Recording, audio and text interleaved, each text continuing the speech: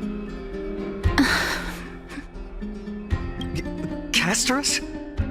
Why are you standing over there? You finally arrived, Naxa. So have you, Kaz. Don't worry, Aglaya. Well, I know that you have many queries. Could you continue to converse like how the citizens normally do? Tell me, dear citizens, if we successfully retrieve and return Thanatos' core flame without anyone passing the Death Titan's trial, what would happen next? The answer is simple. We will have a chance to rid the world of death and bring Amphorius back to an era when all beings live forever. We'll usher in a new future that will be entirely different from the Flame Chase journey. He's one of the 7 sages. That's impossible.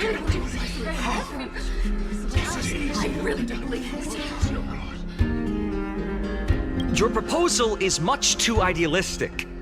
As long as the Black Tide still exists, how can we go back to the old days? Remember what I previously said? Kefali's core flame is guarded by the secret power of the Council of Elders. Plus, Fagusa's water curtain will be able to block out any external perceptions. Tell me, dear citizens, have any of you ever seen even a glimpse of the threat that this person is talking about anywhere within the walls of this majestic holy city?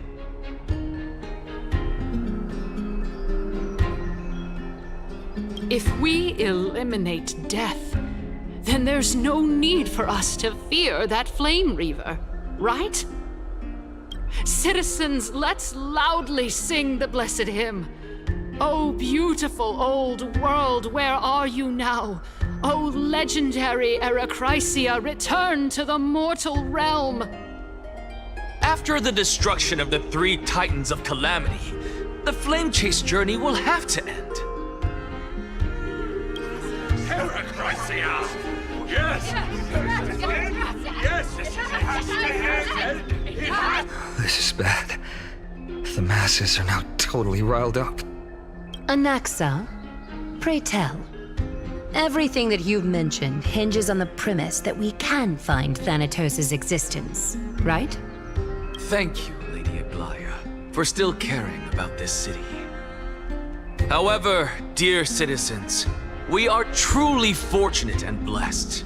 For Castorus, Idonia's goddess of death, will surely find Thanatos under my guidance. What? With that, I solemnly promise that the core flame Lady Castorus brings back will be personally managed by the Council of Elders. Thereafter, if we are able to garner the support of all of you at the Citizens' Assembly, we shall spare no effort in ensuring that the Erechrysia will return to our world once again.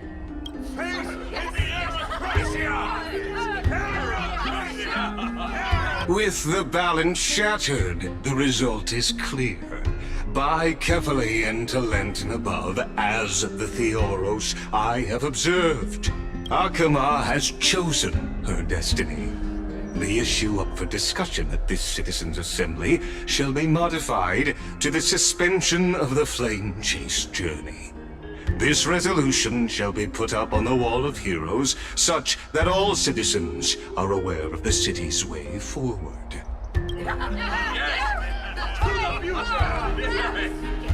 Aglaya, dear Aglaya, what has caused your heart to soften?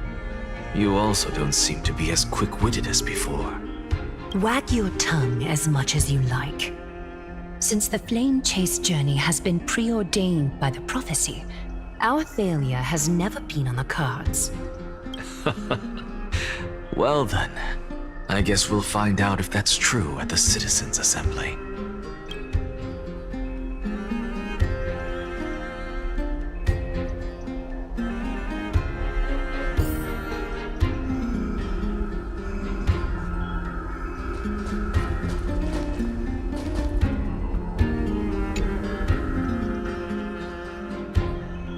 Well, it's seems that when I sent you to look for Anaxa, I unintentionally facilitated your partnership with him instead. My apologies, everyone. I know that you have many questions to ask me. I will answer them to the best of my knowledge. In that case, please tell us as much as you can. In actuality, he showed me a past that was both long and heavy. The reason I say this is as I've mentioned earlier. The answer was hidden in my journey unto death. Anaxa, you were in the Netherrealm? Yes, I am but a living dead man now. But that's not important. What truly matters is, I overheard a conversation between heroes.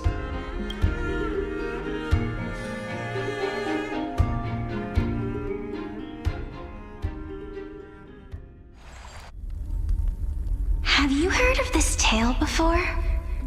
A tale about the ocean god's treasured pearl, our hometown. It was a seaside town which enjoyed the ocean breeze and glorious, peaceful times, thanks to the wisdom of its ruling queen. Until one day, an evil dragon descended upon the town. Its wings were large enough to blot out the sun, while its claws were sharp enough to rip the waves apart. It barged into the tall tower and devoured the queen's beloved daughter. It even settled itself in her bedroom, like a tyrant king. The queen assembled 300 warriors who managed to subdue the evil dragon by chaining it up. However, when the queen slit open the dragon's belly, she realized that the princess had long since been digested, and all that was left of her was a pile of bones. Devastated, the queen wept for several days. It was then that a devious, smooth-talking scholar arrived at the palace and suggested that the princess could be revived through the use of dragon bone and dragon blood. That liar called this process the secret art of alchemy. The princess was reborn! The queen was overjoyed, blissfully unaware that the evil dragon's soul still lurked within the princess's body. As revenge, the evil dragon swallowed the poor queen, the glib liar, the courageous warriors, and all of the town's innocent civilians in a single gulp. Worse still, the souls of the deceased refused entry to the Netherrealm because they were filled with regret. Forced to roam the mortal realm, these resentful souls ultimately converged into a river of souls that would not retreat for a long time. The terrifying death had consumed all. Thereafter, our hometown fell into ruin as well. Until...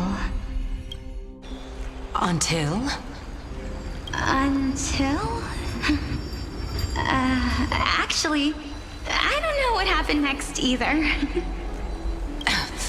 Oh, my... It seems that you still like to whet people's appetites even after all this time, Pelixia. So, according to your story, this is how I used to look? It's practically a mirror image. And yet, what exactly is this? A miracle that I created with alchemy. As for what it is and how I was able to accomplish it, I'll keep the answers to myself for now. Oh, my goodness. Is this cliffhanger really necessary? Quiet, Titan. Continue to enjoy this splendid play, and the truth will naturally reveal itself. Dragon, huh? I've heard this legend before. In that case, what do you think of it? I think that this so-called alchemy was a tenuous analogy added to the story by future generations. After all, you've never heard of a tradition of alchemy in your hometown before, have you? Indeed. Before I left home to pursue my education, I never even knew that anybody was looking into this area of study. Therefore, we can just treat this tale as a fable told to young children. A fable, you say? If so, what moral is it trying to impart to the kids? I guess it might be the concept of equivalent exchange? Oh? I thought the moral might be closer to something like honor the dead. Huh. What? At a loss for words? No, I merely realized that we're both thinking of the same principle. If life is priceless, then there is hardly anything else in this world that is of equal weight to it, right? Indeed. As expected of the wisest scholar in the land. You flatter me. Why don't I ask you a question as well, as a form of equivalent exchange? Of course. What is your question? If I imparted my knowledge of the art of alchemy to you, would you use it to resurrect someone you loved? What? What kind of strange question is this? I got it. You're just trying to get me to tell you whether I like anyone, right? Let's just leave it at that. That was rude of me. Yes, I would. Oh? Death is inevitable. In the days to come, I'm certain that someone whom I cherish deeply will leave me for good. If such a mighty power really existed, I think I would use it without hesitation. After all, you, me, and the rest will all have to face that fateful moment eventually.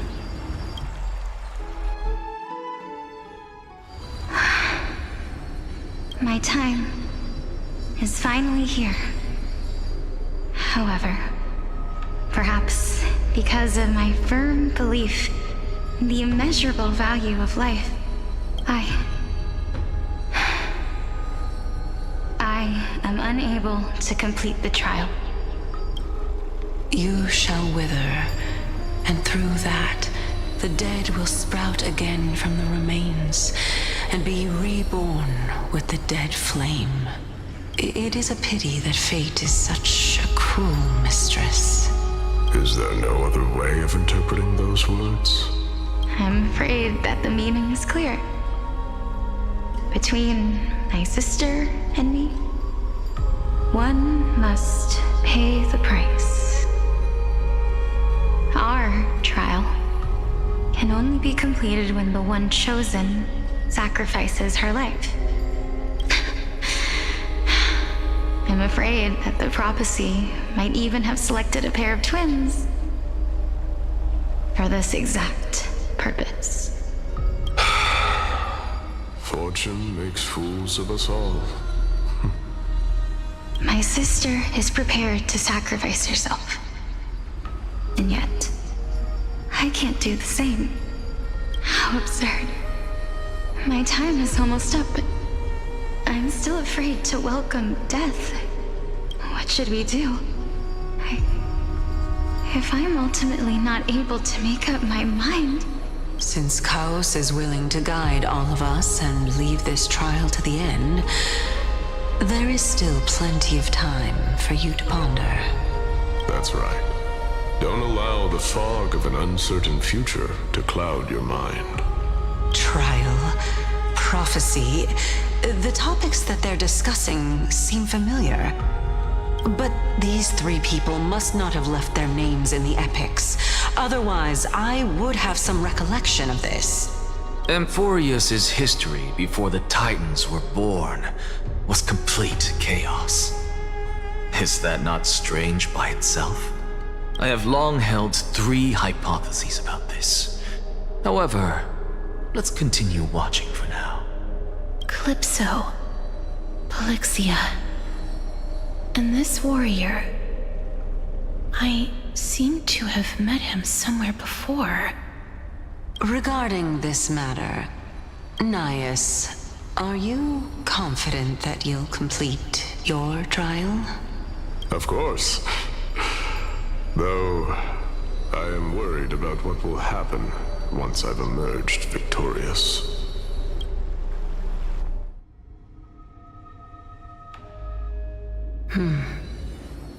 Looks like you have made up your mind.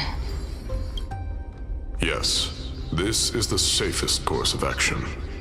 Completely separating courage, honor, tenacity, sacrifice, and reason. You really know how to make things difficult.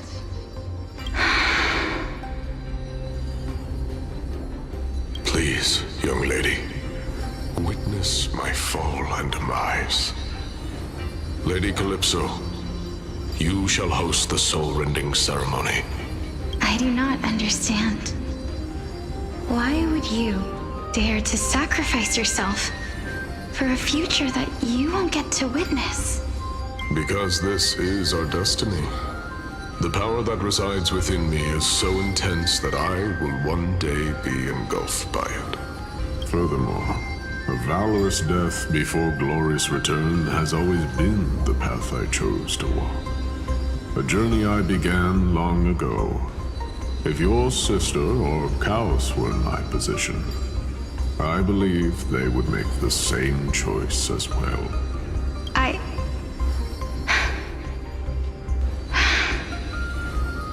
I'm not that brave.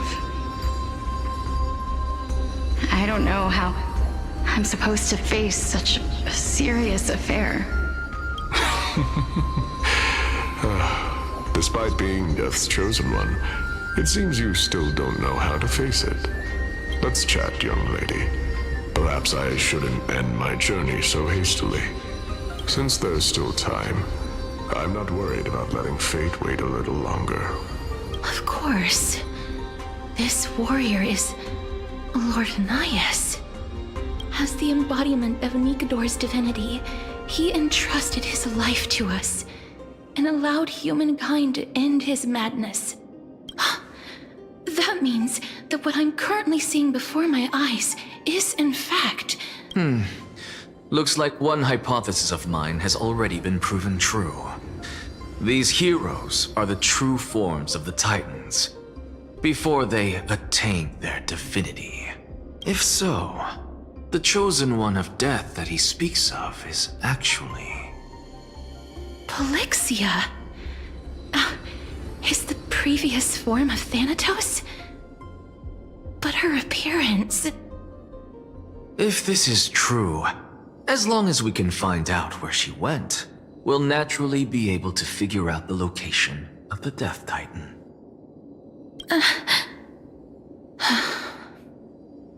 But before that, we first need to witness what ultimately happened to Lord Nias.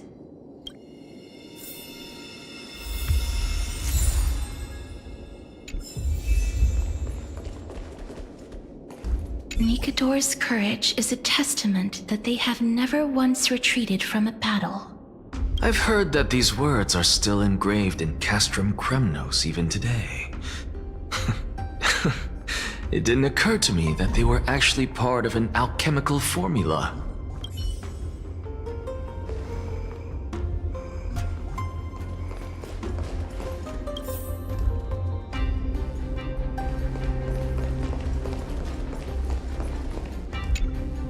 Honor, courage, tenacity, sacrifice.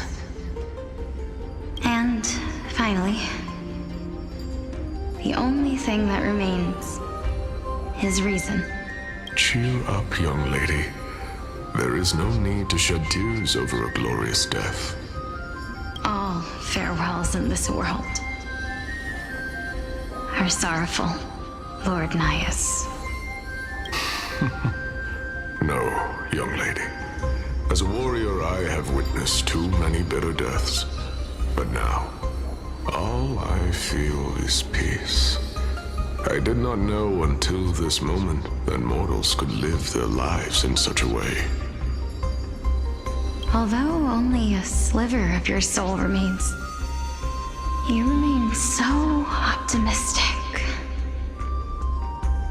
Or maybe the truth is that you aren't able to feel sorrow anymore. To be honest, I don't know either. But I am certain of one thing. This is not an acceptance of death nor apathy toward it. It's not even a feeling of despair. I am just enjoying what remains of my life to the fullest. Enjoying? Indeed.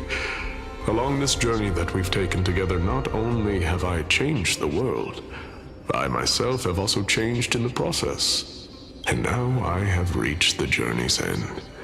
When I look back and see the grand epic that I've personally written, how could I not revel in that fact? But when you depart the mortal realm, won't all of your accomplishments be reduced to nothing? Separation and death are two sides of the same coin. Reconciling this doesn't come easily for a mortal. Finally, let me recount to you a story of mine, young lady. The first time I returned from the battlefield, I felt extremely hollow. The calamity had devoured everybody on the battlefield but me. When I returned to the city alone, the citizens held a banquet for me that was far from pleasant. I felt as though I was still on the battlefield, and the person who had returned was nothing but an empty shell. It was late into the night by the time the banquet ended. My head still reeling, I returned alone to the barracks. On the way back, I encountered someone. It was a crazed scholar looking at the night sky and muttering to himself by the side of the road. Although I tripped over him and fell, I wasn't angry in the slightest. And maybe because I saw myself in him, I inexplicably asked him a question. Do you think that it'd be better if we just died on the roadside like a couple of stray dogs? To my surprise, he shrugged his shoulders and sighed. To someone who is currently experiencing death, dying and living afford the same amount of bliss. Now please go away and don't block my starlight. Are you trying to say that there is no difference between living and dying? For they are both journeys that lead toward death? That's exactly what life is, and death is, but a scale to measure how valuable the journey was. Journeys and epics are only glorious and magnificent because all things eventually fade to dust. Therefore, young lady, don't detest your fate. Instead, willingly and respectfully embrace it. The embodiment of strife telling me about the majesty of the world. Indeed. I believe that when the fated moment eventually arrives, you will be able to understand my words. It is time for me to knock on death's door. I will set up a long table at the end of the road and humbly await your arrival. When that moment finally comes, let us drink and be merry then.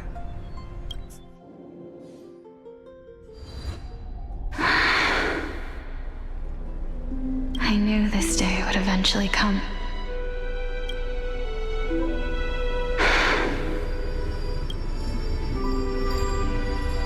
Are the both of you ready?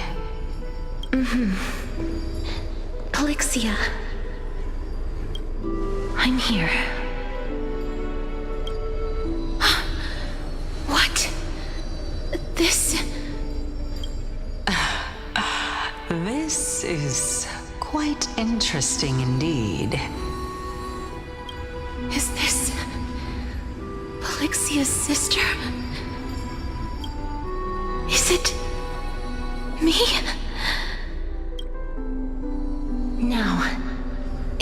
time for us to fulfill our promises. Are you afraid? What are you afraid of? That I won't be able to do it. You shall wither, and through that, the dead will sprout again from the remains, and be reborn with the dead flame. As foretold in the prophecy, and according to our vows, once it all ends, we must face our fated moment head-on. Even if it was prophesized, do we have no say in the matter? It's so unfair. Why are we the only ones who are forced into mutual destruction? Let me do it, sister. Let me be death's sacrifice. I was never long for this world anyway. But you're different. I was the one who wasted your life after all. You're wrong, Polixia. I don't think that my life was wasted. Just the opposite.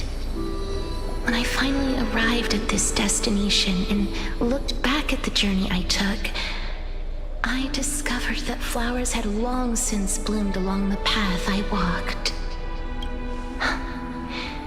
It was you who sowed the seeds for this sea of flowers, one that is more beautiful than the promised land at the end of the world. Besides, I have lived a fulfilling life. Even though I was fated for sacrifice, none of the things that I've experienced will dissipate. Instead, they'll forever live on as memories inside your head. Will they not? How could my memories of you ever compare to the actual you? Well then, tell me, what exactly are we?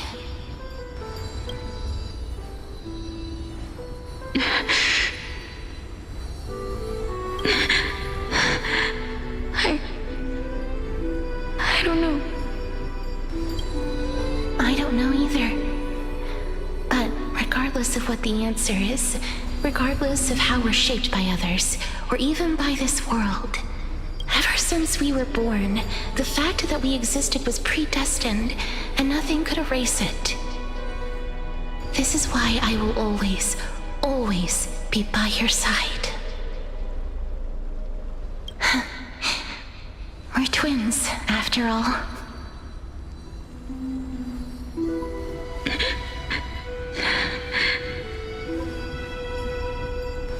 All right, my dear Polixia.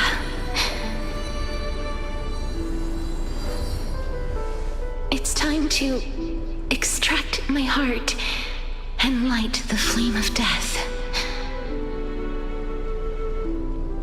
After that, use it to plant the first bud in the prophesied new world.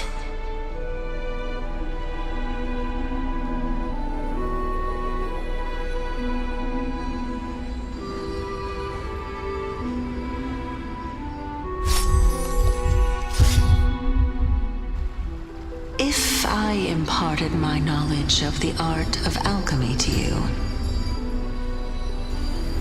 would you use it to resurrect someone you loved?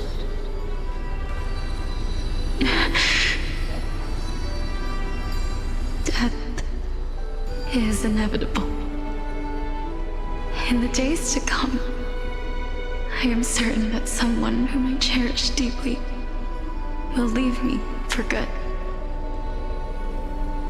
If such a mighty power really existed, I think I would use it without hesitation. Even now, my answer remains the same. This is why, sister, I promise you, in the prophesied new world, I shall plant the first bud on your behalf. Go now. Return to the ocean god's treasured pearl, our hometown. I shall open wide the entrance to the Netherrealm and grant you a second life. The living beings on this earth shall respond to my call and lead you to the sacred daylight. Remember, do not look back on the land of the dead, and do not stop moving. In the new world promised by the prophecy, march toward your new life. As for the price of our equivalent exchange, let me be the one to pay it.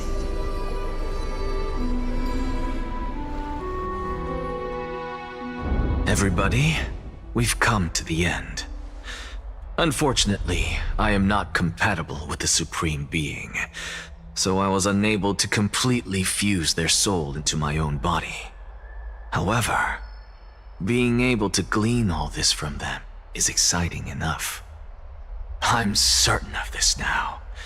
Before the Titans that we are well acquainted with were born, a group of heroes roamed the land. These heroes followed a prophecy and took possession of divine authorities one by one, until they eventually became the pantheon of the new world. Just like the flame chase journey of today, Amphorius's history is cyclical in nature. Huh. What a startling revelation. This means that the demigods, who bear the core flames, will also become the new Titans at the world's end, thereby shaping a new world? I believe that this is the truth behind the Era Nova as mentioned in the prophecy. This is utterly unbelievable. Besides, those twins in the past, even if they really are Thanatos, their whereabouts are still unknown even today. Are their whereabouts truly unknown? Didn't Polixia mention that seaside town, the birthplace of alchemy and the tale of the dragon? In our world, there exists a city which perfectly matches that description. Stixia. But the people there worship Fagusa and bear no relation to Thanatos. I have also never been to that place, as in the time of Idonia, it had long turned into underwater ruins. Take this. This is... the Nusporist masterpiece, the Philosopher's Stone. It was made by transmuting all of the sages' wisdom into a single entity, with their flesh and blood as its foundation. Remember, I've mentioned before that the art of alchemy is all about conversion, tempering, and ascension. This process also applies to the pursuit of truth. Regardless of how unbelievable this sounds, the truths of the world have been refined from the impurities. Think about the story of the dragon. This stone will lead you to your real hometown, allowing you to reform the door to the Netherrealm and discover Thanatos' fate. You still look as confident in your victory as ever. But what if your conjecture is wrong? Simple. I shall merely admit to the entire world that my experiment was a failure. However, my line of thinking will not fail because I have already planted the seeds of doubt into the hearts of the masses. Actions speak louder than words, Castoris. With the assembly about to begin, don't forget the promise you've made. I've already searched for so long. I'm willing to try one more time. While we converse, his life is also slowly slipping away. But before I leave, I have another question. What exactly did we witness just now? That was the world imprinted in Kefali's soul. If we are to prove its existence, you must take the final step. Go. Do not disappoint me. I understand. Hey, child of humanity. Don't get antsy. I still remember the question you posed to me. As a scholar, I do not wish to offer up ambiguous conclusions. Let's discuss this topic again when she manages to find the evidence. I merely wanted to ask, was that stone transmuted from your heart? If so, rebirth is no longer an option for you. Why not? When I was a child, I lost someone dear to me. When I was a teenager, I lost my faith.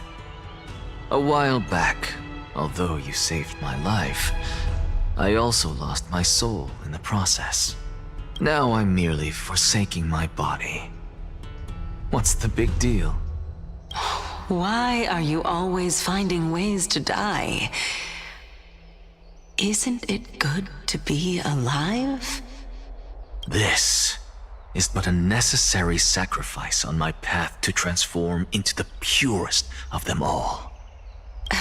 Can someone who's dead even claim to be the purest of them all?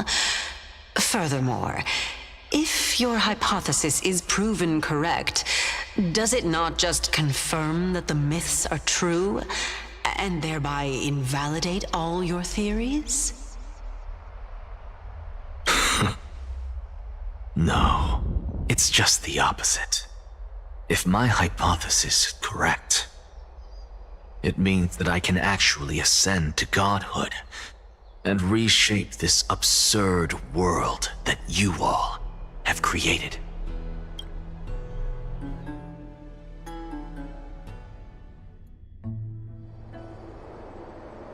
That's a lot to take in at once.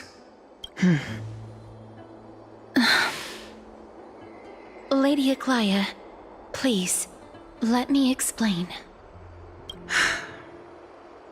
Go on. You know that the core flame of death has always been the greatest unknown regarding the Era Nova, which is why both you and Kindness desire to gain the power to control that core flame in the approaching Citizens' Assembly.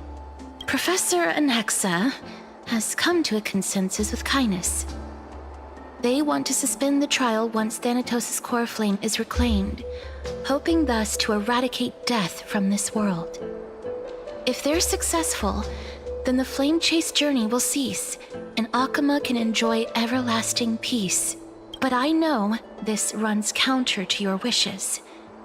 So long as we do not usher in Era Nova, the Black Tide will never be eradicated. Even with Lord Mighty on the front line, and the Black Tide not posing an immediate risk, the danger nevertheless remains. Honestly, it's difficult for me to assess the pros and cons in this decision. But someone must bring the core flame before we can begin negotiations over it. The Titan could be very near. I cannot let this chance slip by. Besides, someone has to make this trip to bring back Mr.'s soul. Well said. You already had every reason to seek an audience with Thanatos. It's that great performer who has weaponized your wishes and placed us in this difficult situation. A world without death. Do you desire that too? If fate dictates that my path must oppose yours, I will do all I can to resist it and protect what I aspire to achieve. Lord Mighty showed me that without taking the first step, all talk of what follows is moot.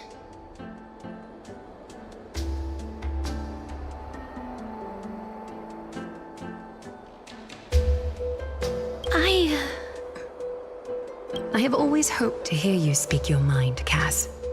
And I am glad to have heard your true thoughts. Stixia. I visited that place in the past. Though it is now an island surrounded by the river of Souls torrents, it's not hard to see its former splendor. Go. I will not stand in your way. As for you, you are someone who has cheated death. I believe you have more than enough reason to make the trip with Casterus and meet the god of death himself. Casterus, I too look forward to your journey. I wonder what kinds of new interpretations your completed story will bring to the Flame Chase journey. Thank you, Lady Aglaia. I hate to put a damper on this heartwarming moment, but if Stixia is now an island surrounded by the river of Souls torrents, then how do we find a way in? Lady Treby is probably... The answer is quite simple. In the myths, Zagreus once made the domain of the dead their treasure vault. That is to say, they could enter and leave the nether realm as they pleased. And if they could do that, then it follows that the demigod who inherited their divinity must be capable of the same.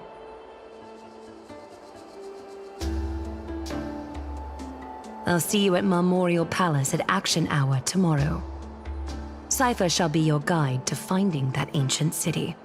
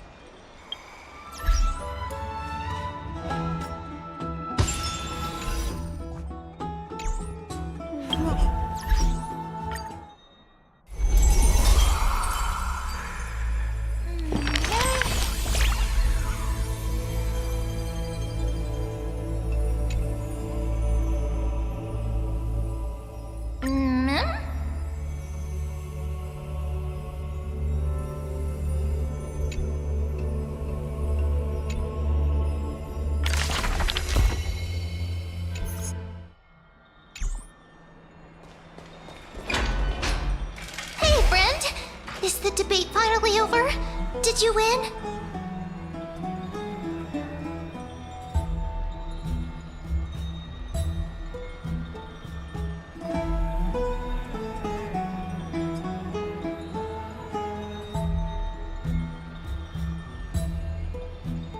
Really?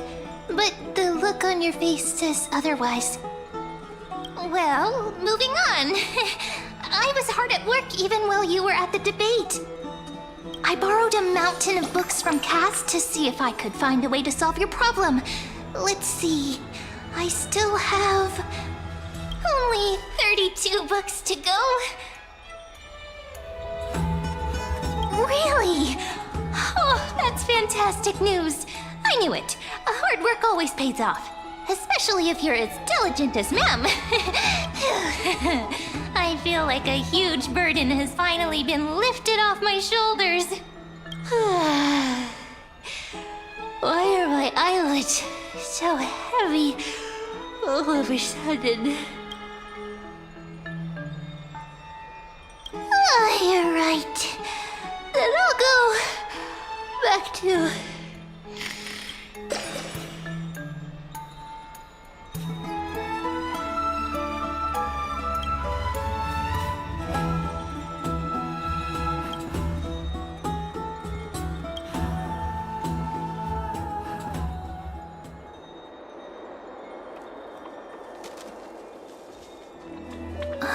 Cass? What a surprise. Lady Treby. Is something troubling you? I just wanted to speak to Lady Trian for a bit before I set off. No matter how breathtakingly beautiful Stixia once was, the place is now the domain of the departed. There is no telling what we'll encounter there. I don't want to have any regrets. Has anyone told you that your eyes are sparkling today? Is that a figure of speech? In the past, when you did smile once in a while, all of us could see that your heart remained troubled even as you smiled. Lady Treeby, you know perfectly well that see you tomorrow is nothing but a white lie. I hope your toughness is not a mask hiding a lonely heart. Cass, you hardly ever talked of your past.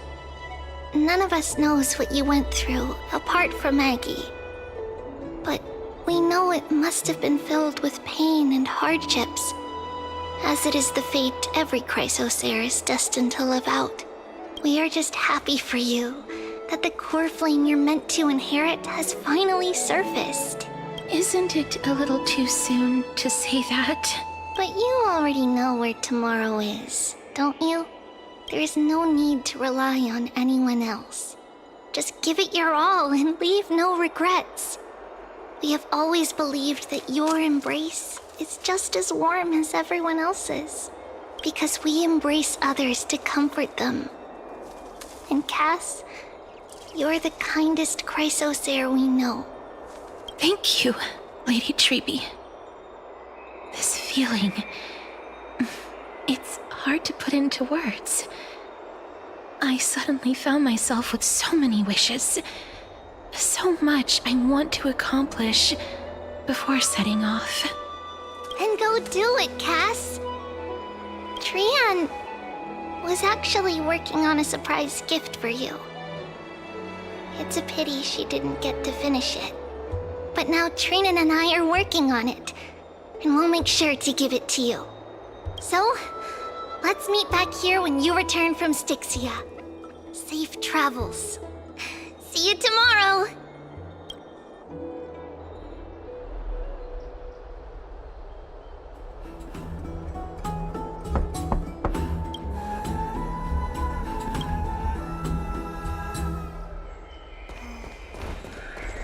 It's me.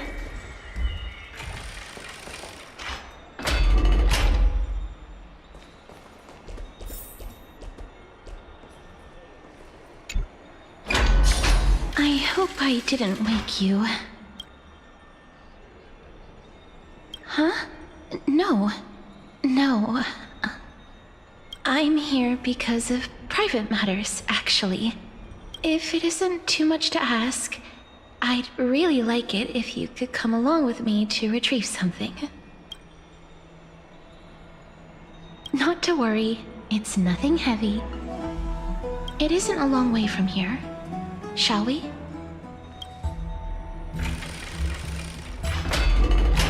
I'd love to. Have you heard?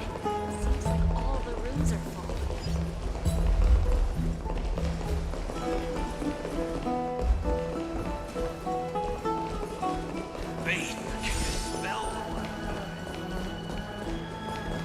The streets are packed.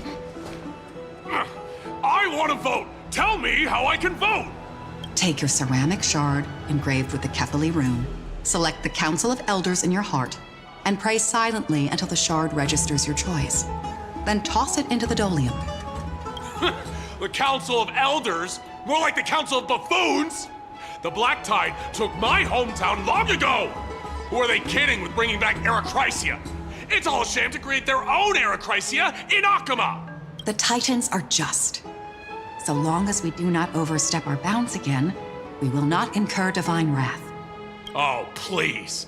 The time when these deranged Titans should have vacated their spot to the demigods is long overdue. You'll see soon enough, you old fogey. And I pray that Talanton smacks some sense into you with their scales. We shall see how this turns out. That was quite a spectacle.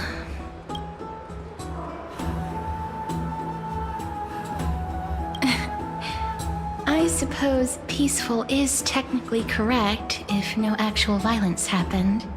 To this day, I still find it almost unreal that Akama is the only place illuminated by light amidst the crumbling ruins of Amphorius. And its people are even holding votes to reconcile differing opinions. This peaceful sight is making me forget that this is the end times.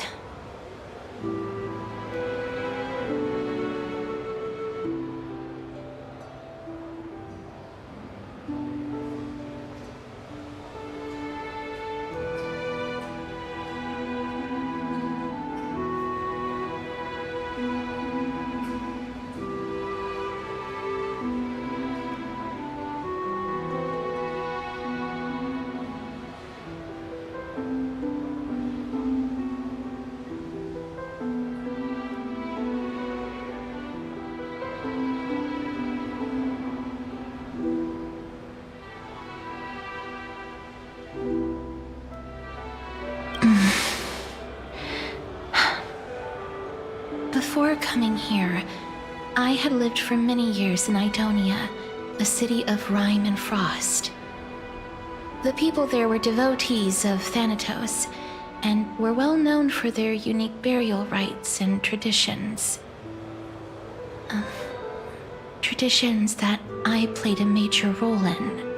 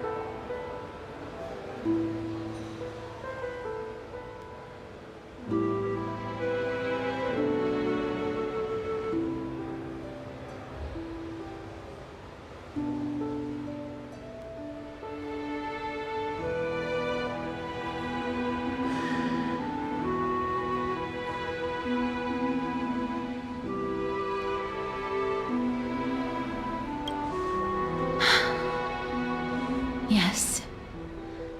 You now know me as the Mortician of Akama. But back in those days, I was Idonia's Maiden of War. I was trudging across the frosty plains on my own when the Idonians found me. They saw the curse in me as a blessing from Thanatos, and believed that my hands could correct the Eracrisia's mistake and lead them to meet the great god of death. They provided me shelter, but in return, I was expected to grant merciful deaths to war captives, prisoners bound for execution, and heroes alike.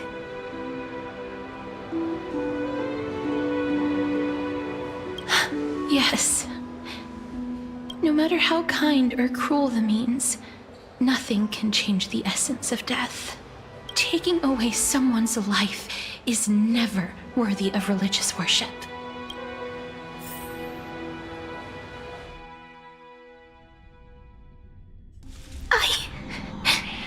I can't do it. Their voices, they pierce my ears. The pleading, the thanks. I know that feeling, child. I was once as lost as you are now. But you must respect those walking towards death. Just like how you should respect yourself as the Holy Maiden granting humans glory and liberation. What you're asking me to do is no better than the task of an executioner. And yet you want me to respect myself. No matter the titles, I am still taking away human lives. This won't be the first time that Idonia's fanatical nether warriors have faced death. On the contrary, recruits new to the battlefield often run away from their first fight. Death is the mightiest and gravest power in this world. The fact that you can wield it means you are deserving of respect. That's such a twisted reason. Then let me tell you a story. In Idonia, the great swords commonly used by executioners are called Draconian, in memory of Drakon, an elderly executioner. The sword has 3 air holes along its body. If the sword is swung down swiftly and accurately, the holes would make no sound, and the executed would also depart this world quickly and painlessly. But should the executioner have any hesitation, the holes would produce a piercing whistle. On that cue, the screams of the executed are sure to follow. Every executioner after Drakon is to hone their sword skills every day in preparation of future executions. Every swing of their blade must be more resolute than the last, for failing to do so will bring pain. Pain for the dying, as well as pain for themselves. No. I can never get used to this. You misunderstand, child. I am not telling you to get used to it. I'm asking you to consider the source of the dead's suffering and use that knowledge to fortify your future touches with more and more determination. Go, walk with the dead and love them as you love life. Then you'll no longer hear those noises. Please, don't kill me. I don't want to die.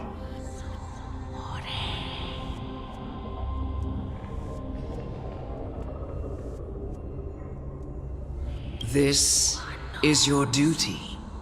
Remember, consider the source of the dead's suffering, then give them the respect they deserve. Thank you. I beg you, don't listen to her. If you cannot learn to accept death, then Idonia has no place for you. This is your last chance. Do it. No, please, I don't want to die. Please, I'm begging you.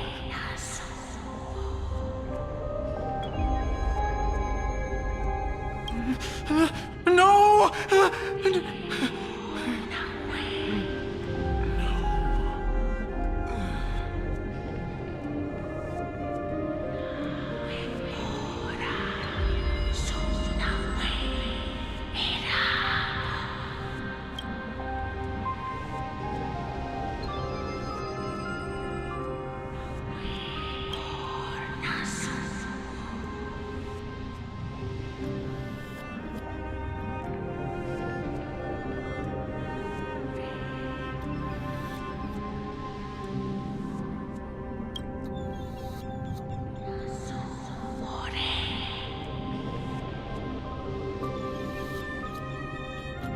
May you gain some insights through his sacrifice.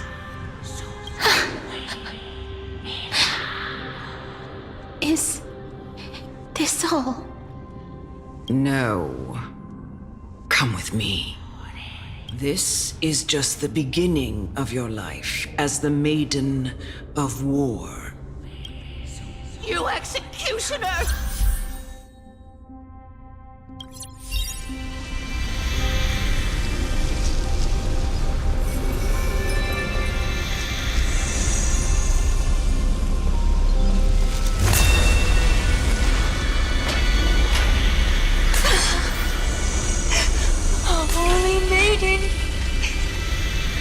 Go, grant her glorious death.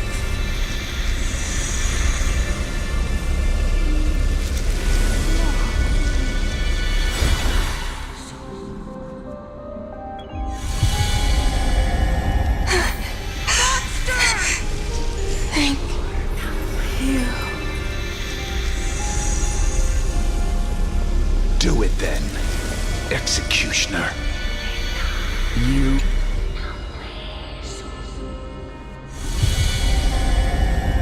I curse you to live in eternal pain.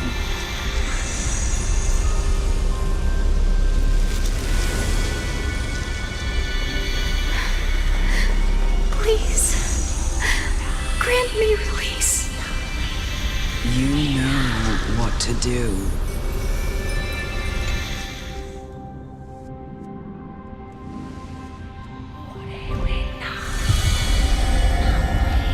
When will this ever end?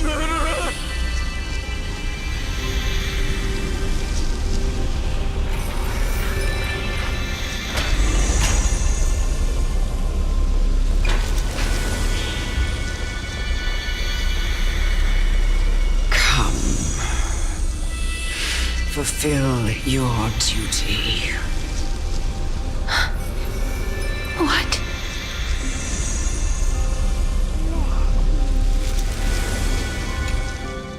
What are you trying to do with me? I have aged. The time has come for me to heed the summons of Thanatos and journey to their domain. The final resting place of every Idonian. You're not that old yet. You still have many, many years ahead of you. No. I'm already dead. For I have come to fear my declining health and impending death. Ah, Castoris. Will you give me one last chance to charge towards fear and prove that I am no coward? I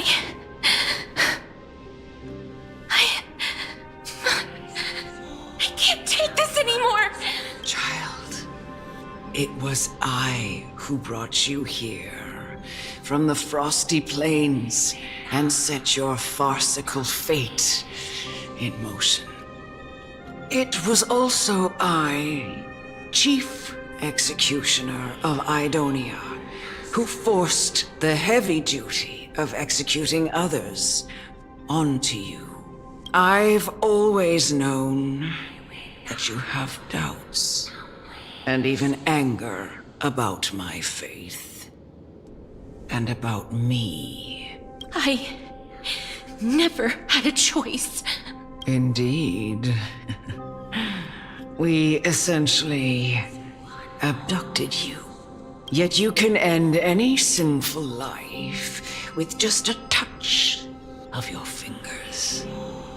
Shouldn't it be easy for you to escape from here? I'll never do that. It doesn't matter how lightly the Idonians take death, or how readily they accept it. I simply can't do it. I knew I was right about you. What do you mean? I've taught you and cared for you as my own daughter all this time because of this blessing that's been with you since your birth. I know no one else in the world would understand the weight of life and death more than you do. In the eyes of an Idonian, death is the end of all life. A destination we will all eventually reach. Humans should not resist it, but learn how to face it. You can only live your life to the fullest after understanding this principle. And when you do, even if you eventually leave Idonia's protection, even if you must carry the curse forever, you can live with your head held high, like everyone else. No! How can I? Come now. It's time. I've already taught you all that I know. Show me that you are a fitting holy maiden. Or at least, that you possess the resolve to become one. Come now. It's time. I've already taught you all that I know. Show me that you are a fitting holy maiden. Or at least, that you possess the resolve to become one.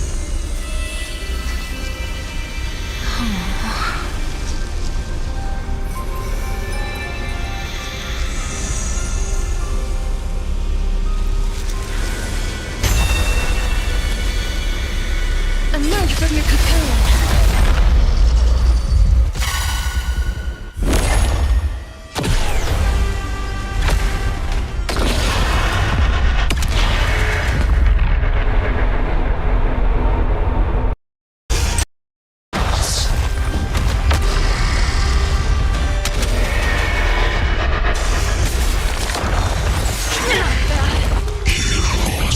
This song's for you.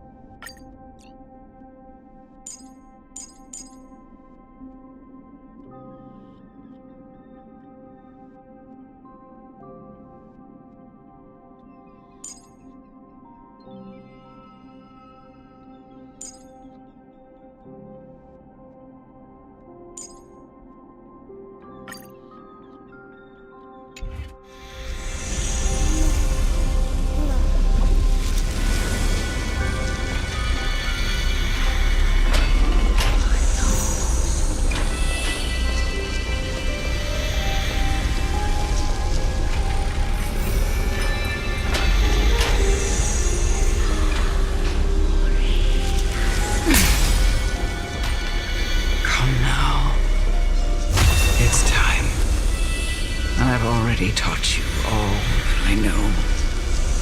Show me.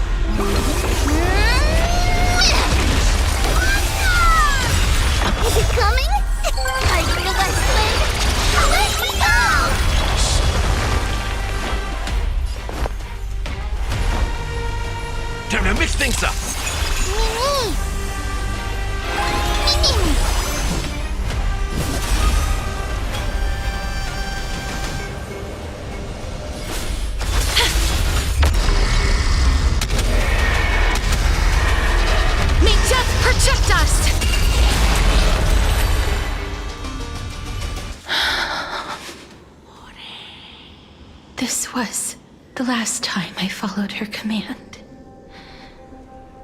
I gently touched the elderly woman before me. The executioner, who had seen too much death, died the same way as everyone else. A gasp for air, a wistful look in her eyes, and a barely perceptible tremor in her fingertips. Elder Amunet, the person who tried to teach me about death, ultimately vanished like dew in the morning mist.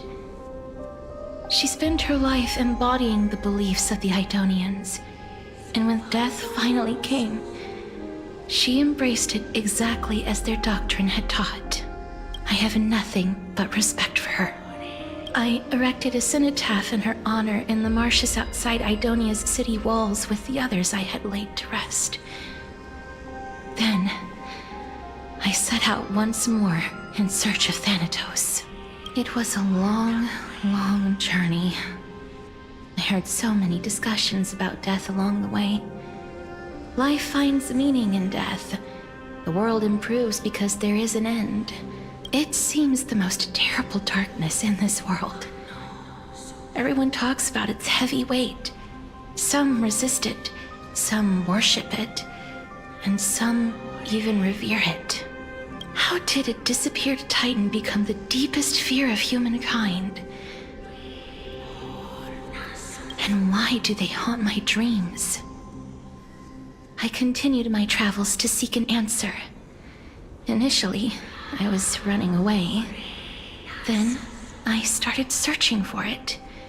And now, at the end, I just want to know if my touch, if my embrace, can do more than taking things away. Can I make anything? Can I leave anything behind? I don't want to die. Please, I'm begging you, just let me go. I don't want to die, please. I don't want mercy like this. Just let me go. I need it. I don't...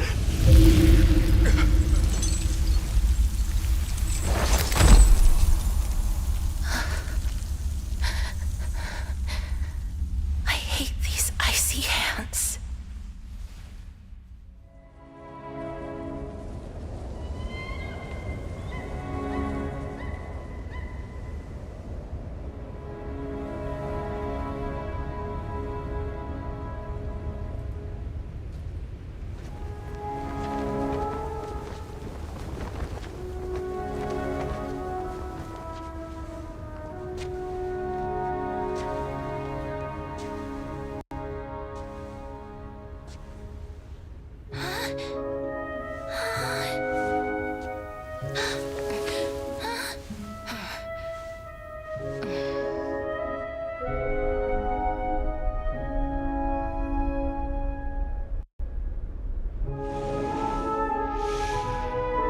Get it over with.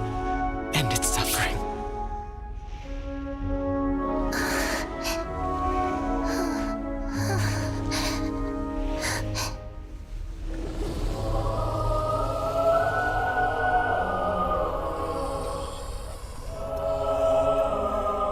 The Reaper has blessed your hands.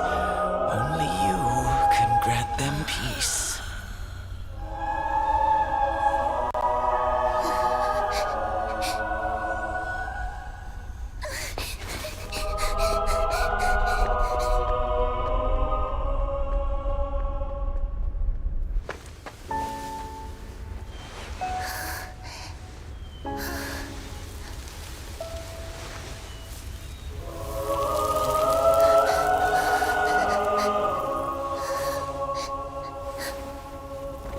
Embrace death. Walk alongside it.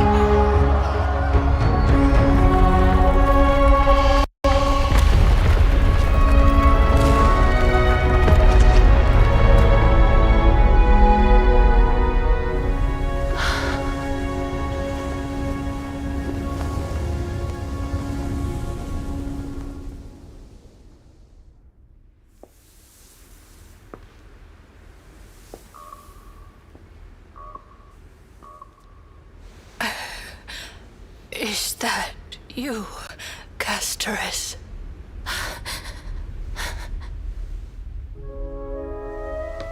All of them have gone, heeding death's summon, crossing into their domain. I must go too. I don't fear it, just I have some regrets. Watching people leave this world again and again, it must be lonely for you.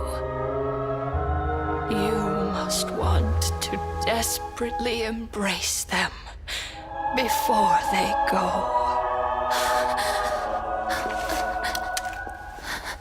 I can't. These hands, they're too cold.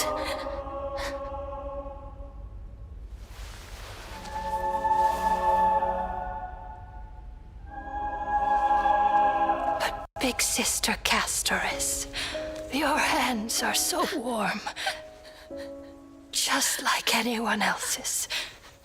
So go on, don't hold back. Give me a warm hug.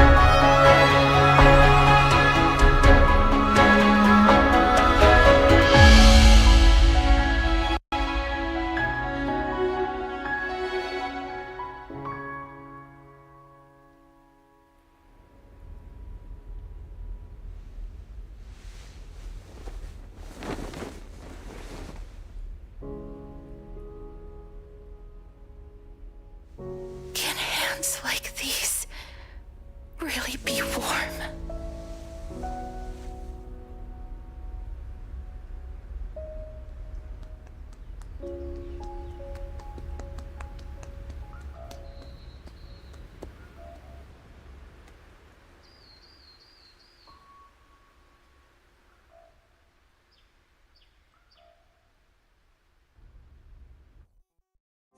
On the day that Orinx's trial ended, you must have had many questions. I felt just as confused. Why, as someone from beyond the sky, were you so cruelly dragged into Amphorius's fate? I wished I could take action, but no matter how hard I try, I cannot simply interact with the living as ordinary people do. Even when we brushed against each other unintentionally in the grove, and it was obvious that nothing had happened.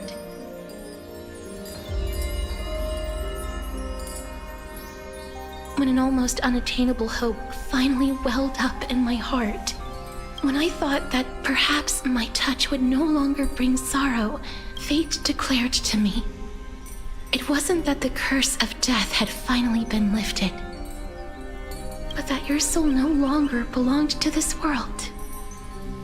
And there was nothing left for my hands to take. Nothing. And did I really think this time would be any different? It's not that I don't understand this reality, just that I'm unwilling to accept it. Having walked such a long road, I am still unable to find the answer to life and death. I am resigned to eternal despair. Anything I wish to hold on to, death will inevitably wrest from my grasp. From that moment on, I lacked the courage to confirm it again. Until Orinx laid bare the cruel truth before us.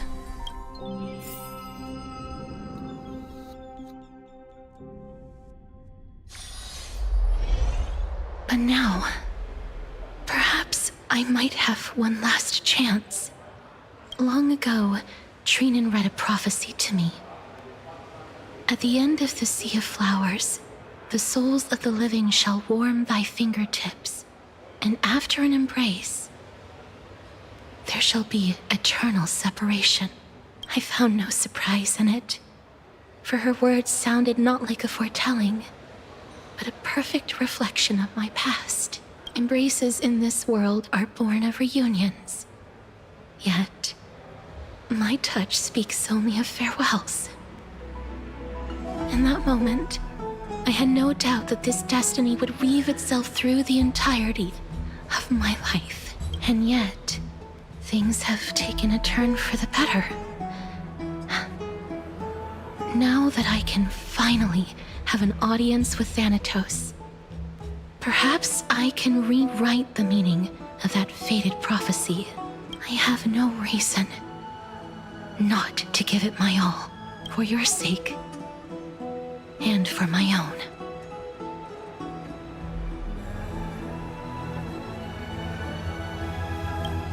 With that, I won't have any regrets.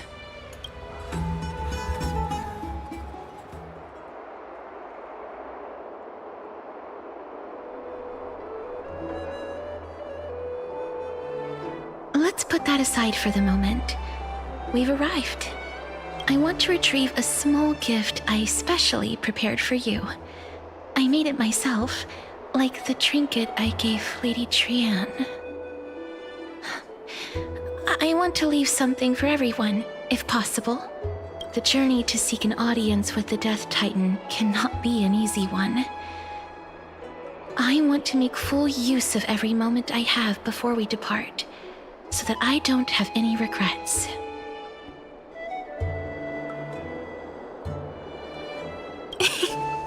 No, it isn't. You'll know when you see it. Look, it's right there.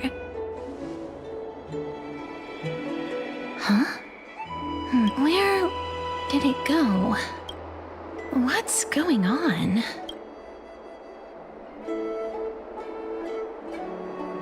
Just some handcrafted trinkets. Things that shouldn't catch the eye of thieves anyways. What's this? The coin of Zagreus and a slate. So it's her.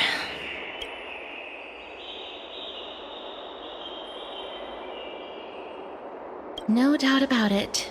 This is her favorite symbol. It's a lady's cipher, the demigod of Zagreus whom Lady Aglaia had spoken of. She's a master thief who's left legendary tales all over Amphorius. So many years have passed, yet she's still announcing herself in such a crass manner. Let's just do as the slate says and look for Lady Cipher.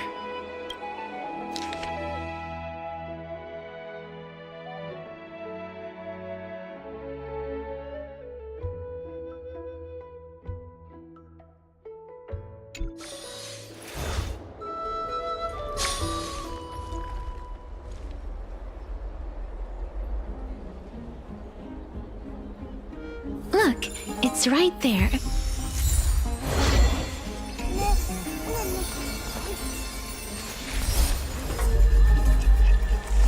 We must pursue her.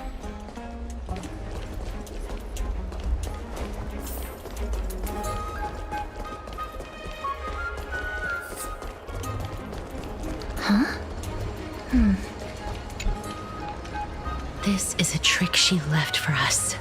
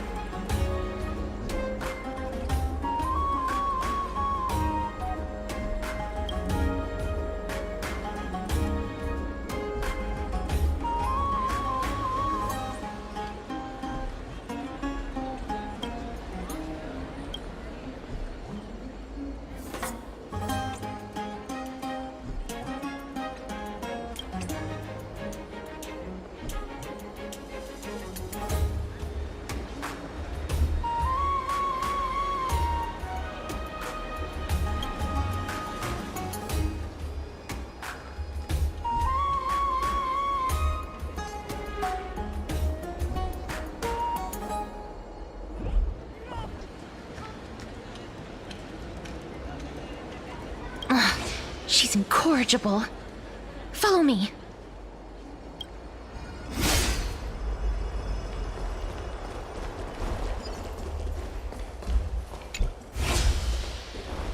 This is how it should be. We must pursue her.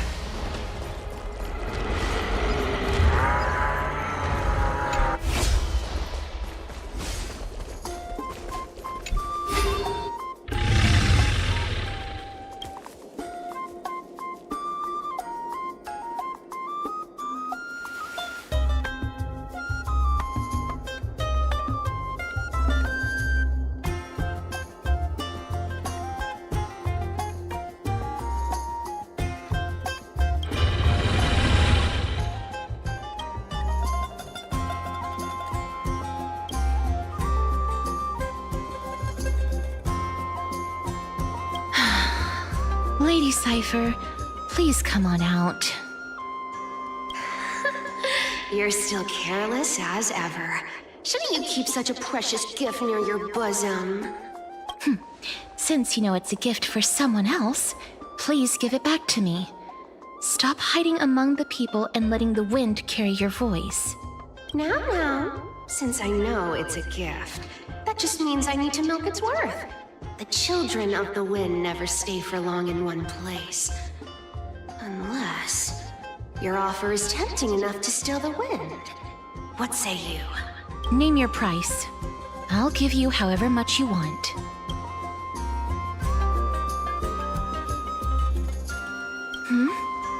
What's wrong?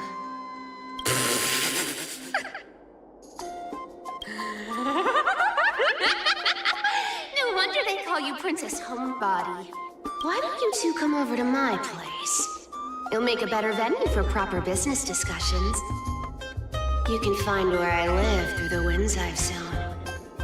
Right. Piece of cake. I can do that even if I can only sense your soul. Alright, I'll see you there. Oh, by the way, everyone cool with me collecting a deposit before we reach an agreement, right? Now, come this way.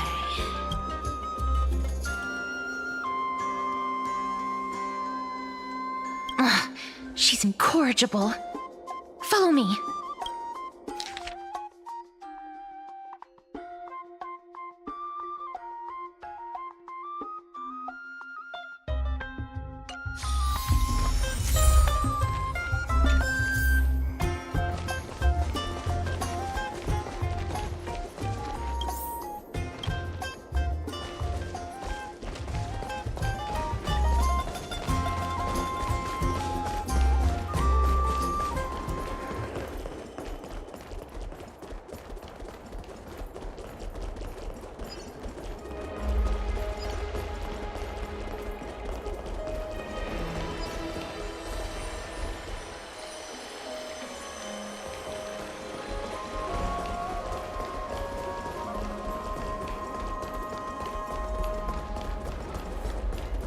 It's about time you do some exercise.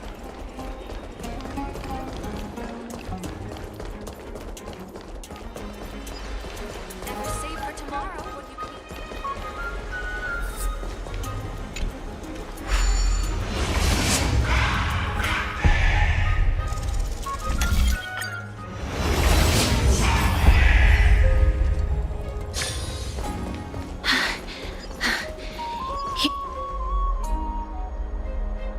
Over here! Over here! No, not that way! This way! Come on. If I really wanted to hide, you'd never find me. So relax, you two. No need to get your hackles up.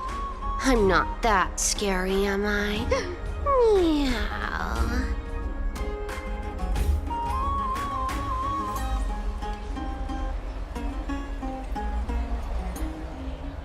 Whoa, that upset? Calm down. I'm just putting on a show with the meowing. Some people might have been into that a millennium ago, but it's long since gone out of style. Loosen up, buddy. Shall we get down to business? Give me the jewelry piece first, or everything's off the table.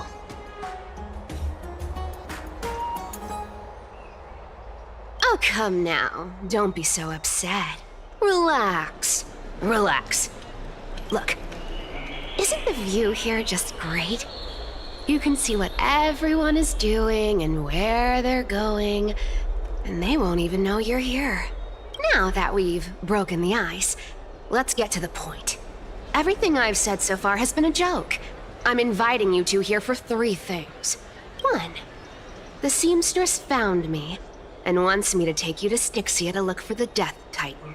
2, the Council of Elders also found me and wants me to make sure the core flame of Thanatos ends up in their hands.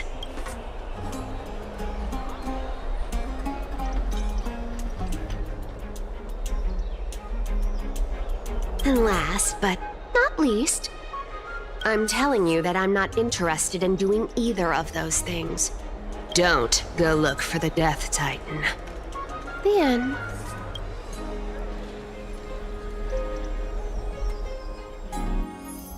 Well, this is some high-quality stuff.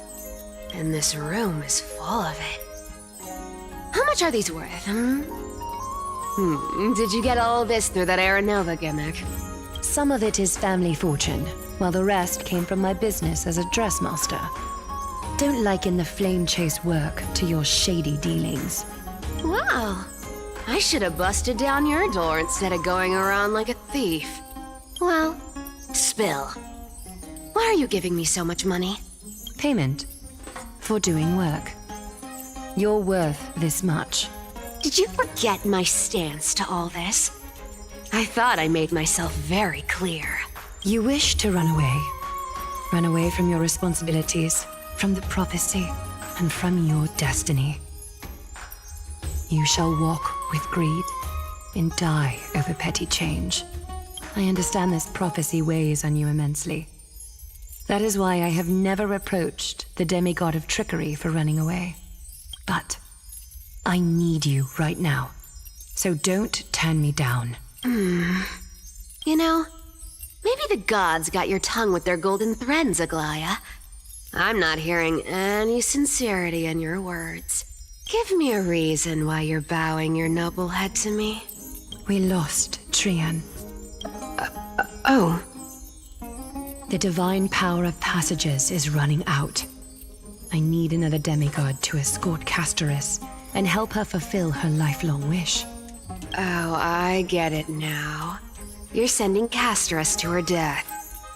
And you want me to die with her. This is Castoris' own request. I have never seen her so determined. She brought this up herself? You're not pulling my leg. She's also made up her mind to leave her confused past behind.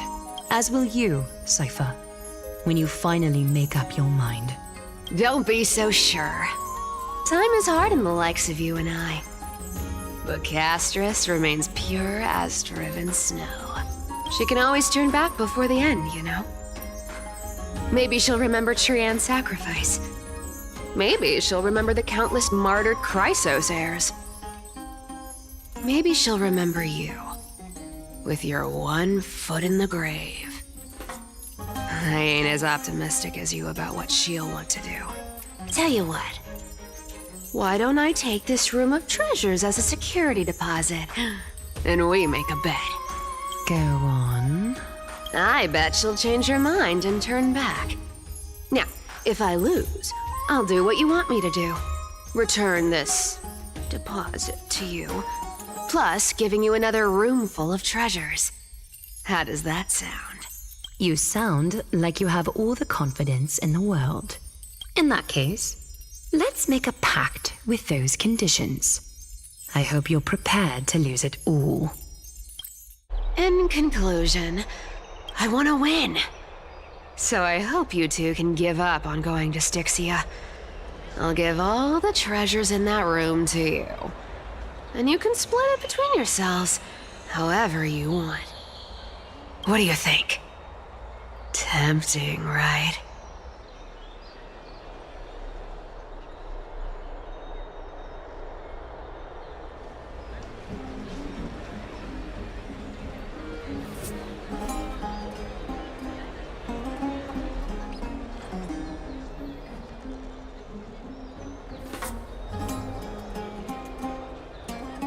No! Your soul is almost gone for good. Oh? I can't go into the details, but we have to go to Stixia. I really don't get how. Princess, homebuddy, you keep talking about needing to find Thanatos, about getting rid of your curse, and you don't care about anything else. But did you ever live for your own pleasure? Even for just one day? What are you trying to say? I'm saying, contrary to your beliefs, Aglaia didn't take you in just so you can die for her Aranova. The flame chase journey walks hand in hand with sacrifices. Isn't that why you're always running away from Lady Aglaia? Fine. Never mind. We all have our own problems. I ain't gonna say anything anymore. It's not like I was gonna honor that bet anyway. But listen to me. Stixia is no tourist destination. Sure, the treasures buried in there are 10, no, 50 times richer than Aglaia's vault. Yet, I've never been there. And I never plan to. Because even a demigod can't be sure they can walk out of that place alive. And now I'm supposed to escort you to Stixia. Sure. Pay up.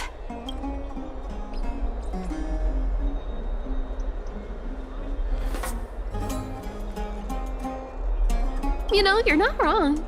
At least it's part of my responsibilities. I don't like this. However, I have lived a longer life than most people. Though I'm not as good at doing business as Lady Aglaia, I still have some savings. I can give them all to you. Then how are you going to live the rest of your life?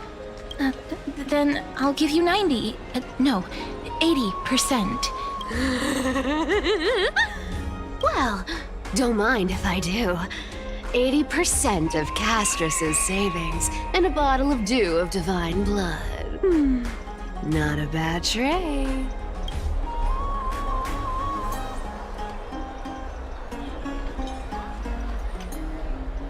I'm so scared. Can you even catch my tail? Here! Catch. Be careful with that! A minor change in plans, though. Don't go to the bath tomorrow. Come look for me at Akima's city gates instead. So, why are you changing the meeting place? Oh, nothing really. Just a bit scared of the seamstress's frosty face. I wouldn't stay a second longer in Akima if it were up to me. Well, now that we've struck a deal, why don't I give you guys a lift back? It's gonna be a long ride. So have a good rest.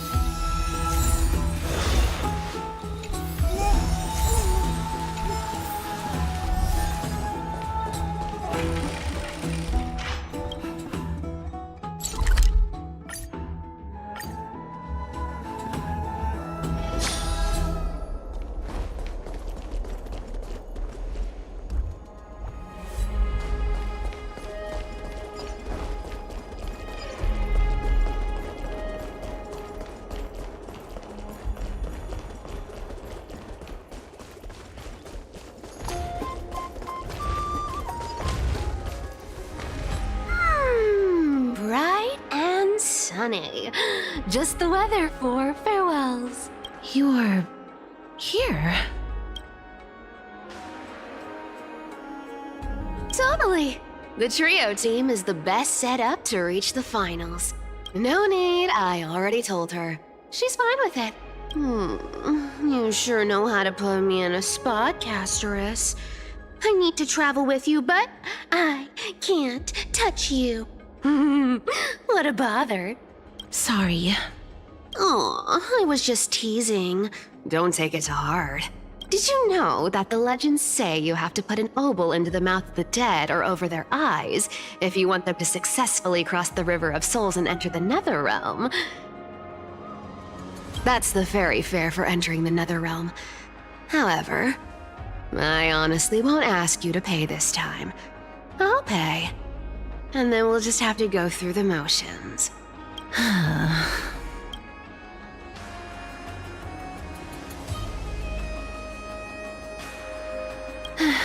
Don't worry. It's not a lot. All right, pass me the coin. It's time to get the gods' powers going. A fleet-footed trip to the Netherrealm. Here we come. Oh, one last thing before we go. I gotta give you this piece of advice, especially to you, Princess Homebody. You can't catch the wind by waiting. You only live once, so make the most of every moment you have. Get ready, be steady. Hi, your turn.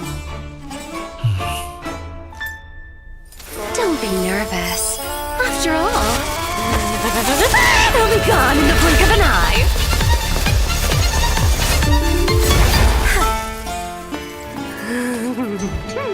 All done. Bye-bye.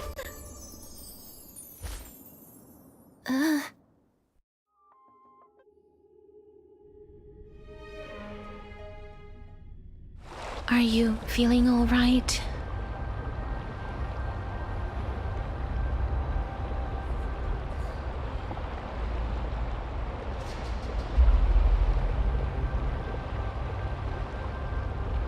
She's the demigod of trickery. When she flips the coin of whimsy into the air, she gains incredible speed that lets her travel anywhere in an instant. Just like how she clearly had no intention of lingering here for even a second longer. We can only depend on ourselves for the rest of the way. Don't worry. Mem's here to help.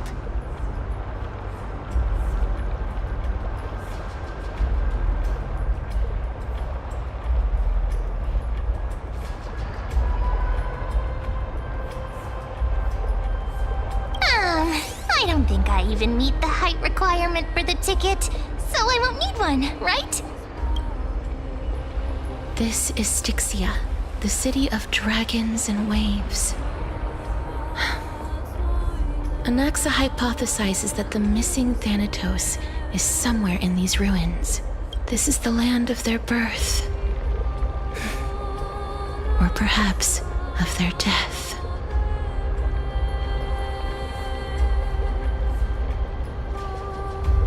Anaxa had used a secret alchemical art to temporarily fuse his soul with Circe's and Kefali. And when he was on the verge of death, he was pulled by Thanatos and caught a glimpse of the flowing river of souls. This alchemy, considered a sacrilegious act, might actually make the souls of mortals and titans attract each other. Even though Thanatos has been missing for 1,000 years, and even their followers haven't been able to find them. Perhaps that special attraction could summon them here. Oh, so are we going to use that Philosopher's Stone to conjure the Titan? I guess that's the only way. The only leads we have now are the name of this city and the fairy tale about the dragon. Thanatos is even more mysterious than I am. Indeed. Even one as erudite as Anaxa could only point us to this place, and no further. We will be entering the unknown as soon as we take our first steps. But that won't be the first time in my long journeys. I believe that, rather than standing still, taking action is by far the better option. Perhaps fate might take pity on us today and show some compassion.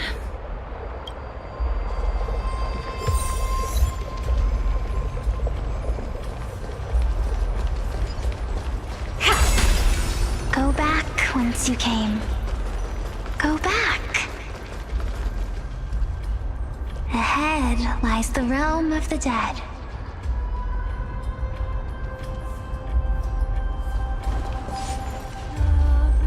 What a beautiful butterfly. Is it talking to us?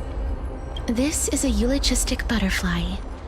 They are found in places where many have met their demise. In Idonia, some think of them as manifestations of Thanatos' benevolence. By turning the lingering obsessions of the deceased into these creatures, it is as if the Titan has made life into a specimen. Others think of them as Thanatos' messengers that guide the departed to the Netherrealm. The second theory sounds more believable. After all, the things they're saying are rather, direct. Perhaps. But the fact that we're able to hear their whispers proves that we're fast approaching the realm of the dead.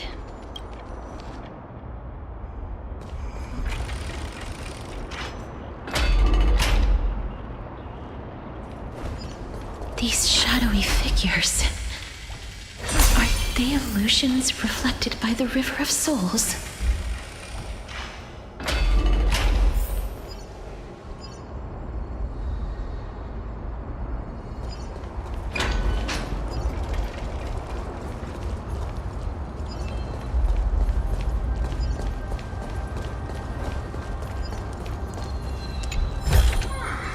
Oh, you want this?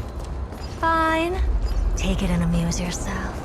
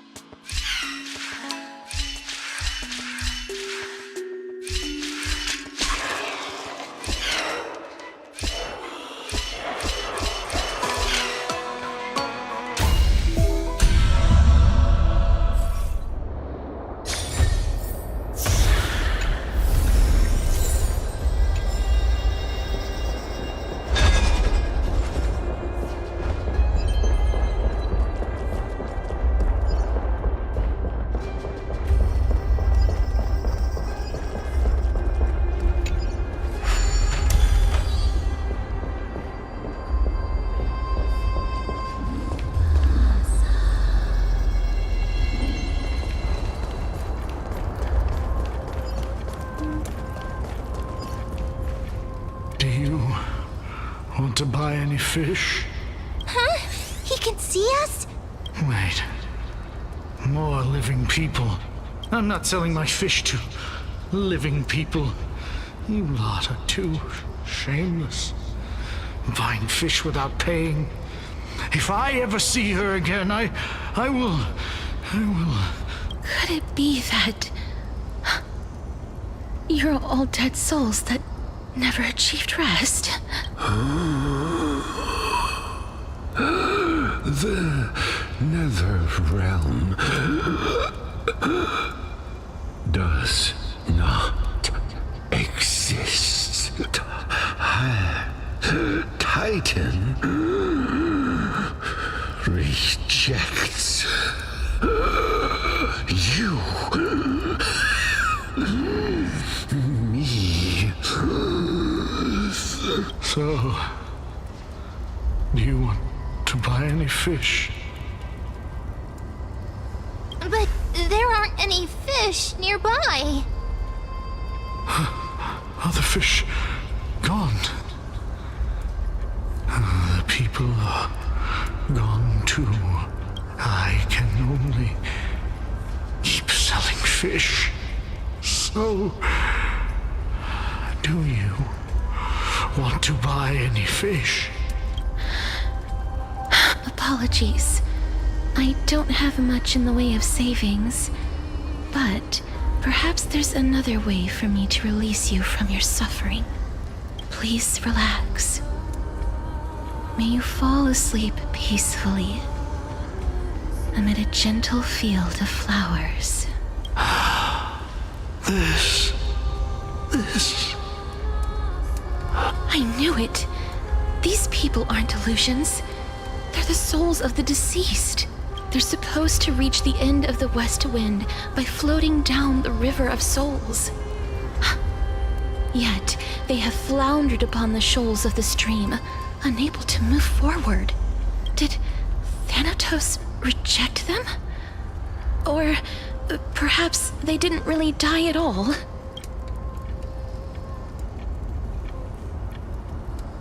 I have no idea. This circumstance is completely unprecedented. Hang on. Didn't he say more living people? So that means he's seen other members of the living apart from us?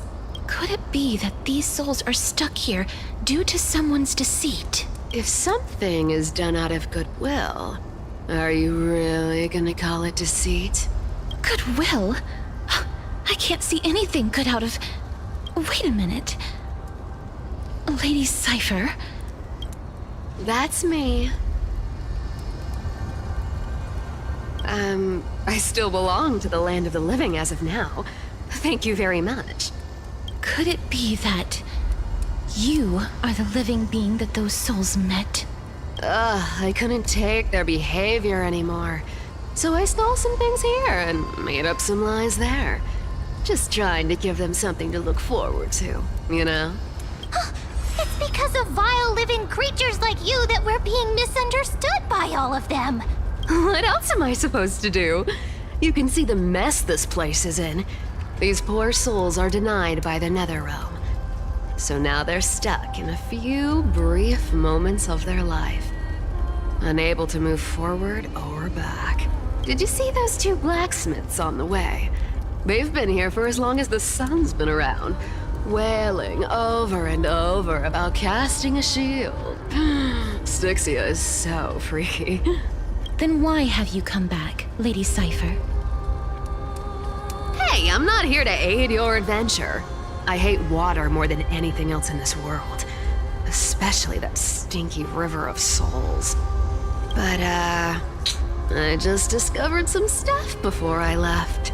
And I reckon you should know about it. It's about that boy who defied death. I found traces of him here. Lord Mighty? Oh, right! That's his name. Well, now you know. As for whether that info is actually useful, that's for you lot to figure out. So long, Princess Homebody. So long, Grey Mystery. Huh? She disappeared just like that? Lady Cypher has always been a free spirit. In any case, she has brought us some valuable information. If Lord Mighty is also somewhere along the river shoals right now, then he will certainly become our signpost. After all, he's different from those wandering souls. He will find his way, even in the realm of the dead. Don't worry, it's time for me to shine. Orinx's rune of recollection is nearby. Use prayers to return the river to before it got flooded.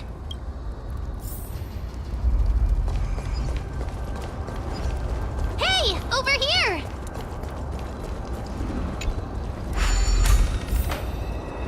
Orinx's miracle has appeared. Amazing! It's like we're inside a giant bubble. Even the river got parted. Huh.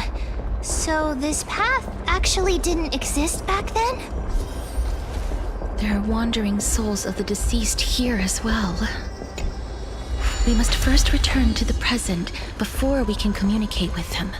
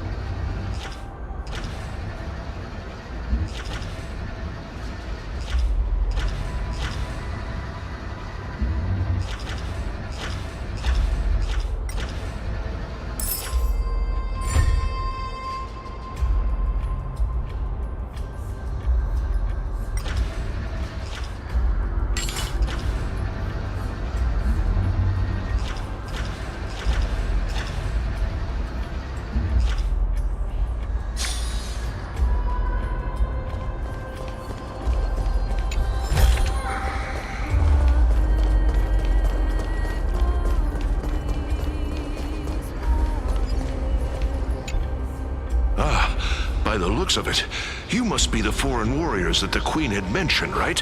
Since the current campaign requires the utmost care, I wasn't able to make time to welcome all of you. Please, forgive me. Foreign warriors? A priestess, a warrior, and a divine beast. You look identical to the blessed saviors that the Queen described.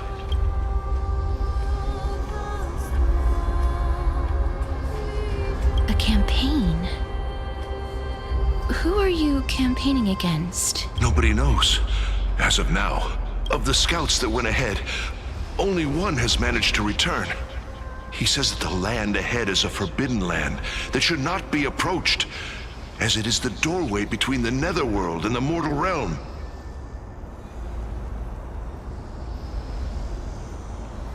As for the rest of the scouts, they've completely lost their souls and are decaying by the day.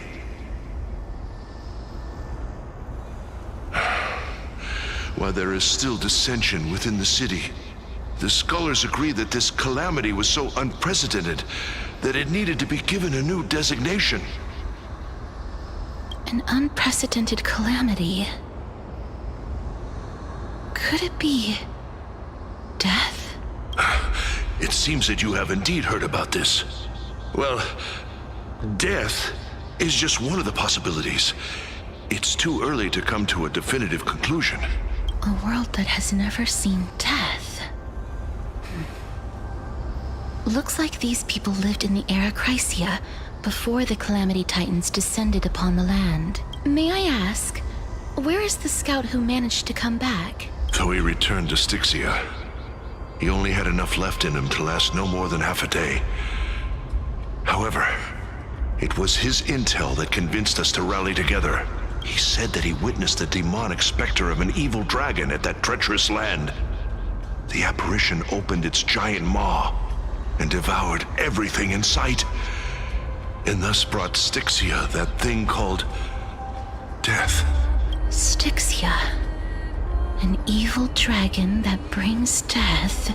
It all sounds rather familiar. Wait, wasn't this part of that fable? Sir, could I ask how the Queen and Princess are doing? The Queen?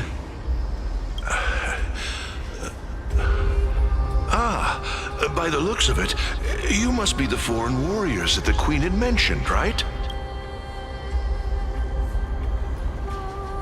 Oh, it's the same lines. Looks like he's still trapped in the moments before his death. Leave it to me. Sir, the war ended long ago. Stixia no longer exists. Stixia is no more? This cannot stand!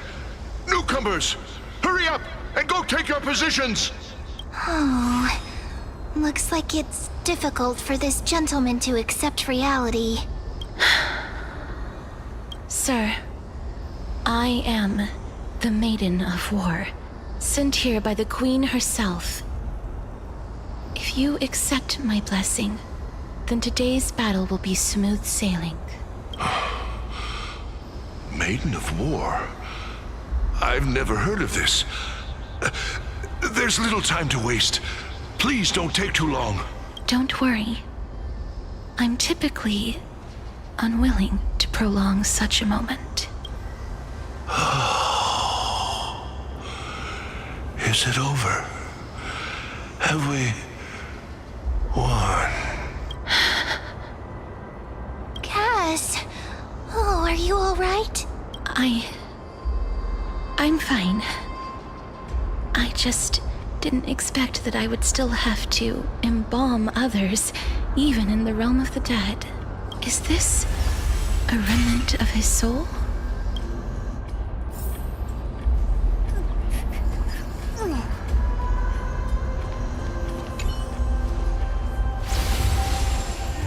Well then, why should I place my trust in you, holy maiden from afar? Wait, this is... I don't quite understand what you're trying to say.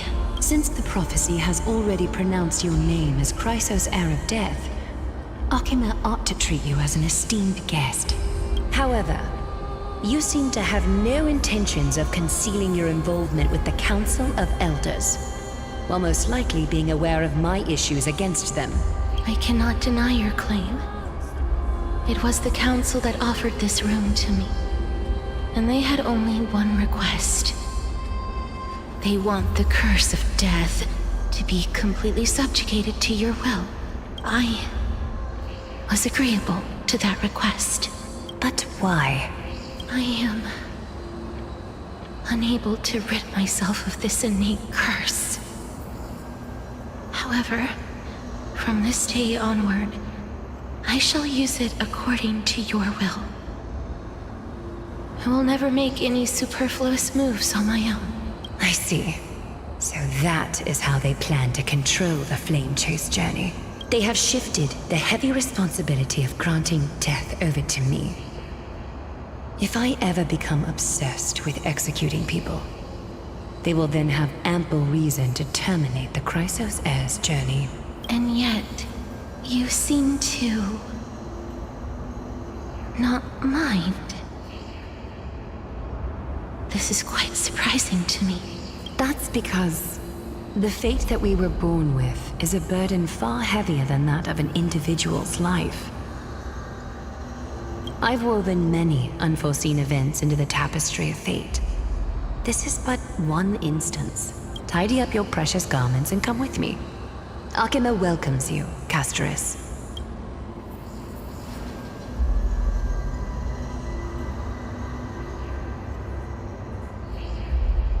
didn't think we'd find vestiges of memory here. Maybe they've got something to do with Orinx's rune? Perhaps, but I do not need a reminder from them. This memory is one that I will never forget.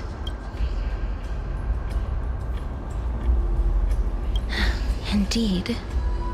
While my relationship with the Council has always been quite ambiguous, Lady Aglaya has never taken any precautions against me. Instead, she's shown me nothing but complete trust. I really want to repay her for that trust. But why would this memory appear right now? Is this really Orinx's power?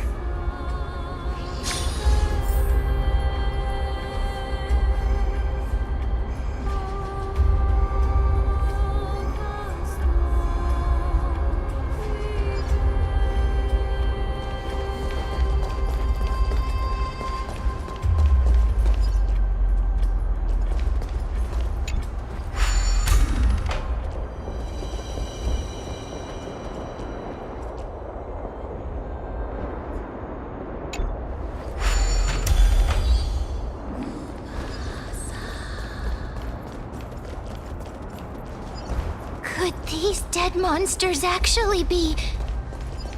If ladies... Why are the Black Tide monsters here too? Can they swim in the River of Souls? Even Thanatos wouldn't be able to accept Black Tide monsters into their realm. These traces seem to suggest that anybody who trespasses upon death will pay a heavy price. Since the realm of the dead must remain peaceful, it's imperative that we rid the place of such discordant noise. Please stay back. Let me deal with these enemies.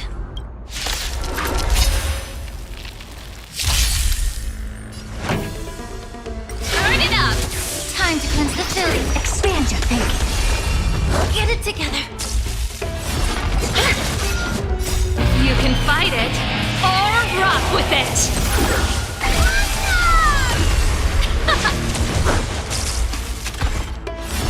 Impressive. Almost.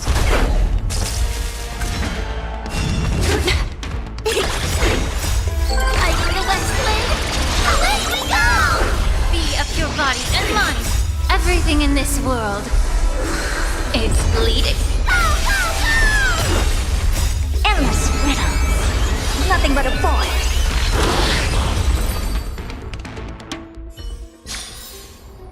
Amazing. The path ahead is blocked by the River of Souls again. In that case, let's go back to the past. This miracle sure is handy. This is yet another aspect of a Titan's divine power.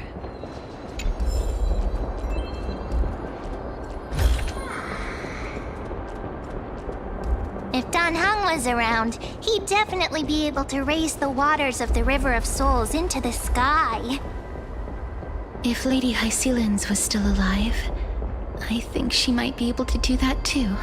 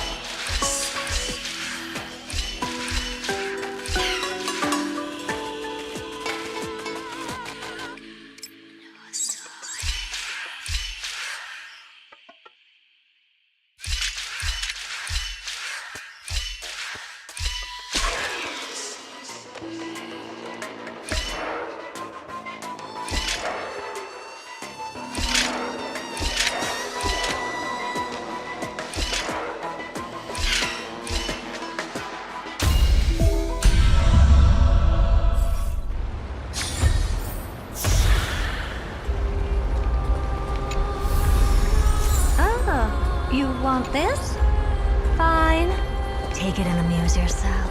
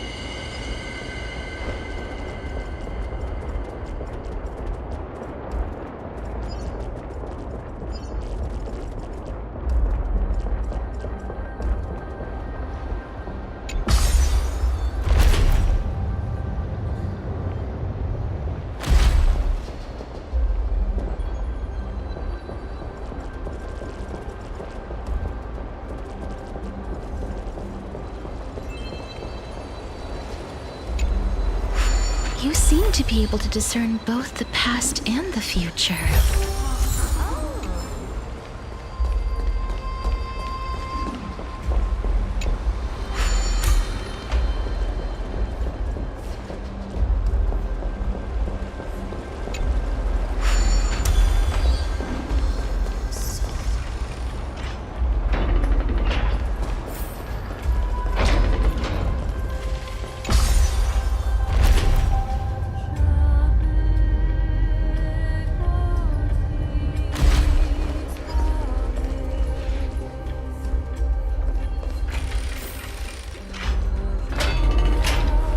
This place must have been a beautiful courtyard in the past.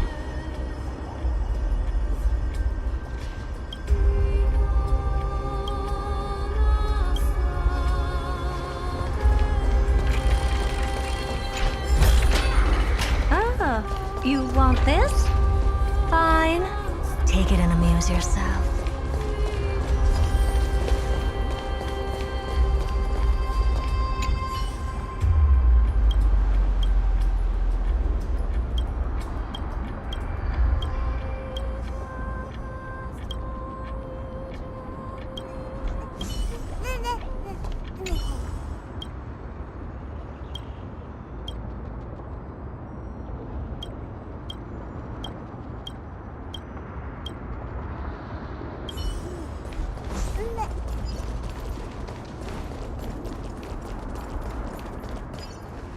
Please excuse me.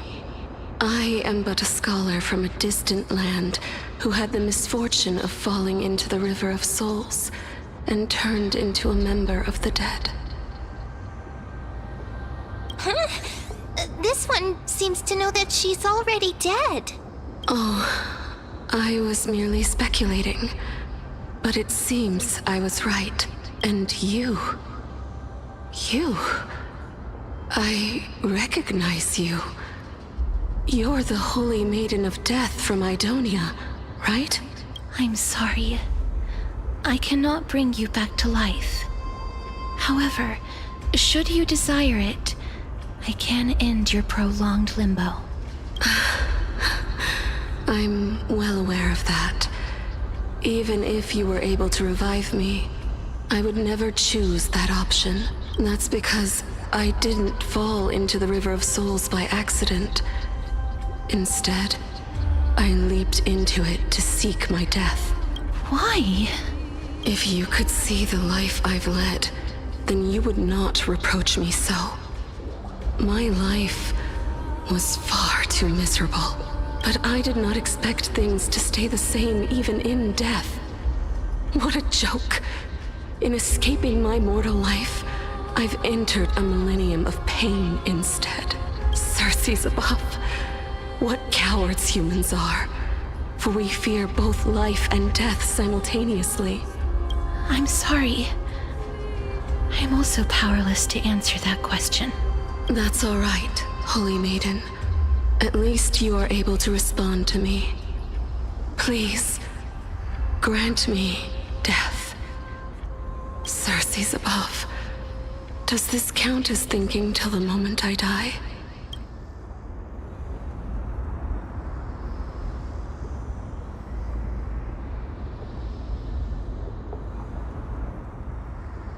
I have seen too many farewells.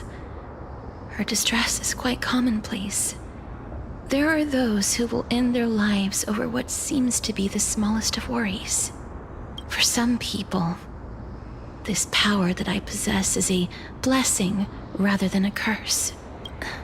But I never managed to convince myself of that. Cass, are you still trying to create a world without death? Yes, because when placed under time's vast scales, there is no worry in this world that cannot be solved.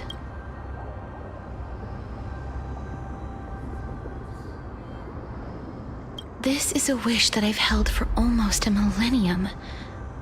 My mind might have changed once upon a time if people managed to strike up a friendship with me, but I've never been more firm in my conviction. Now that I've learned about your near-death state, it is my duty to wipe death from the face of this world.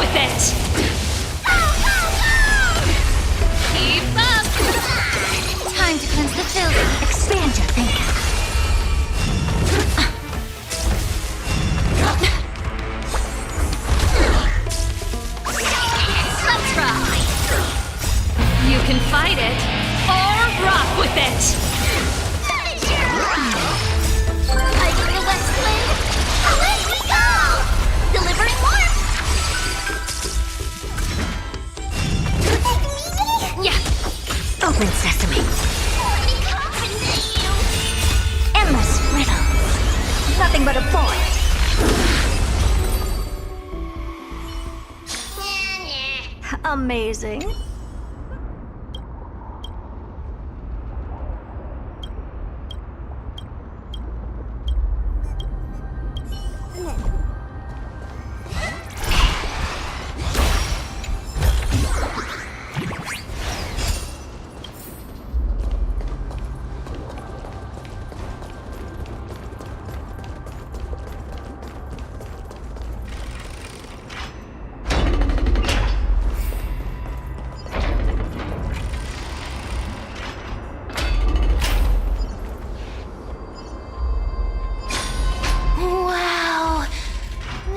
This is so spacious.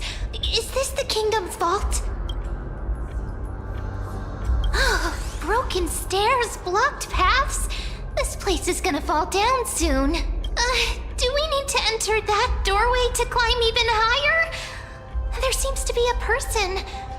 Oh, more like a soul guarding it. But how should we get up there?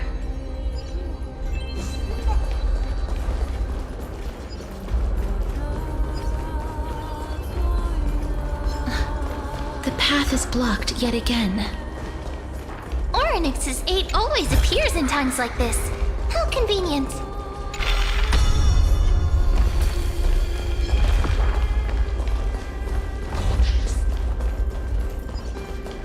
Look, there's even a platform lift over there.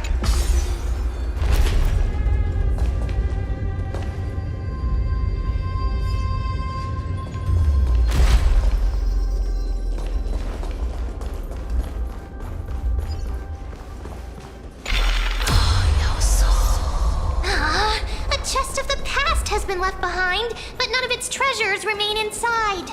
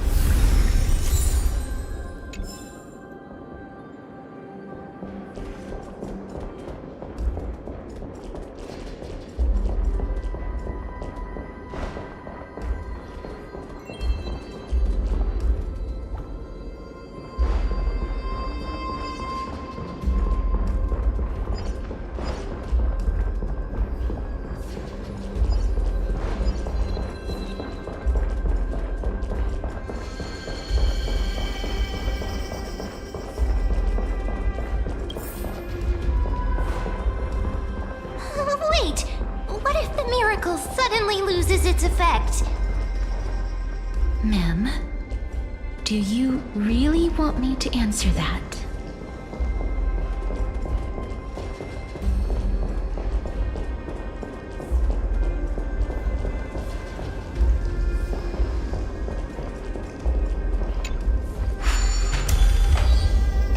Stay back.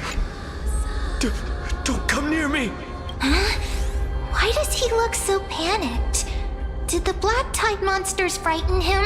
Or is he actually scared of his own extraordinary power?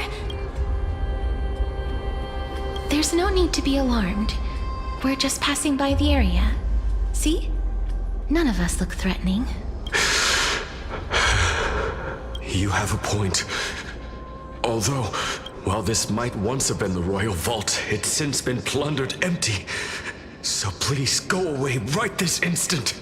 You've misunderstood us. We simply heard your shouts as we were passing by, then decided to come over to find out what happened. My goodness. Did I really yell out loud? How rude of me. I'm sorry to have bothered you. I merely saw a warrior. While that spirit didn't harm me, his blows really packed a hefty punch. A warrior? Could it be... Wait a minute. You seem to be quite different from him. Are you actually alive? How can you walk around here while alive? It's a long story. We're here to seek an audience with Thanatos. Thanatos? Who's that? Is it possible that he's also living in the era before death descended? Death? Could it be that you are here to defeat the evil dragon Pollux? Pollux? Is that the embodiment of No. Death? According to the warriors under the Centurion's command, that evil dragon has been dead for quite a while. The curse that condemns people to death didn't originate from it.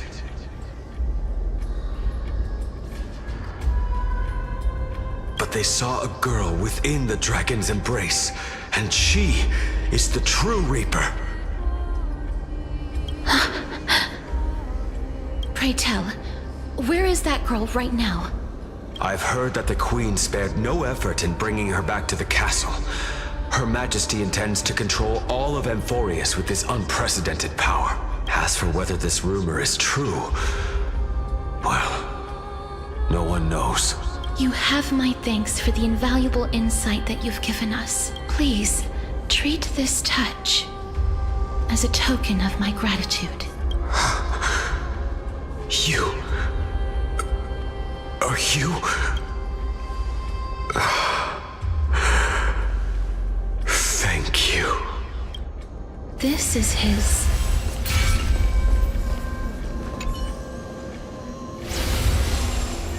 Then you granted him death? That isn't like you. You would have refused even if I commanded you to do so. I don't know. I did it out of sympathy, believing that I wouldn't be racked with agony, but... I am still in a state of turmoil. Sympathy? Sympathy for that youth who triumphed in every battle? That young man was favored by Talantin, who taught him a move that will defeat any mortal enemy with a single blow and emerge victorious every time. He could rely on that move to always achieve victory during Era Chrysia. However, now that death has descended upon the mortal realm, that divine swordplay also means he can send others to death at will. In other words... You feel that he's similar to you? Yes. Since he can never be inferior to others in martial combat, death would be the inevitable outcome every time he strikes. That's why he approached me and pleaded. Pleaded for me to put an end to all of this. You are perhaps feeling lost from making your peace with death in so abrupt a manner. I have not made peace with death. I've seen the people of Idonia stand tall and proud in the face of death. Even before the fated finale arrived, they were already content with the lives that they'd lived. They had such proud expressions. Expressions that made me believe death would be an insult to these mortals. If the concept is truly a power that a god had carelessly cast down upon the world, perhaps death's authority was never meant to exist in this world. Just like how I shouldn't exist. I won't refute your beliefs for now. But would you be interested in listening to a story of mine? It's a fairy tale from foreign lands, told by the person who brought you to me in that ice field long ago. A tale told by the Queen of Stixia. What? Wait a minute. That means the girl born in the dragon's embrace, the personification of death these souls talked about. That's you, Cass? I've already had an inkling for a while now. But I honestly have no memories of Stixia. My memories only begin after Aminet brought me to Idonia.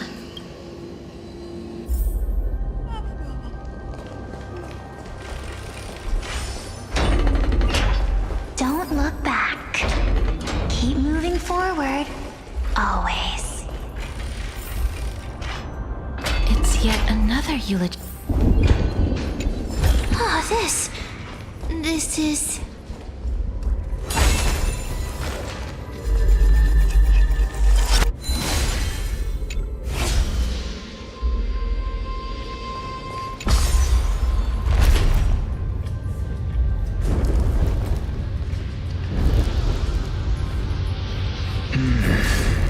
Living ones?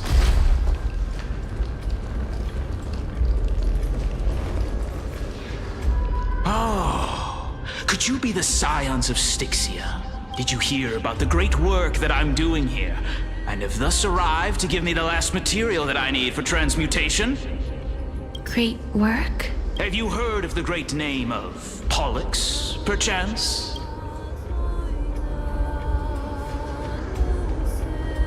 You don't have to describe it like that, mister. You have? Then that's good. During the Age of Myth, a time likely before your birth, I was the unsurpassed zenith of alchemy that none could reach. On the shoals of the River of Souls, I shall make Pollux soar again and bring death back to the world. But didn't that dragon already bring death to the world? Oh, looks like you don't know the whole picture. Well, it's true that the missing girl can grant death to mortals. Pollux, the one who delivered her onto this world, makes it so that humankind cannot die. So, it's just as I feared. This is my guess. The deceased are supposed to drift down the River of Souls until they reach the end of the West Winds. But this River of Souls was blocked by Pollux's fall. That's right. That's why it's imperative that I bring the dragon back to the mortal realm and make it soar the skies again. I have long since prepared my alchemical matrix in the tower. Although, I am still missing the most crucial material of all. That final ingredient, the final sacrifice, is none other than the girl who lives out her days with death. Huh? What's going on? You didn't touch him, did you? I know that I am no longer capable of carrying out that task. Take this, all of you, and please fulfill that great undertaking on my behalf. This... We had been inebriated in Fagusa's feast too long before we began to seek divine bestowed death, so that we could be freed from the whims of fate. However, that doom upon us. Instead of summoning a supreme god, we encountered a monster that cut off the River of Souls. That detestable dragon Pollux denied all the dead from the gates of the Nether Realm.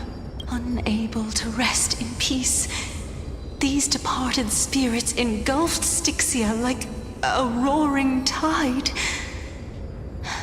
As a result, my city and its people no longer exist. That child is the only person whom I managed to save. Born within the evil dragon's abdomen, she has possessed the talent of death since her birth. She must have been granted to us by the gods as a chance for us to atone for our sins. Please, you must nurture her to adulthood and prevent her from experiencing all of the suffering that we went through. I promise that I will care for her as a mother, that I will protect her from the evils of death. My Fagusa above, thank you for your kindness as her mother. Please bless this child with a name before I am swept away by the River of Souls. Please, let me know how I should address her in my next life. Oh, like how a transient raven butterfly, a fleeting papilio castor, perches on the twig of death. Castorus. That shall be her name. That's where my name comes from? The sound's back. What is making that ruckus?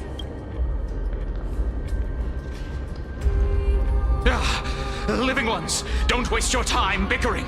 The Netherrealm's wrath is falling upon you. Black Tide creations. When did they, Mister? Please fight them with caution. Be careful not to suffer the same fate as those Black Tide creatures! Everyone, hide behind me! Everything in this world is bleeding. Hiding the West Wind? Away we go! Expand your thinking. Let's rock. You can fight it, or rock with it.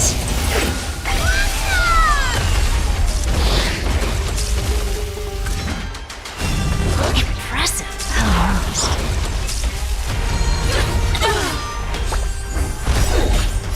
Endless riddles. Nothing but a boy.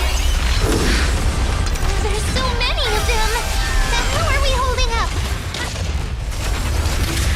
We're big meanie. Hiding the West Wind. Away we go! Be of your body and mind. Turn it up. You can fight it, or rock with it.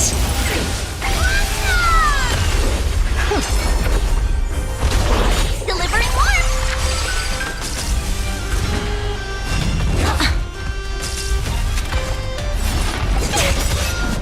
Everything in this world is bleeding. Hiding the West Wind. Away we go! Open sesame. Glimpse the unknown. For the feast of strife, upon their triumphant return.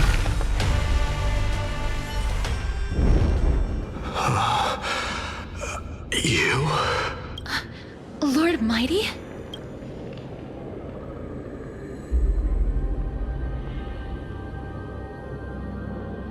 Lord Mighty, you've been through some tough battles once again. That black tide is endless. My death is only temporary.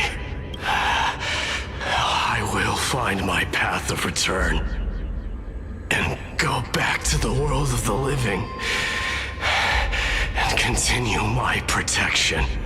Lord Mighty, I have always wanted to. Why does death reject you? I'm the one resisting it. I must resist the temptation to go with the flow. I'll go against the current and kill my way out of this cursed nether realm. That is my destiny. It seems like he's completely focused on resisting the temptation of the dead's whispers. He's working hard every minute to deny death. It seems his battlefield is not limited to the world of the living. Lord Mighty, are you willing to travel with us? We're headed for the Matrix inside that tower to summon Thanatos from their prolonged concealment. Thanatos challenge. Death. That's right. If we can work together and defeat them, you won't have to be troubled by the curse of immortality any longer. Let's go together, Castoris. Let the person who has brushed against death countless times guide your way. Cass, are you sure you want to do this? The alchemist said he wanted you to be a sacrifice. I'm not afraid. There's no reason for us to turn back anymore. Rather than standing still, taking action is by far the better option. Perhaps fate might take pity on us today and show some compassion.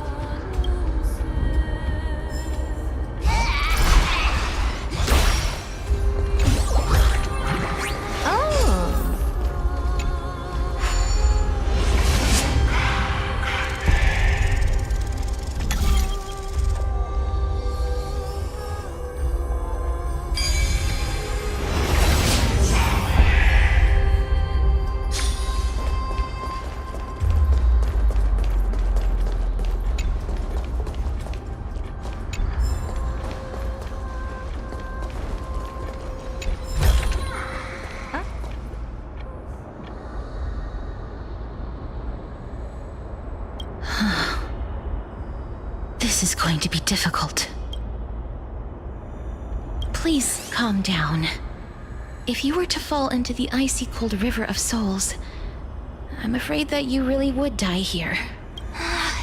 If I was more powerful, I would be able to carry one person with each limb and fly the four of us to the other side.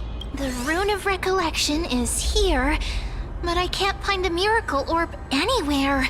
So weird. Oh, could it be in that collapsed tower in the distance? It's still up to me to step up in a crisis. Wait here. I'll go check things out.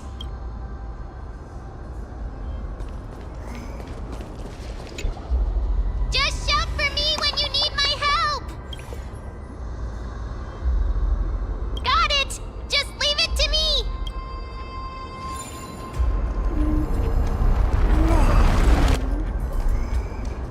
Mem did it! The pink squirrel. The miracle's range is limited. please come a little closer. Aren't I a good fit for Orinx's priest? Of course. You're the most competent priest ever.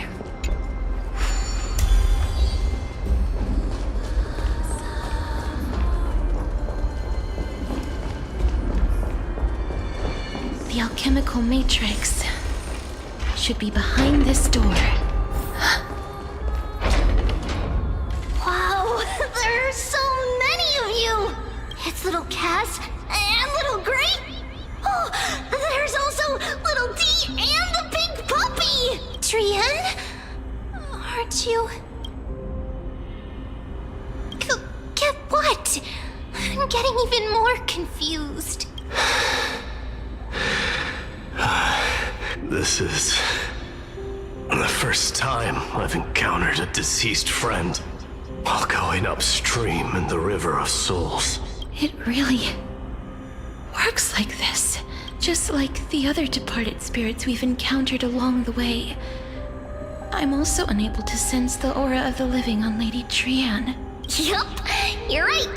Trian already knows that she'll not be able to return to everyone's side, but Trian believed that little Cass would eventually return to the Netherrealm. So, Trian has been standing here, at this spot closest to the world of the living, and waiting for little Cass. Oh, it must have been very tough for you. But according to what Trian said, we're almost at the entrance of the Netherrealm. Trian promised Trevi and Trinan that when little Cass got here, Trian would get the gift ready and be the first person to run over and welcome you. So, little Cass, don't cry.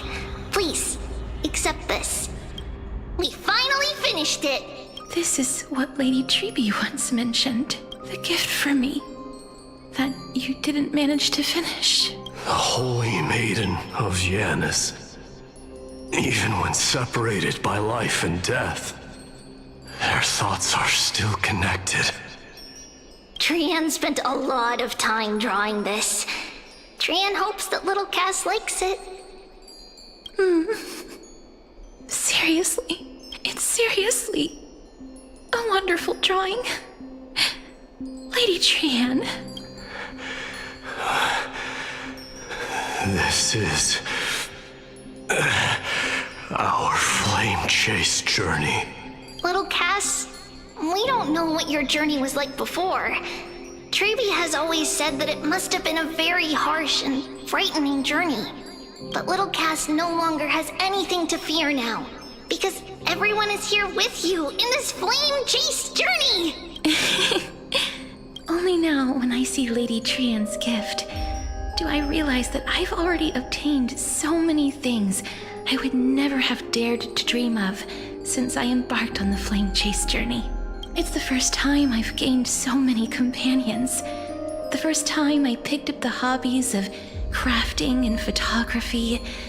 The first time I had dinner with someone else. The first time I went to the market to buy the Chimera doll I'd liked for a very long time and hugged it to sleep.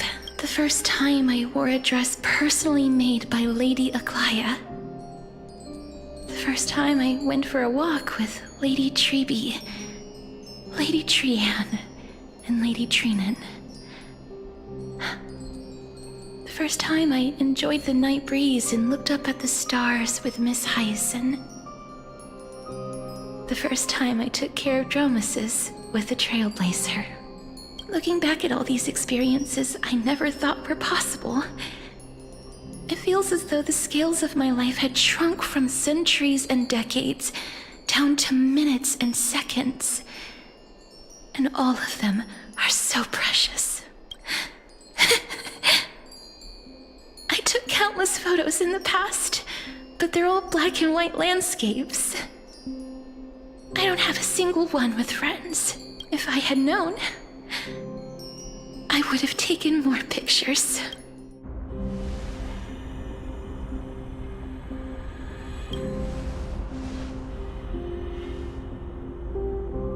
Trian says yes!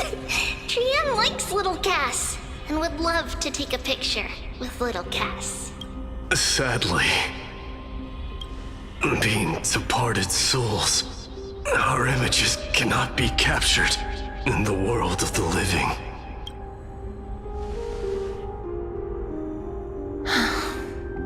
I thought so too. What? Are we seriously going to leave any room for regret?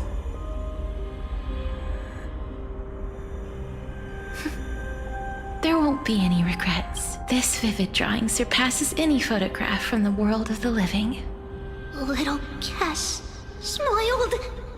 Treevee, Trinin, and Trian's wishes finally come true! I remember you once said that fate is not the flowers that bloom at the end of the road, but where people tread beyond the gate. Now, the path that belongs to me is about to reach the end. Thank you for bringing me the final key. Key? Little Cass, why are you talking in riddles all of a sudden? I have a feeling that soon, this gift of yours will become the key to saving Mister's life. Wow, that's amazing! Then keep smiling and carry on bravely! Little Cass, Little Gray, everyone, see you tomorrow!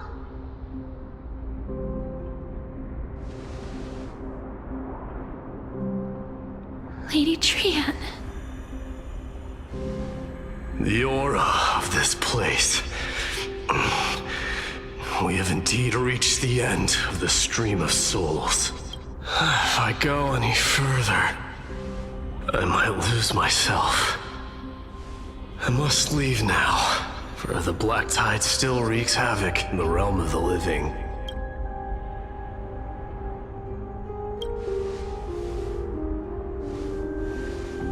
I have broken free from the chains of death countless times. This time will be no different.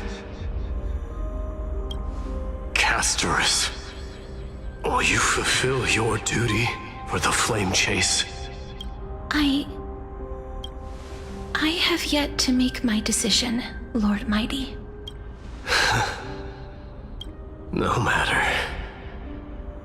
Make the choice your heart desires. Even if it takes 1,000 years of waiting, I will continue to fight till I die. Then rise from death till the miracle descends. There is one more thing you should know, Lord Mighty. What is it? Professor Anaxa may have deduced the principles behind the Era Nova. You and I may be reincarnated as strife and death in the next cycle, becoming calamities wreaking havoc upon the world. I see.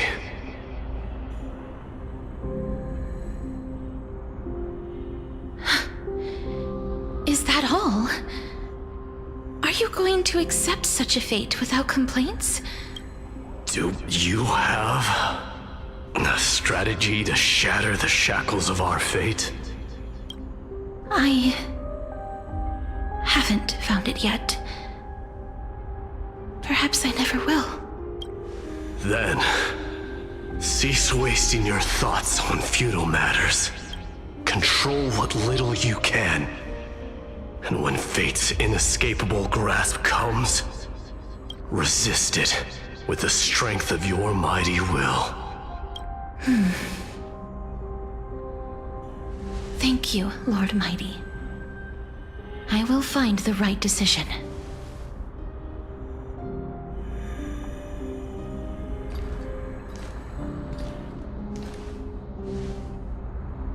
In the name of strife, may you meet a fitting end. This must be the alchemical matrix the spirit mentioned. Let's see. We need to insert Aquila's sky, Giorios' earth, Kethali's fire, Fagusa's ocean. Celestia's love. It seems our sweet Princess Homebody has made up her mind. In that case, seamstress, I suppose I no longer need to deliver your message. My time is rather precious after all. Whether you wish to break free from death or not, please, follow your heart. By the promise you once made, I ask that you fulfill your duty one final time. Castorus, please, live as a human, and die as one. According to that alchemist, the final piece is supposed to be me.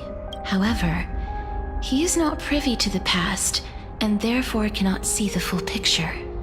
The past? I saw the twins of death in Kethali's memory, and now I am certain that I was one of them. The trial of the Hand of Shadow demanded taking the life of your family. I died during that trial, falling before the gate to the new world. And my sister, whom I never met, became the Titan Thanatos of this cycle. She was consumed with regret over my death, so she used the Titan's authority to reforge my soul. Yet, it also means she has never revealed herself to anyone, hidden away from the entire world. That's because the Titan she became already fell at the start of everything. They died for me, and now lie in slumber in the River of Souls. You mean Pollux? That's right. The River of Souls is no material river. It cannot be blocked by ordinary means. Only a divine corpse can prevent the dead from reaching the next world. And that's why we have to awaken Pollux from death before we can retrieve the core flame of death. We have to reforge its body with the power of alchemy. But Cass, if that alchemist speaks the truth, does that mean you're also part of the dragon body? According to those departed spirits, I was indeed born as the dragon's twin. But before we talk about that, have you heard the sighs? I heard them too. So what are those? I think it's probably the sign of Pollux's wish being fulfilled. They must have realized how heavy a price they'd need to pay when they used their divine authority to resurrect a dead woman.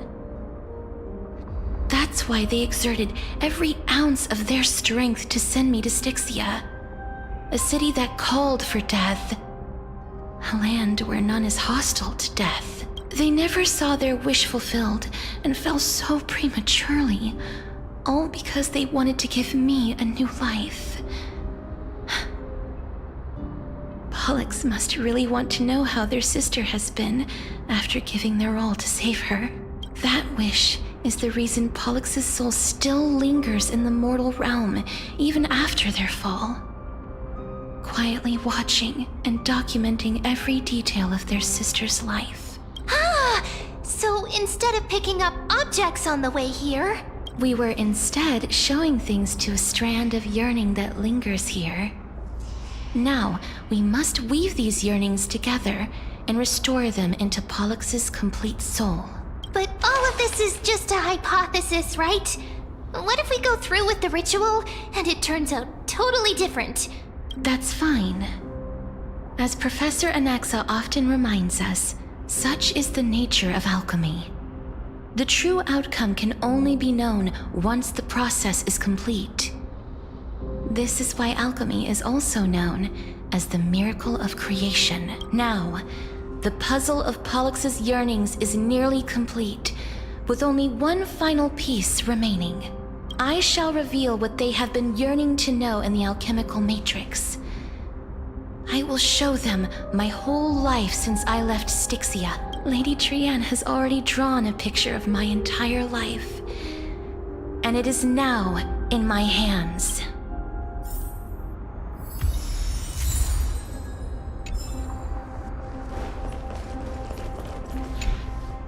Then, let the ritual begin.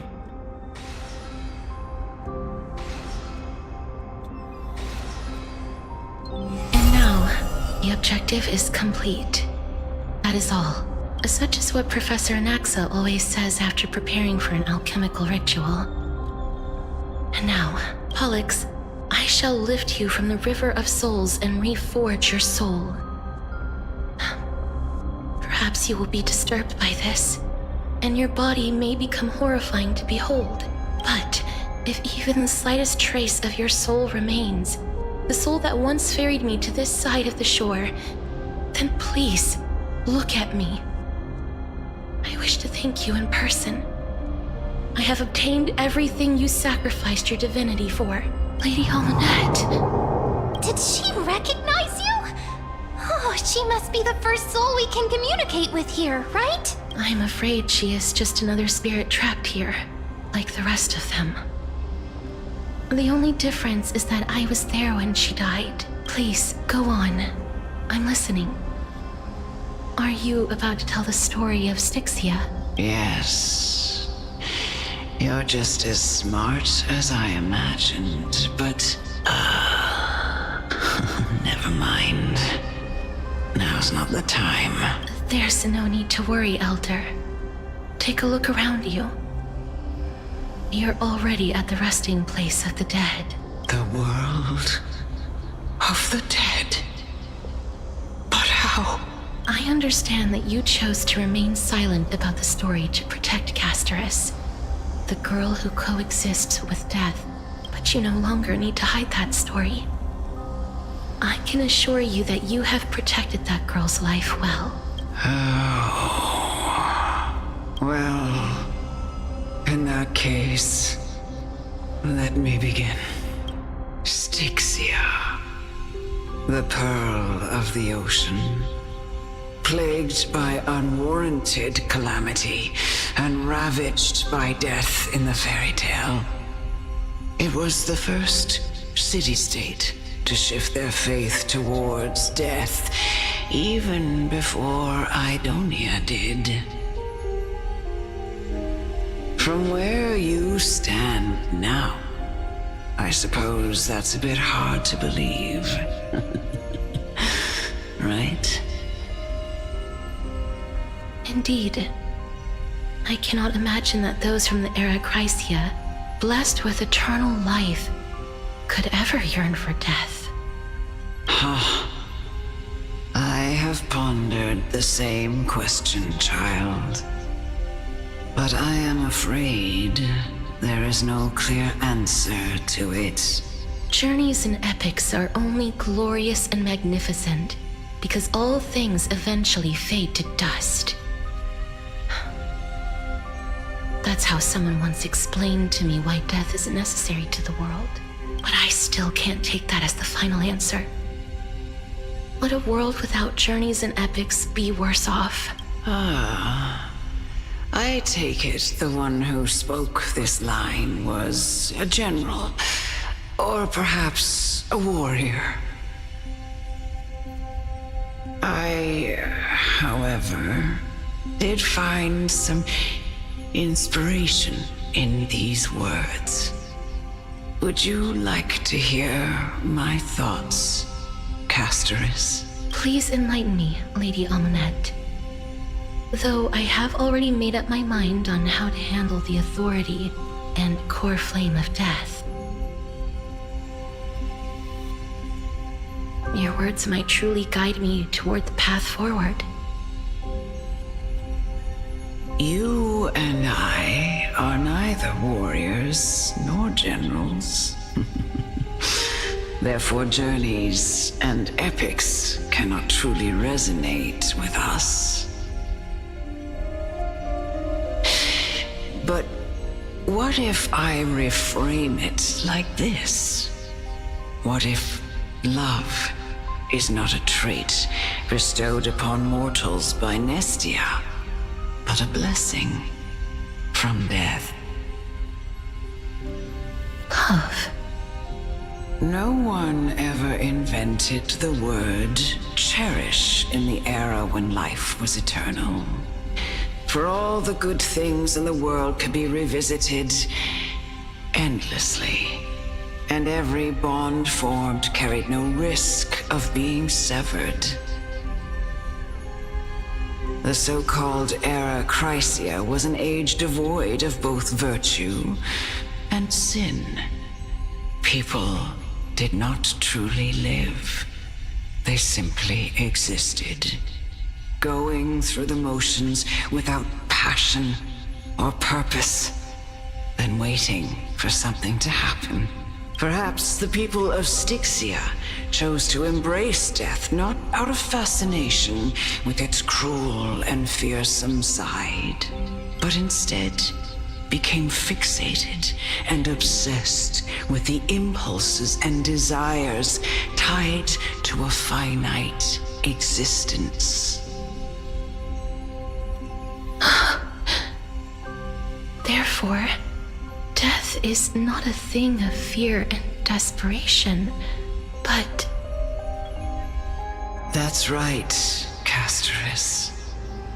It is the reason we shed tears when parting ways, and also the original spark that ignited the passion of mortals. If you truly intend to deprive the world of death, then be prepared to witness it return to a state of stagnation.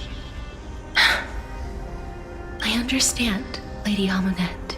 Our limited lifespan shapes all that we know and love. Not even the Death Titan has the right to take that away from humankind again. Nestia's love was the chrysalis of Gold's first blessing, but it most likely wasn't understood by mankind. We only learned to interpret this wonderful gift after Thanatos' arrival. If the world was bereft of death, then the Queen of Stixia wouldn't have played a midwife in delivering me into this world.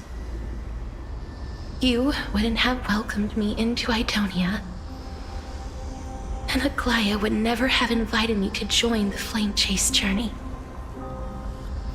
None of these stories would ever have happened, and I would never have lived, let alone found happiness. Thank you, Mother. I will use all the love I've experienced in this long life to complete the final miracle. My teacher, Anaxagoras, grant me the wisdom of all things. I call upon thee, the stripped dead dragon's corpse.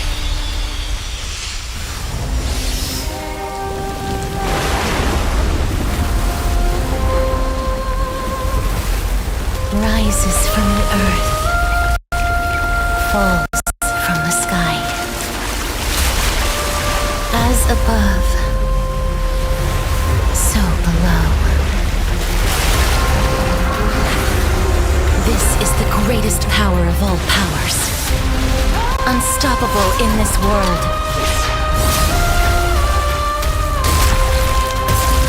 The great work that commands all death. I shall grant you embrace.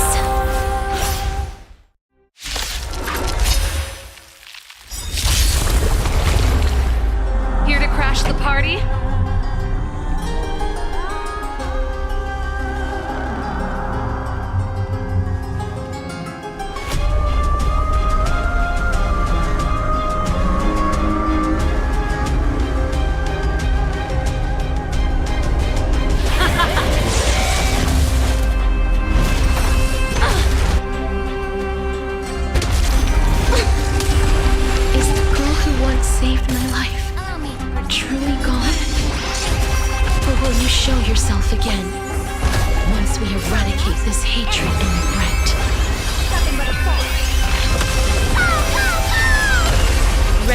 Yourself, you can fight it, or rock with it! I don't have time for this. Open sesame. Watch it crumble.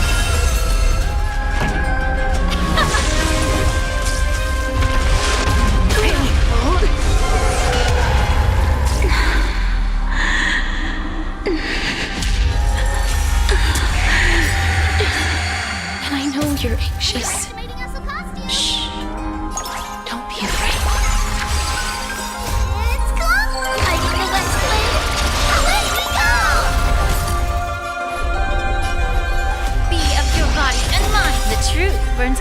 Everything in this world is bleeding.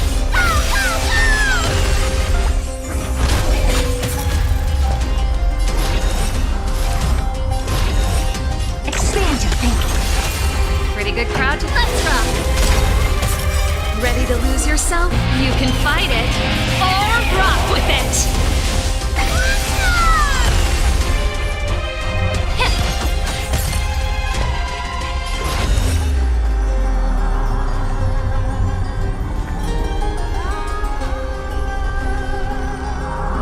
Open sesame.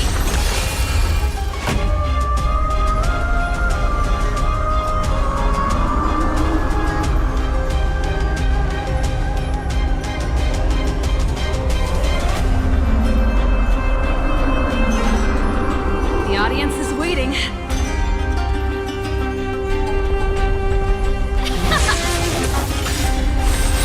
Curiosity is endless riddle.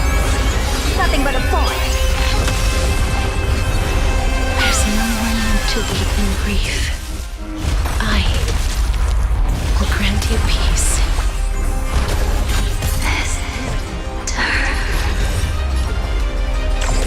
Yes, it's me. I'm back.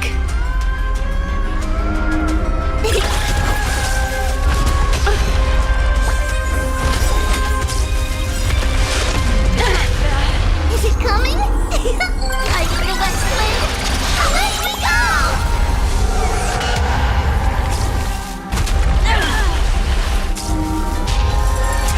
Be careful. They may be moving by instinct, but there is fury welling up within them. Songs for you. Let's rock. Ready to lose yourself? You can fight it or rock with it. I don't have time for games. Open sesame.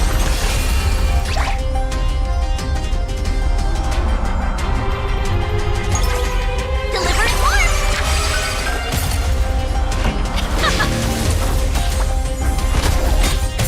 Allow me to purge the root of the problem.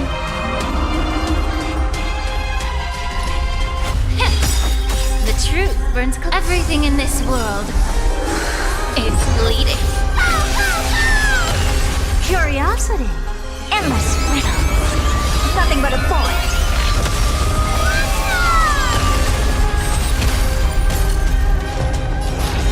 Expand your thinking.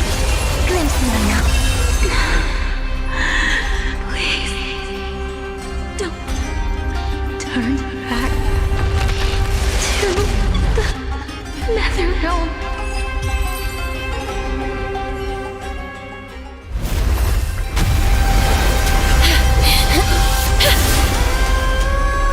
Oh, death. Sleep in peace.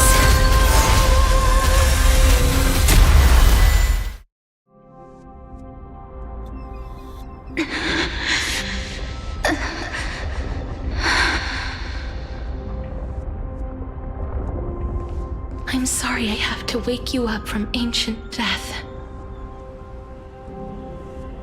And I know you're anxious. Shh. Don't be afraid.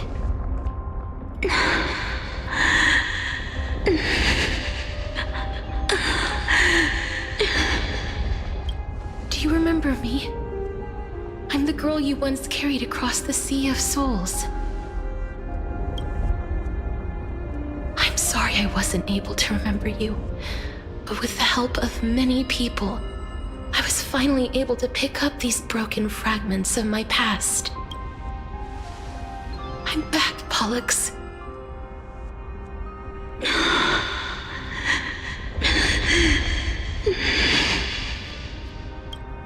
I know this might not be what you wanted.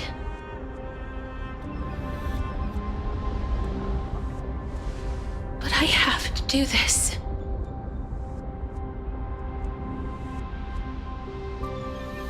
So please, carry me across the Sea of Souls again and return me to the Netherrealm, just like you did in the past.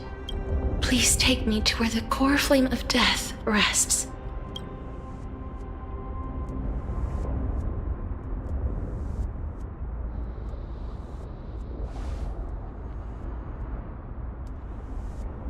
I'll be going now.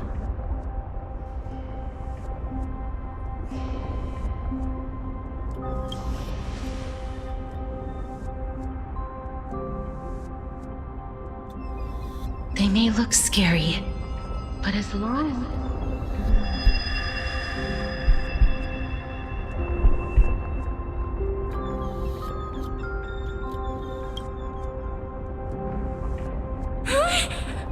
What's wrong?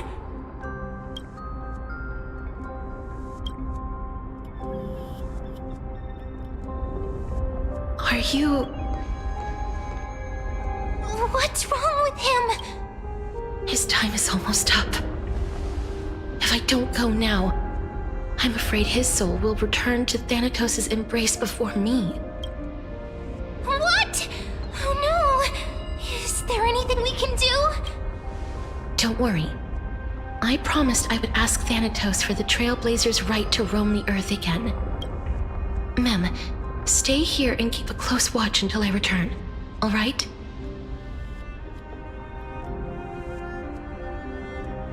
All right. I'm the best at taking care of others. Go on, Cass. Make sure not to leave yourself with any regrets.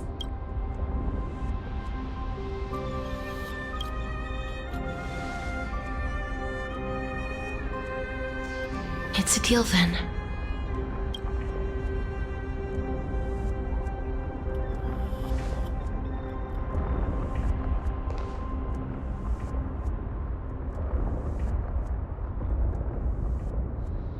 Please.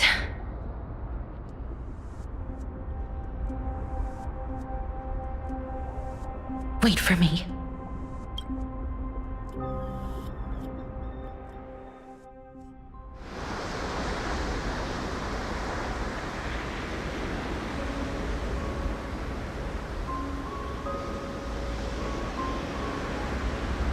After all that, you still ended up back here.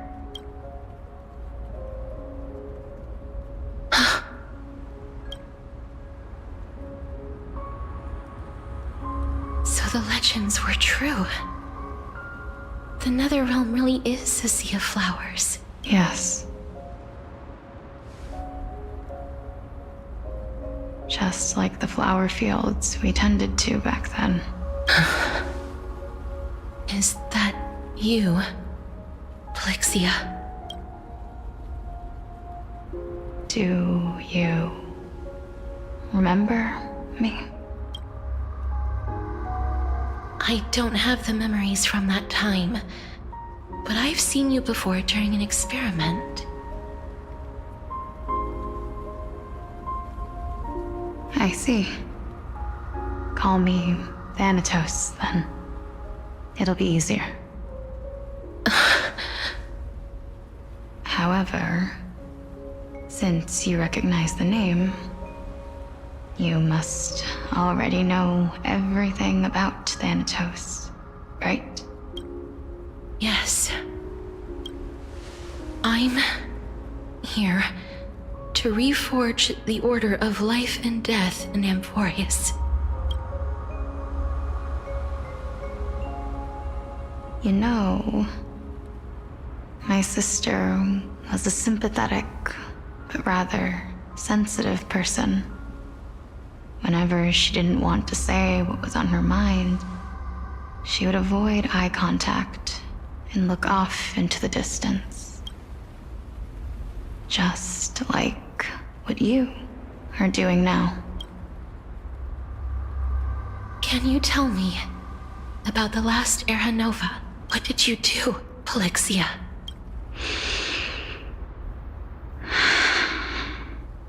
Where should I begin? A long, long time ago, there were a pair of like-minded twins.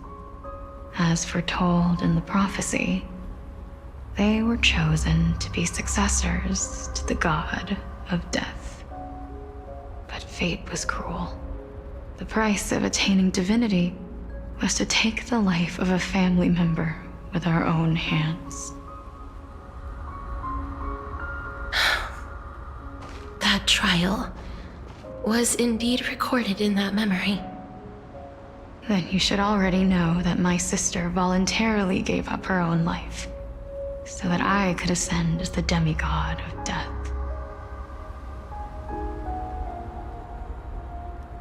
But I couldn't accept that.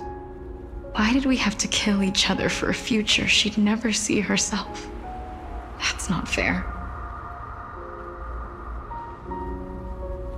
So, while weaving the laws of the new world, I shattered the forbidden bottom line for life and death.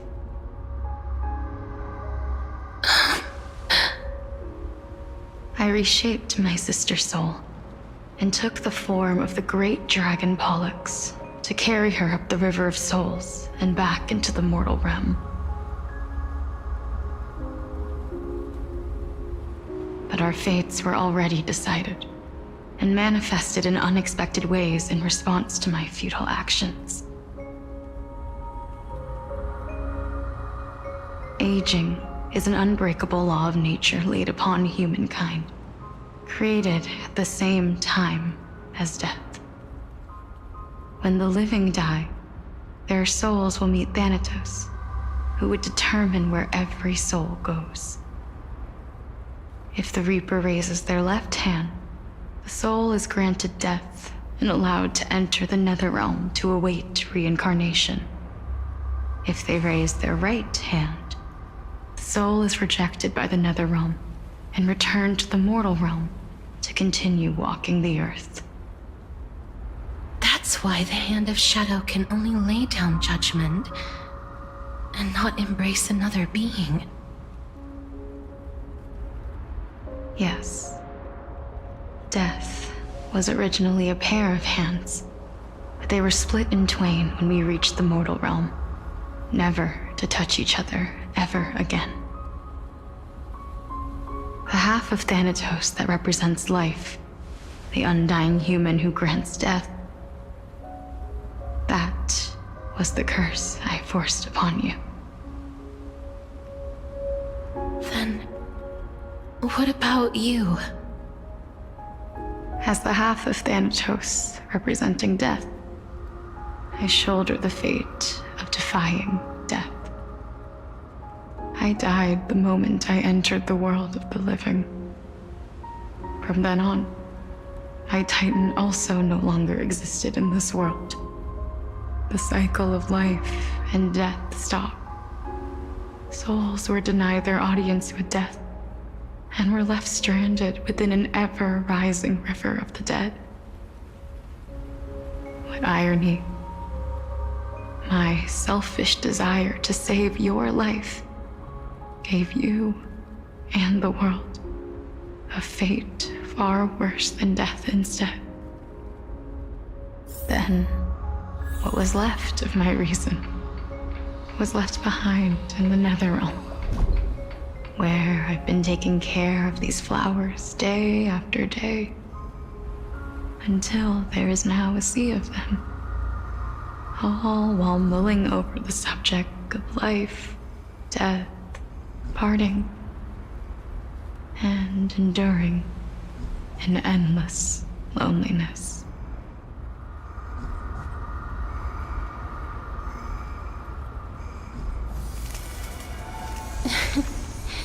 Oh. Oh. Oh.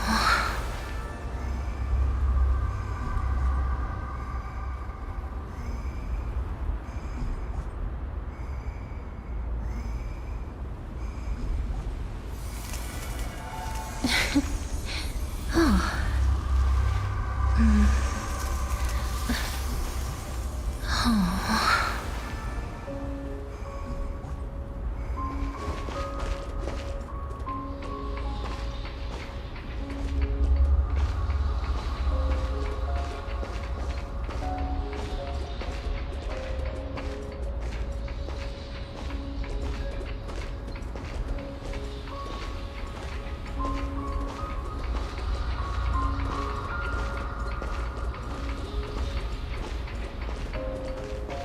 Fate is absurd indeed. Our lives were a mirrored image of one another, like a pair of hands. Even so, we arrived at the same destination. We walked different paths, yet experienced the same pain. I had hoped that maybe you would at least have a good life in this cycle. I'm sorry. I lived my life well. It didn't go to waste. As far as I'm concerned, you did nothing wrong. Even though I forced the authority of granting death to humanity upon you, a total stranger. Too many responsibilities were forced upon me in the course of this long journey. I was once lost, even upset, but I realized recently that if it weren't for your blessing, I wouldn't have understood the source of these emotions, nor would I have realized my purpose. I wouldn't have made it here to reunite with my missing half. And we wouldn't be discussing our past while sharing the same view of this landscape. I wouldn't have understood the meaning of our existence. The meaning of our existence. This sea of flowers blooms on dead land, because we sowed it with the seeds of our separation and watered it with our tears of loneliness. Yes, the only thing death is allowed to create are flowers that bloom from blood and tears. That's why Thanatos cannot create living beings at will. Nor can the hand of shadow determine a person's remaining days, because the life and death of mortals should never be dictated by another's will. Are you saying there's no point in Thanatos' existence? No. No single being can bear the scales of life and death on their own. Not even a god. Life and death weigh equally heavy. We both know that now, don't we? You, too, must have had a difficult life. We've taken quite the ridiculous journey together, haven't we? I had a feeling, even back then, that we would meet again one day. Not to embrace one another after a long separation, but to come in search of retribution.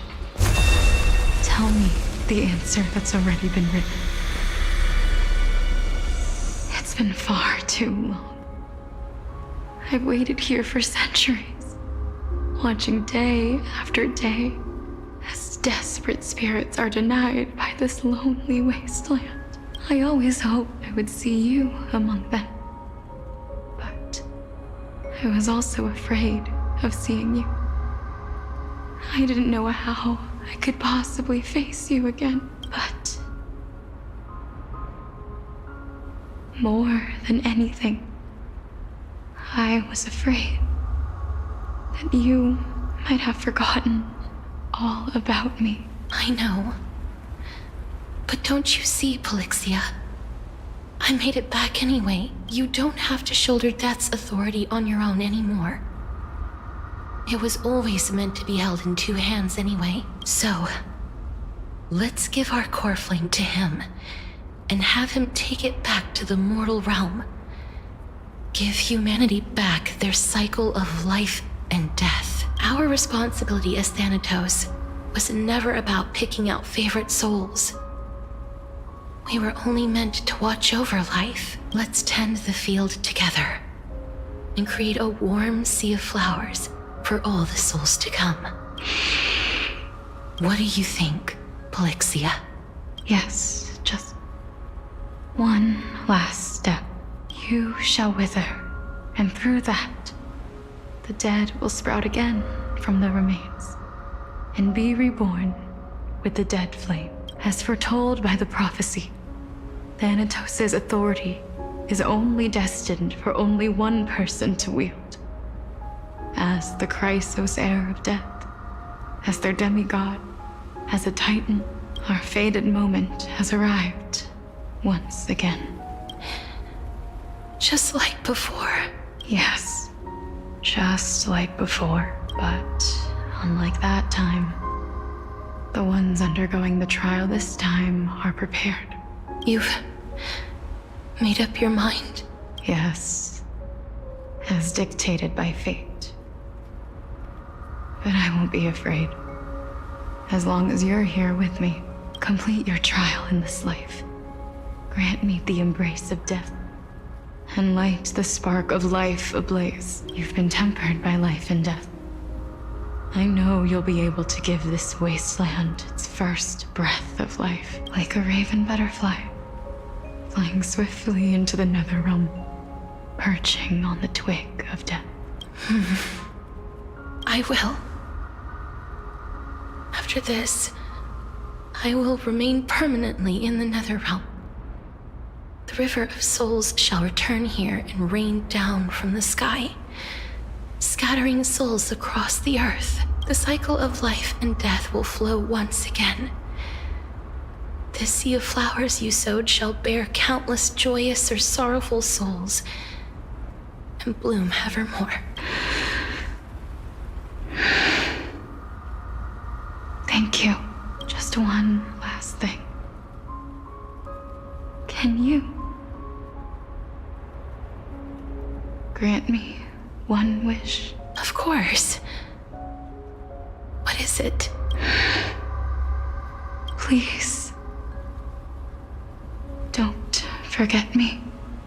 I promise you, when we meet in the next world, even if I have endured another reincarnation, even if we do not know each other's names, I will still hold you tightly in my arms. Just like what I did when we were born. Casterus. Casterus, you're as beautiful as a fleeting butterfly.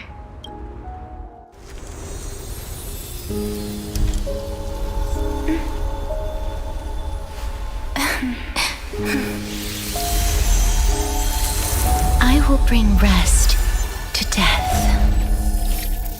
And from now on, stagnant life will once again flow.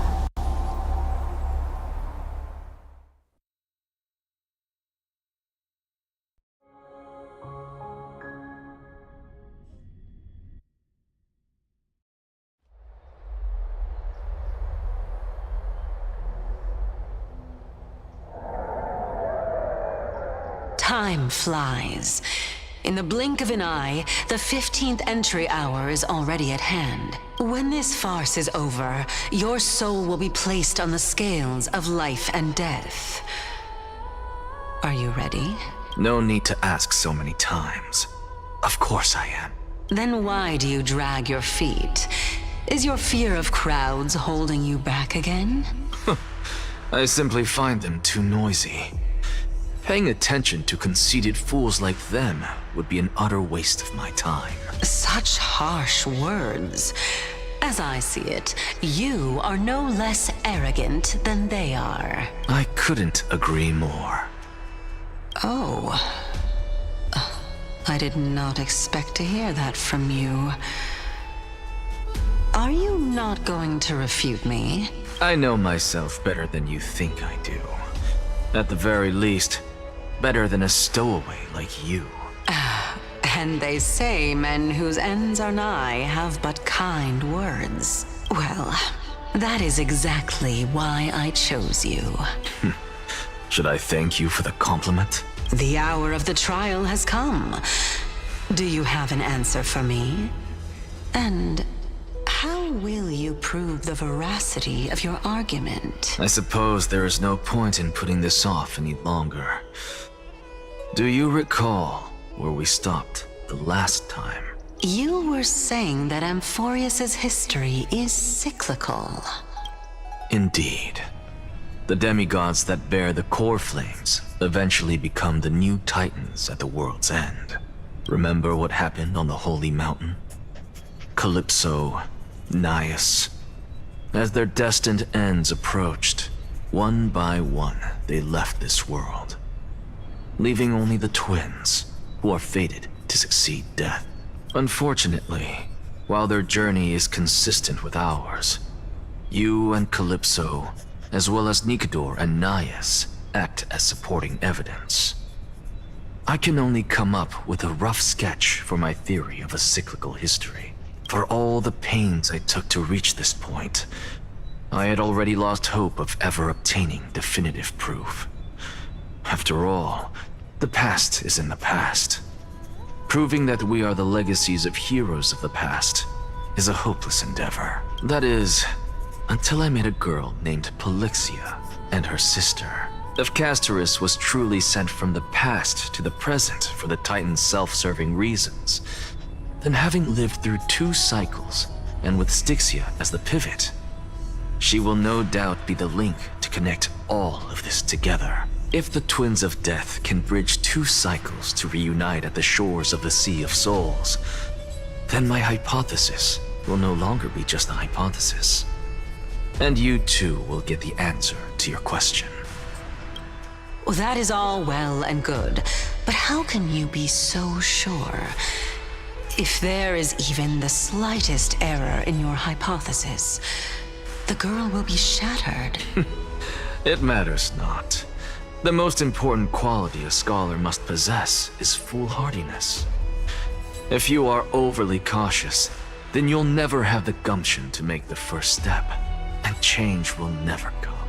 Besides, I, Anaxagoras, am destined to overturn this farcical world. Come, let us go and teach those pathetic worms one final lesson.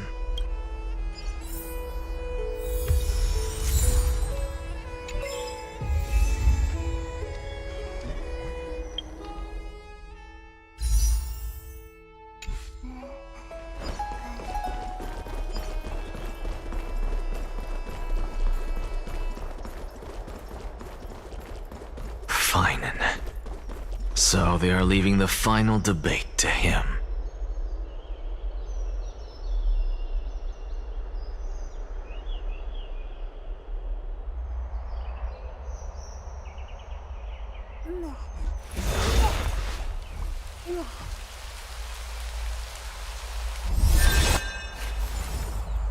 Let those Chrysos heirs who started this terrible war hear you.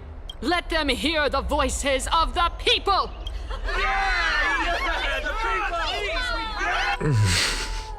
As always, that woman knows how to stir up a crowd. Professor Anaxa, I thought you'd pass on this. Everyone must cast their vote, or this assembly would serve no purpose. Prof, do you truly think it's wise to entrust the fate of the world to an assembly like this? Akama has stood strong under this system for 1,000 years. It stands to reason that there is purpose in its existence. But that is not what you're asking, is it? What you really want to know is Aglaia making the right decision in entrusting the fate of the world to you? Nothing ever escapes you. I didn't spend all those years teaching you for nothing. Most people only take 4 years to graduate, if I recall. To tell the truth, I feel like I'm on my way to an execution chamber instead of a podium. So, do you have an answer to that question? No, I don't. I thought so. Because that question is not yours to ask in the first place. Is Aglaia entrusting the world to you the right decision? Don't make me laugh. That is a question that woman must answer herself. Why are you fretting about this on her behalf? Or have you been seeing yourself as her pawn all this time? Listen up. I'll say this only once. Flip your perspective around and ask yourself this instead. What should I do to ensure that the world doesn't stray from the correct path? That is what you should be thinking about. You still have time, so give it some thought. Oh, and don't bother telling me the answer. Tell it to those begging for salvation from the gods. Got it. Thank you, Professor Anaxa. That's Anaxagoras to you. Who will you be voting for? That'll depend on how well you perform. May Circe safeguard your thoughts.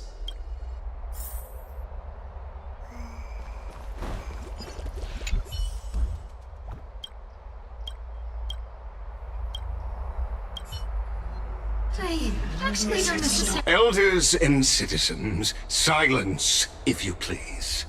As the Theoros, I present to you Finan of Ides Elysiae, virtuous citizen of Akima, and the last speaker of the assembly. Much obliged, Lord Lycus. I remember him. He's the penniless lad working for Aglaya. Where's Lady Goldweaver? Why is she sending this guy to give the last speech? Is this really the end of the Flame Chase journey? Can this dude really face down kindness? By Kefali above. Dear citizens of Akima, as you look upon me, so too do I see you. I see your fear and misgivings, your apprehension about the discord between the Chrysos heirs and the Council of Elders, and your uneasiness about the future of the Holy City. Yet, before you contemplate something as grand as the fate of the world, I ask that you look closer. Look beyond the horizon illuminated by Kefali, at the crisis threatening to overwhelm us. What? Ides Elysiae, my beloved hometown, is a village forgotten by time. It is a place with the most invigorating breeze and wheat fields that spread all the way to the sea. I once thought that there I would enjoy a lifetime of peace and quiet with my friends and family. How I wish I could invite all of you to that paradise, far from the noise and chatter of the world. Alas, I can't, because she and all that she nurtured, all that I loved, they have long been devoured by the black tide. My beloved home is no more. I will never forget the day the black tide struck. My father, Hieronymus, fought with a broken sword to his last breath to protect his child. My mother, Aldada, she was ripped apart by monsters. Also, I might live to stand before you here and now. Galba, he was a hunter. But in the end, those arms that once drew a bow instead embraced Piso, his beloved son, as they both breathed their last. Pythias, the teacher, risked her life to save her students, but a burning beam fell on her, crushing her. And what of Livia, her daughter? Did she make it out alive? No, she didn't. Livia, Piso, and so many other children, my childhood friends, they were all swallowed by the black tide and turned into monsters. They kept saying the same thing over and over. Even up until the final moment, I finally steeled my heart and granted them eternal peace with my sword. Why, Finan? Aren't we the best of friends? That is the black tide. A looming threat that can bring Akima to its knees any time. Kindness may have promised that with the 3 Titans of Calamity gone, Akima will return to an era Chrysia once more, but much as it pains me, I must disappoint you.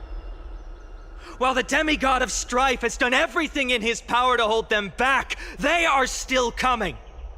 By now, the name of that black-robed swordmaster, the Flame Reaper, has likely echoed throughout the city already. The roaring thunder is a message from the strife demigod.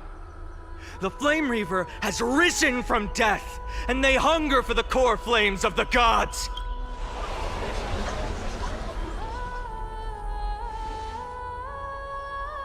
Lies! If such a powerful enemy is indeed approaching, why is Akima still a picture of peace? Exactly!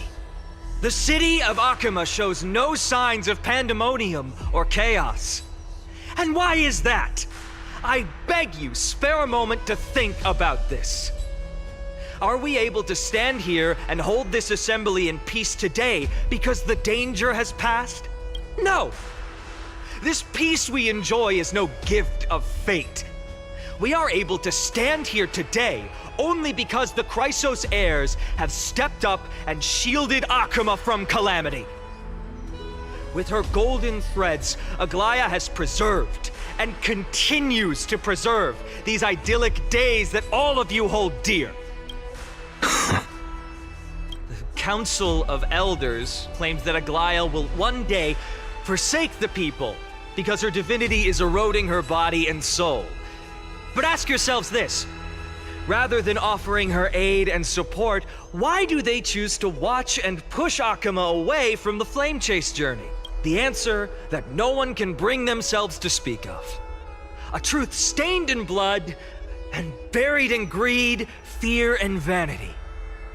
Allow me to lay it bare before you. It is because the Council of Elders, which bears Akuma's history and honor, along with this citizens' assembly we once took so much pride in, are now infested with vermin.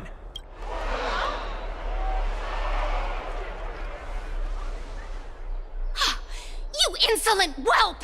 How dare you! It is true that Aglaya has reached her limit. Why?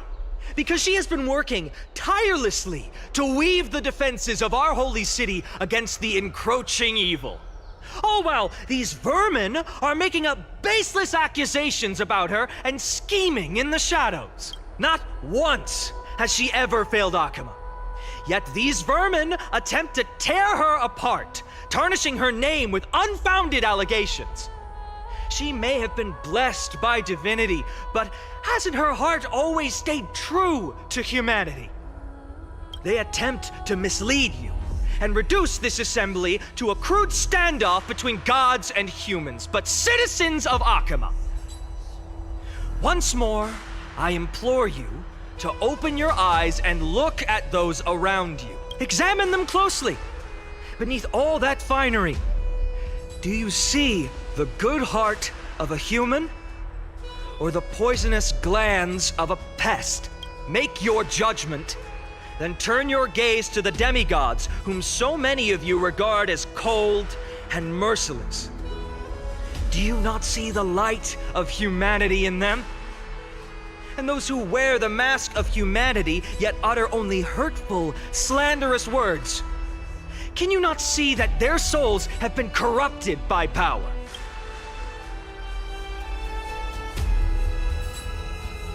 Yet, no matter what your answer is, and no matter who your vote goes to, rest assured that you have nothing to fear. For Aglaya, Tribios, and I will remain your faithful guardians and pledge our lives to upholding your decision. And this vow will stay true until the end of our days, where it will be passed on to future flame chasers. A steadfast and unwavering promise that shall endure through the ages.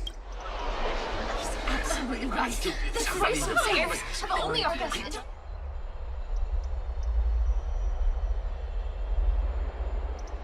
At the present time, on the scales of Talentum, those who call for the continuation of the Flame Chase journey, and those who demand its suspension. Each faction holds an equal share of votes, resulting in a perfect balance. As expected.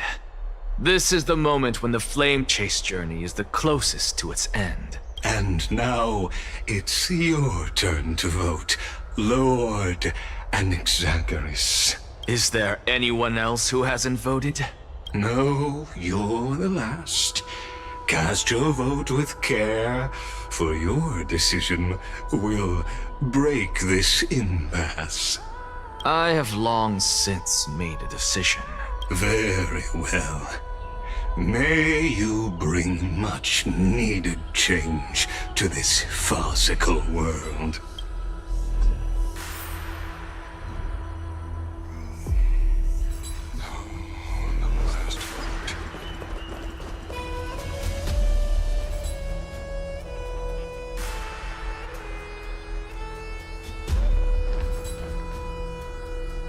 You've done well, Finan. Given the circumstances, delivering a rousing speech to stir up emotions was a prudent move.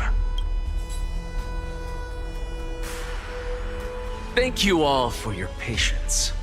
On behalf of the 7 sages of the Grove of Epiphany and the scholars of Amphorius, I, Anaxagoras, am ready to cast my vote. But before that, in the interest of fairness, Lady Goldweaver, I pose a question to you before all who are gathered here. Will you, as Finan has promised, stand by the decision made in the Assembly, regardless of outcome? In the interest of fairness, I make no promises, lest it should influence your decision. Very well. I thank you for your honesty.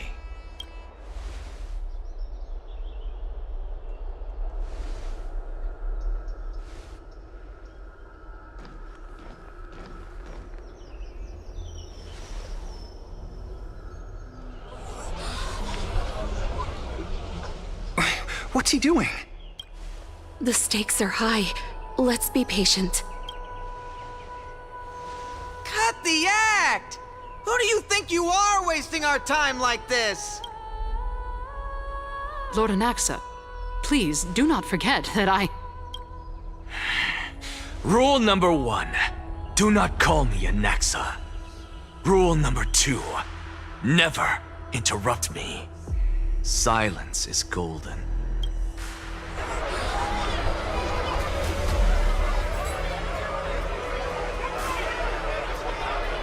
Just vote already. What are you waiting for?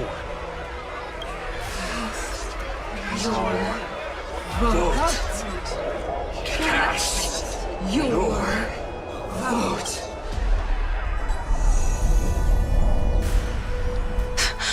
I cannot help but wonder, is every hardship in the world something you will exploit and use to your advantage?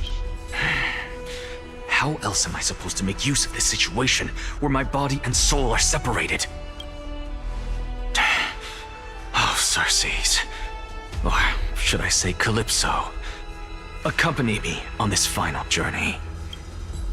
Let us journey to the Netherrealm and see how she will substantiate the answer to your question and validate my decision. We need only to follow the sound of the tides.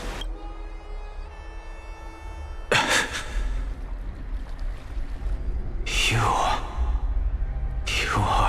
Well done, child. Just as I foresaw, you have achieved great things. Teacher. What a twist of fate. A blasphemer raised in the doctrines of the Venerationists.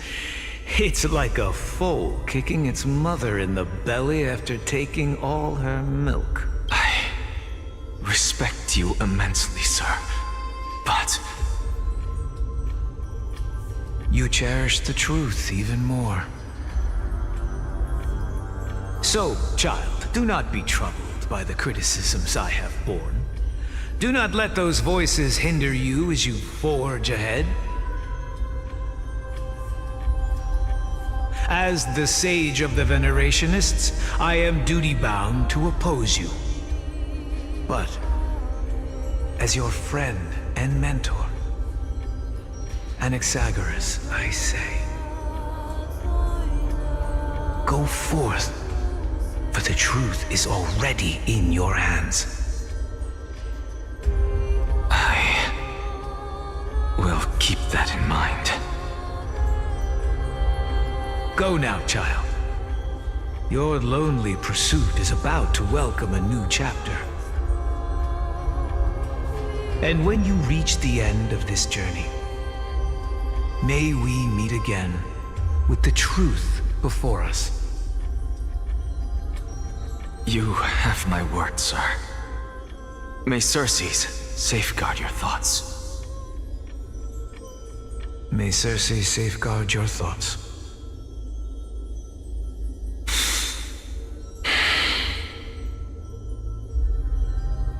You are right, Empedocles. My lonely pursuit is about to welcome a new chapter. I must be on my way now.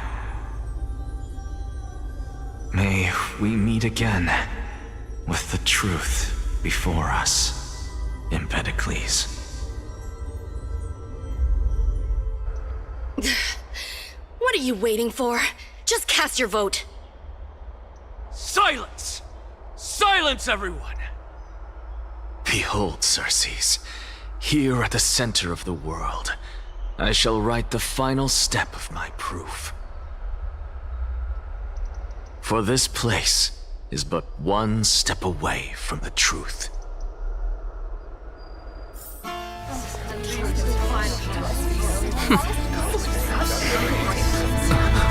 Professor, I completed the proof you wanted.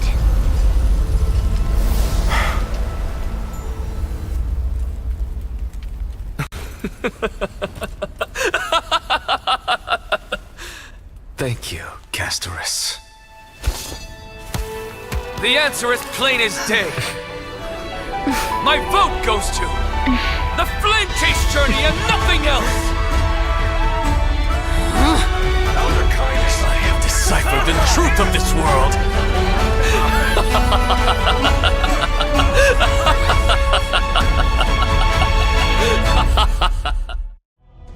With the balance shattered, the result is clear. By carefully enter Lenten above, as the Theoros I have observed. No! Ligus, you can't! Onyxa, what have you done? Have you lost your mind? I hope you are prepared for the harsh punishment awaiting you. Mark my words, I will make sure that clever head of yours never forgets the price of betrayal.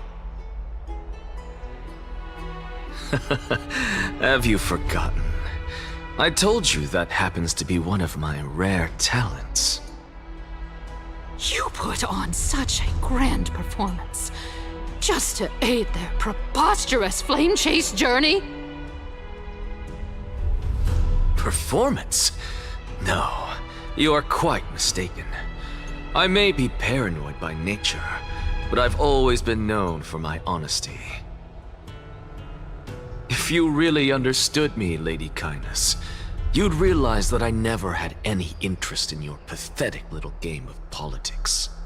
Factions, standpoints, they are jokes in my eyes. I have never once switched sides. Because I, and I alone, am the truth. Lady Kindness, with all the citizens here as witnesses, we should honor the spirit of democracy and respect the decision of this assembly. I have observed that Akama has chosen her destiny. This citizens' assembly has resolved to continue the flame chase journey.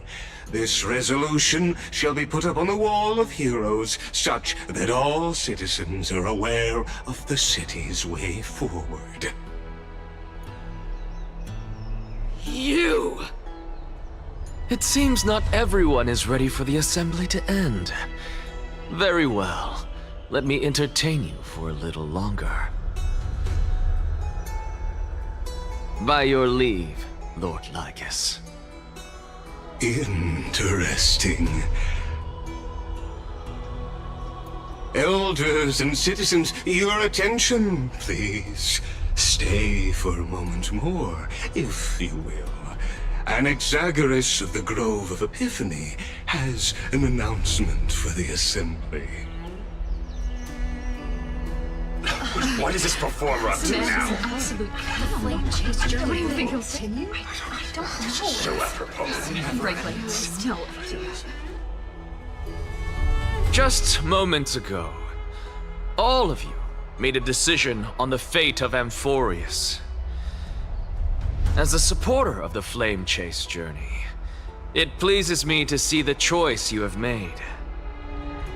But I regret to say that I still harbor doubts about this outcome. Thus, I hereby challenge this resolution. Tell me, who among you dare swear to Kefali's name that Era Nova will truly welcome the fairy tale ending that the Chrysos heirs have promised? A beautiful new world free of calamity and madness? Nonsense! That's impossible! What is he getting at? Of course he... Not even for a second. No one? Must I pick somebody to answer? Very well. You, the one acting so wise and profound, in front of all present here, do you dare swear that it will happen for sure? No? Fine. Next. You, the one with ignorance written all over your face. Yes, you. Do you dare swear by it in front of the Titan? What are you trying to do?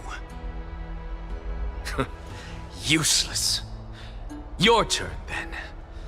With that smug look of yours, you must be confident that the Flame Chase journey is the best course to take, right? Hey! Mind your tongue! So, no one? I see. In that case, Finan, answer me this. Your speech was filled with such passion just now. How confident, then, are you in making this promise? Professor, what are you doing? Let him continue with his performance.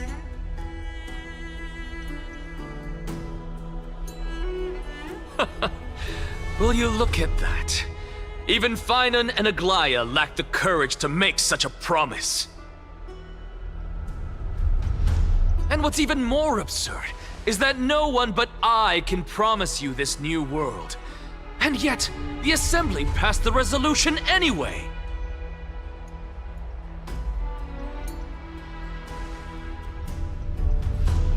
But you needn't worry, because I knew better than to trust you good-for-nothings.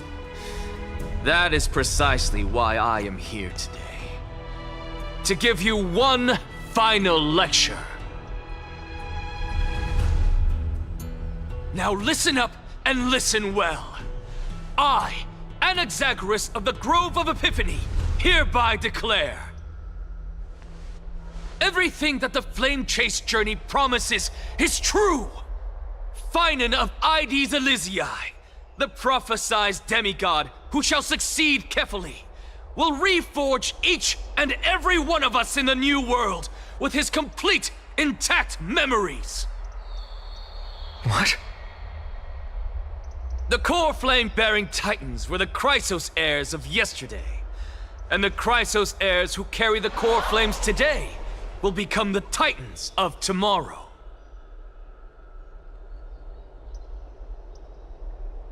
All of our souls shall endure for eternity in the miracle of the World-Bearer.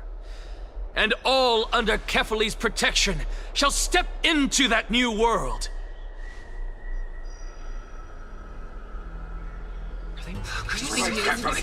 This is pure blasphemy!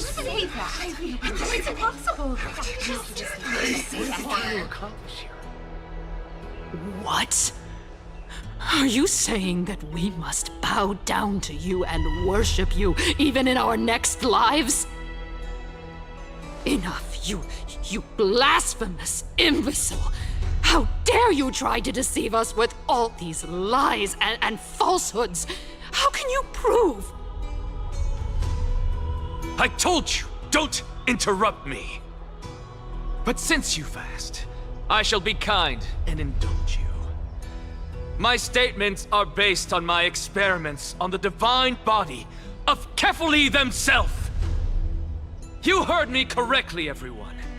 With the tacit approval of Kindness and the Council of Elders, I fused my soul with the god through alchemy and learned the truth behind Era Nova. What is he talking about? Isn't that pure blasphemy? I, the vile, wretched blasphemer, deserve nothing less than death for my sins. And the Council of Elders, which granted me consent and aided in committing this atrocity, should face punishment alongside me.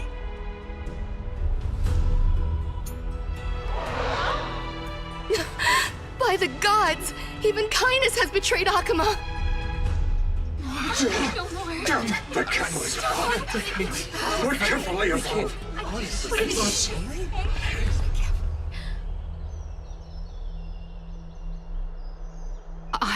I had no knowledge of his transgressions. He did that on his own. The Council of Elders bears no responsibility for his actions.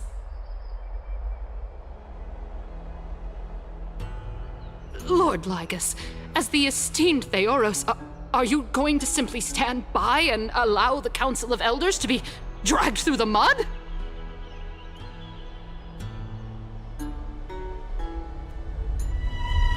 If the accusation is true, I will acknowledge it. If not, my conscience stands unburdened. Lady Kindness, the reputation of the Council of Elders was not built in a day, nor will it be shattered overnight. Repercussions await those who fool the people, and punishment must be meted out on those who abandon their vows. We should respect this beautiful city and her people. You... Lady Aglaya, the Gold Weaver, I humbly ask that you take on the responsibility of overseeing this judgment in the name of the fairness of Talantin and the justice of Kefali. Considering the circumstances, and in accordance with Akuma's codex as the only demigod among us, you shall rightfully wield this authority. The honor is mine to bear. How is this permitted? They can't let this happen. Somebody do something. This is how we're supposed to go. Absolutely outrageous. Elders and citizens, silence, if you please. Anaxagoras of the Grove of Epiphany has made his statement clear. As per Akuma's codex, I request all present citizens to stand with me in exercising the right of judgment. First, Elder Kindness of Akuma and Lygus the Theoros stand accused of neglecting their duties and abusing the law, leading to the egregious blasphemy against a god. In the names of Talantin and Kefali, Akuma is to form a committee before the 7th action hour to conduct an investigation and disclose the findings to the public for subsequent judgment.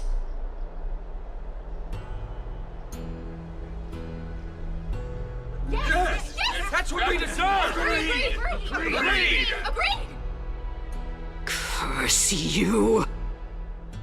Now, concerning Anaxagoras of the Grove of Epiphany, he has confessed to grave blasphemy against Kefali. In the names of Talantin and Kefali, the accused must be allowed to hear the people's voice prior to the execution, for a chance at a reduced sentence and possible pardon.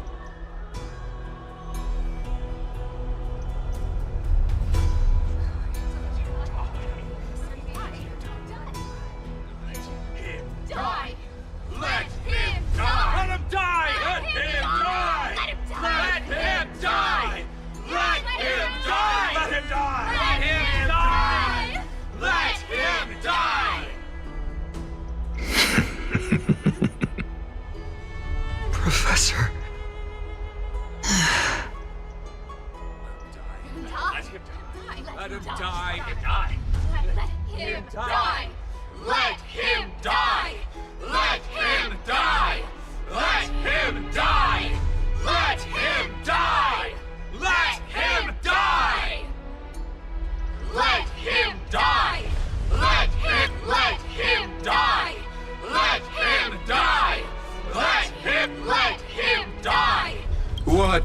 decision will you make, Lady Goldweaver? Enough with the hesitation, Aglaya. This is not like you. Let him die! Let him die! Let him die! Let him die! Then, in light of the people's voice, O Talantan on high, may you bring death upon him.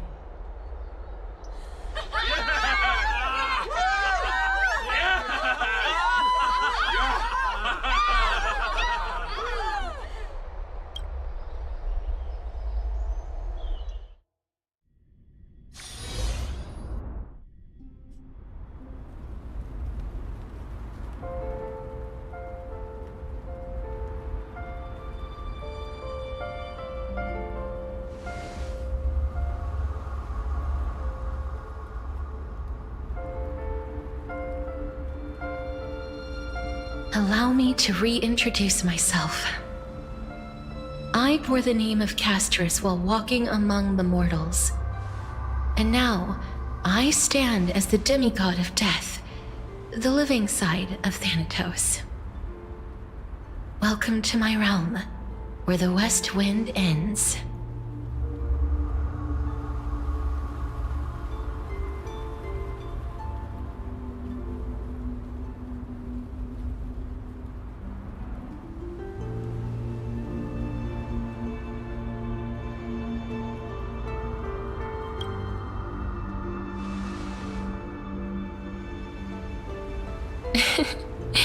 You're still as energetic as always. Did you know? Every flower here was planted by Thanatos themselves. These flowers were originally both lifeless and immortal, but in the first rain brought by the River of Souls, they were given new life, flourishing as the bearers of countless souls. And it is my duty as the Master of Death to tend to their well-being and foster their growth in this serene haven. Similar to the structured cycle of life and death in the mortal world, these flowers too shall wither and fade, returning to the earth and then ascending to the sky with mist and tides. Eventually, they will descend to the mortal land as gentle rain. Every soul undergoes the perpetual cycle of reincarnation, albeit in varied forms, until the world meets its end. Yet, sadly, there's no time left for Emporius to wait for when the flowers bloom again. Now, death is the power at my fingertips. It once led the souls of the deceased here, but I shall open the gate of the netherworld and return you to the realm of the living. In exchange, please take the core flame of death with you and complete the flame chase journey. Do not let our work thus far be in vain.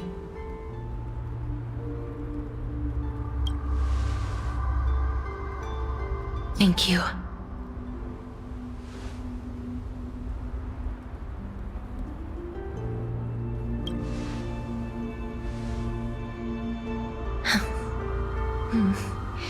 Just like the other demigods, I will stay here and embrace my destiny. That being said, it is not easy to guide a lost soul back to the mortal realm. The whispers of death are sweet and alluring. If your determination wavers, you will succumb and be forever ensnared by the netherworld's grasp. Please consider this a one-time exception. I will do everything in my power for the flame chase journey, and for your life, the only life I can save.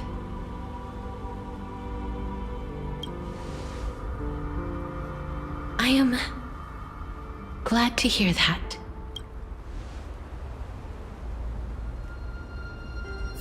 Over here!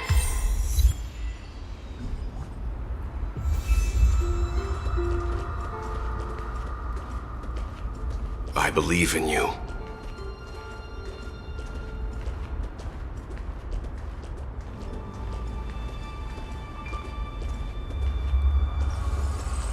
Please, I beg you, look back for me. A warm embrace awaits you. Lift your chin up high and step forward with us toward tomorrow! That's right. Keep your eyes on the dawn. Onward. Show me your courage.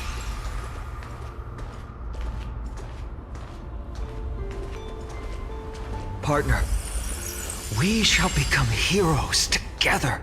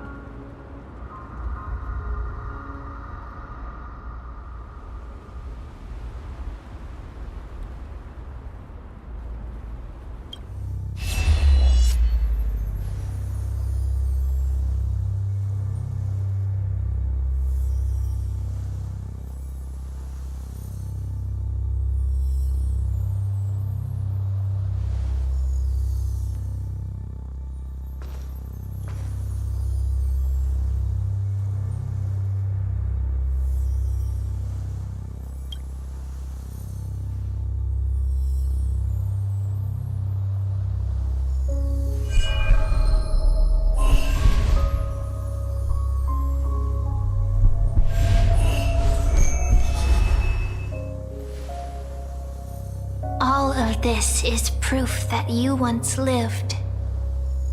Your soul, your memories, the years you've journeyed through, and the path they revealed, leading you back home. So, continue onward. Do not stop moving forward, and do not let her sacrifice and the support of all who have stood by you be in vain.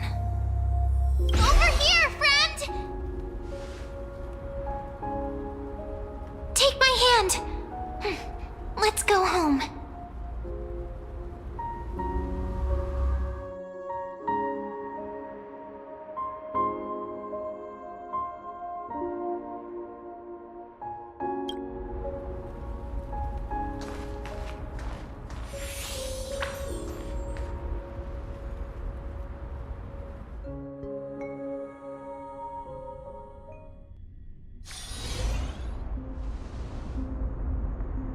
At last.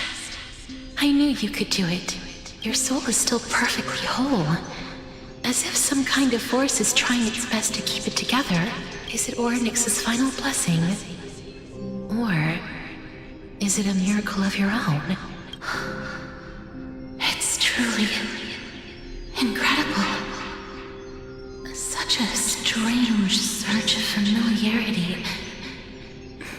So hard to describe. Perhaps it is fate, once again fulfilling its own design. Or perhaps it is the laws from beyond the sky, so familiar to you, that intertwined our fates long ago.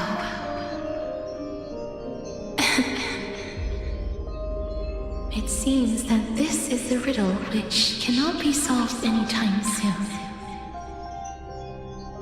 The sensation of becoming a demigod is truly wondrous.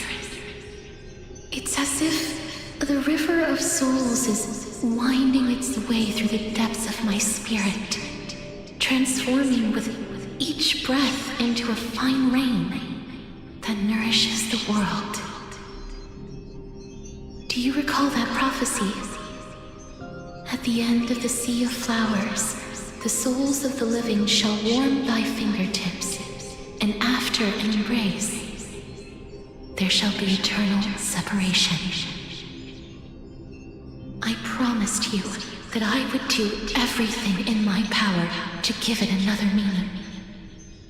Now, as I stand as a demigod and destiny draws to a close, I can finally end it in a way that is as beautiful as it deserves. The wish I once sought, but could never grasp, is now within reach. In this brand new world, every blooming life will lift its arms in celebration and recount the profound meaning of this very instant. Every touch, every embrace we share will never again be an ice-cold loss. They will radiate with an intense warmth, sowing love far and wide throughout the land. The other shore is very cold.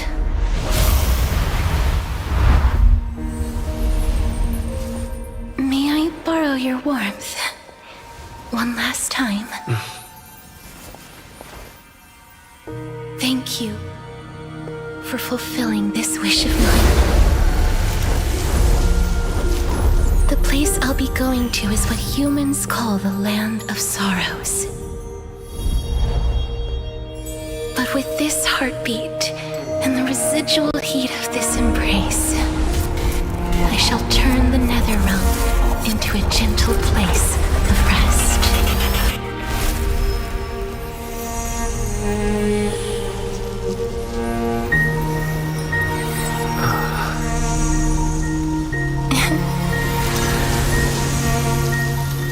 This embrace may be brief, but it's the proof that I once lived. Farewell, then. May we reunite in the new world.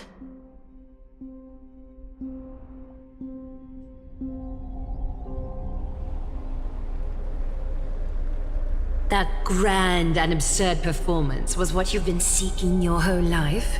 I gave up everything in search of truth. And it culminated in this very moment. You, on the other hand, performed as I expected. You did not hesitate when you saw the chance to attain power. It's as if you... crave power, like a fly craves rot. Those are your words, not mine. But what you said at the end, did you already know what I had planned for Finan? I may have lost an eye, but my vision is clearer than anyone else. You've nearly exhausted your humanity. You're no different from my current state as a walking corpse. That's true. I've long since burned to ash over the past 1,000 years. Only he is capable of unleashing a raging fire that rivals our final great enemy, Aquila. So, this is our last chance. How about we let go of the bad blood between us? May I resonate with your core flame, Aglaya? Please do. That's impossible. To persist with your soul thinned to such an extent. You're insane. Just as you fight to lug your corpse onward to complete your unfinished goals, I have my own reasons for doing this. Until Finan grows into his position as the prophesied leader, I must continue to lead everyone on the flame chase journey. I must keep inching forward, even if only as an empty shell. I've long predicted this was the case, but I didn't think you'd already lost so much. How ironic. We would have avoided so many misunderstandings if you and I had just spoken this candidly before. But casting aside our ideological differences, there is one thing you and I agree on. Finan. Yes. He was born to be a hero. He understands the hearts of the people, and I can confidently say he is a far better leader than you. Only he is capable of fulfilling your mission. Sadly, he is a man cursed by Nestia. But by my estimates, his horribly elaborate sense of style should not impede Era Nova. Congratulations are in order. We found common ground at the very end of our destined paths. When you put it that way, it makes me want to take back what I said. Glaya, we're back. Come welcome our great hero reborn from the ashes. I hope he didn't hear your earlier assessment. It wouldn't be the first time I criticized him. A man should be aware of his own shortcomings.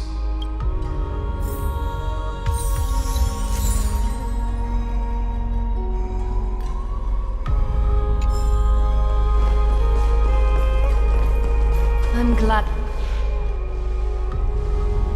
But I don't see Castris among your number. It looks like she not only helped me prove my theory, but helped you fulfill your mission as well.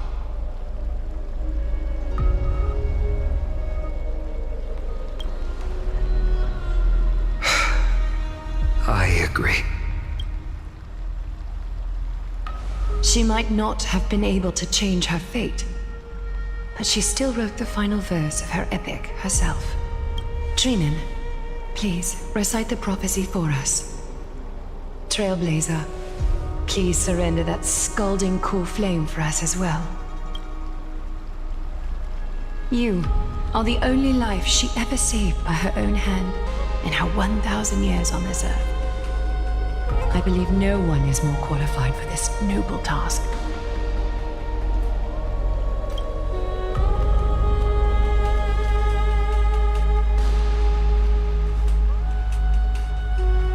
O gods who have returned, and gods who are still watching, today we bring you a soul laid bare.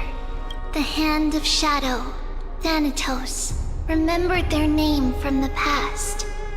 From daylight they came, and to their fragrant dwelling they return, to walk now among your ranks.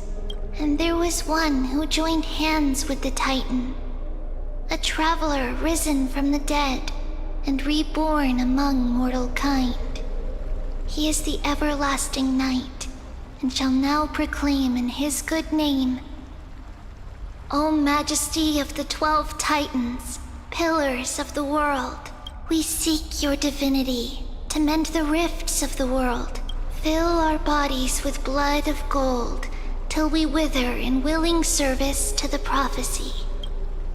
Step forward, trailblazer from beyond the sky, and together with us, surrender the core flame and carve their star into the sky.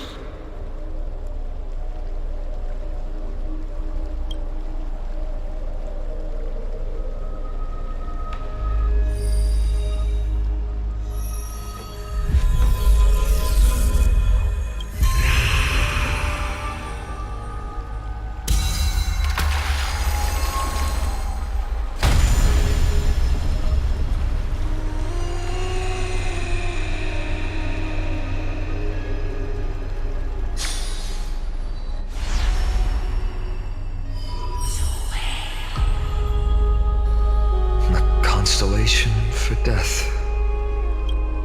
For life and death, to be more precise.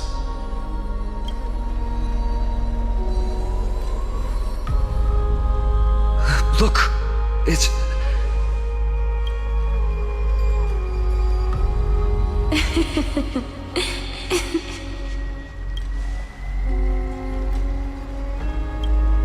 No, it's only a divine echo. I think she's here for the trial.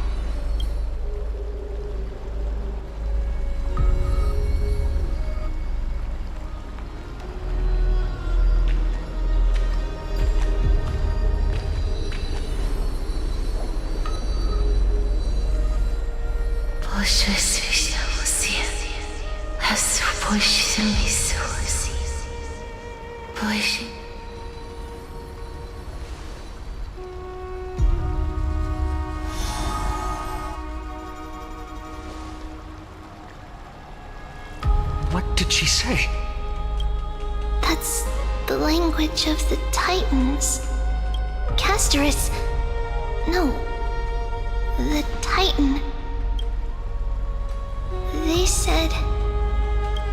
I have illuminated the cold shadow of death. Onwards. For your path to the future is bright and its flame eternal.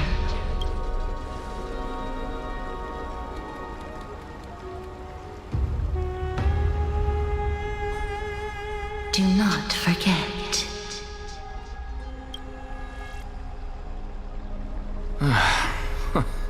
She made quite a scene. I suppose it's my turn now. I won't stop you. Professor, you...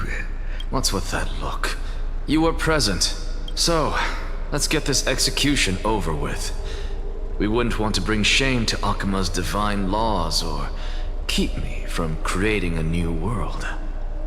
You never change, do you, Professor? I don't understand. If your theory is correct, you'll lose all memories of your past life once you become a Titan.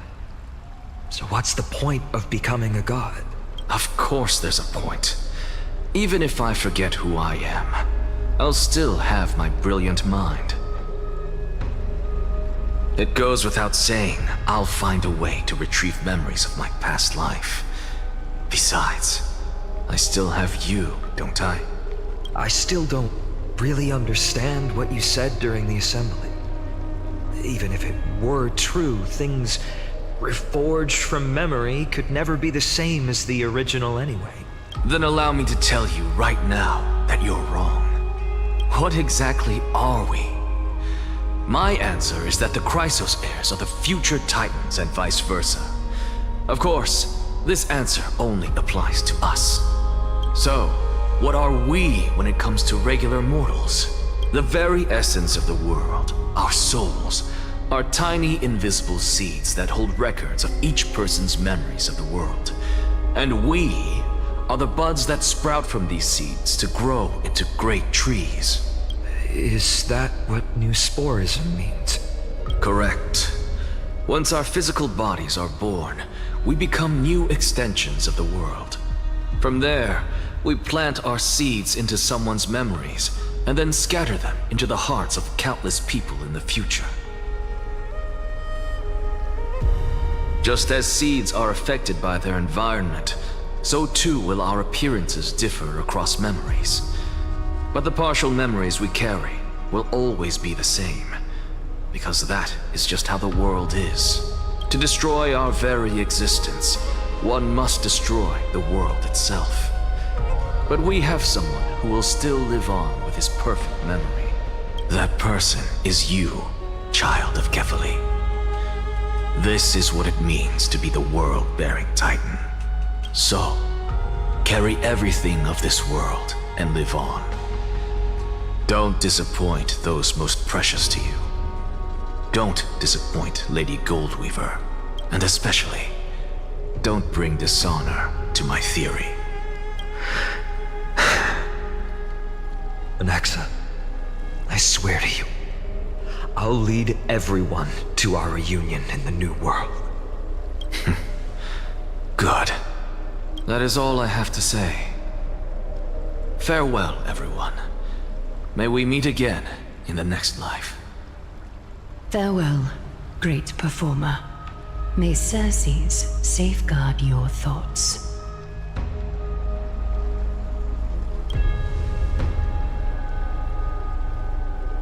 Are you satisfied, Honorable Titan? Very. I hereby swear I have borne witness. Anaxagoras of the New Sporists and the Grove of Epiphany has successfully overcome the trial of reason.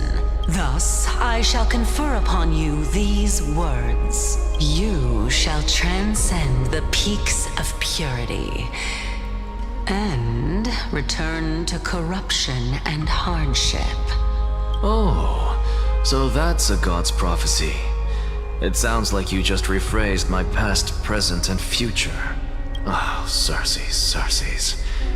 Is that all you've got?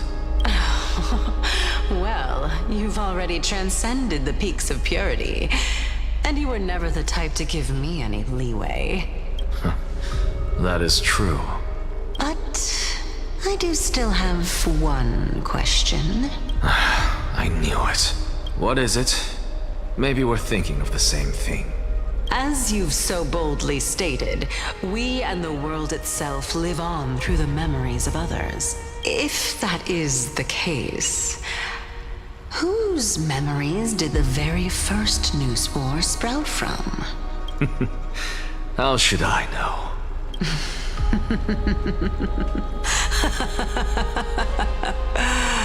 Oh my. But, since we are both equally curious, we should allow the children of humanity who come after us to investigate in our stead.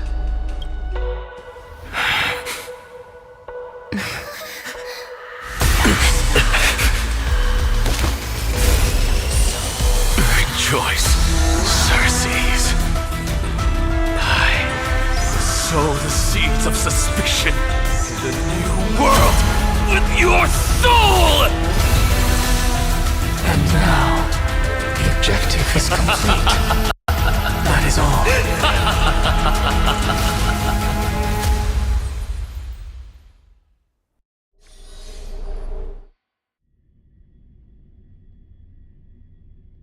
Thankfully, she's still alive. Was March 7th also in this condition when she was first rescued by the Express?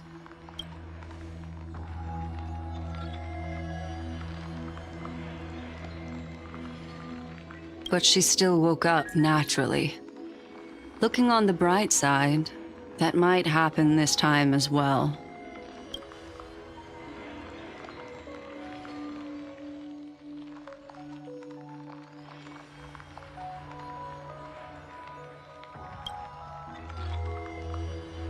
I do not have conclusive evidence, but judging by her current condition, perhaps March 7th's memories have been hijacked. Think about it, Miss Himiko. What will happen when someone loses their ability to remember?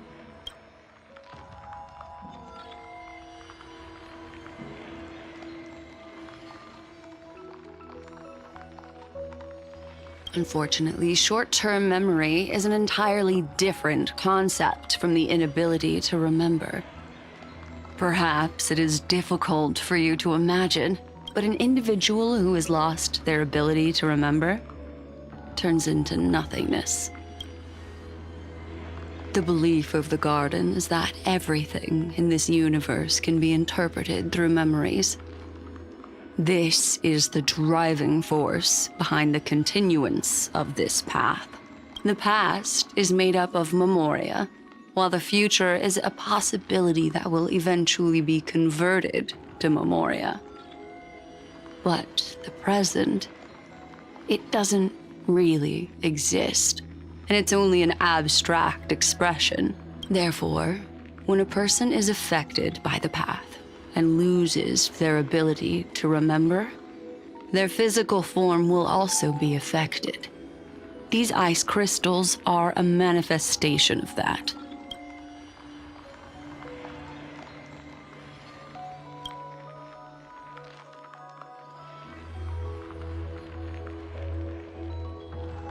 Is Miss Himiko suspicious of me?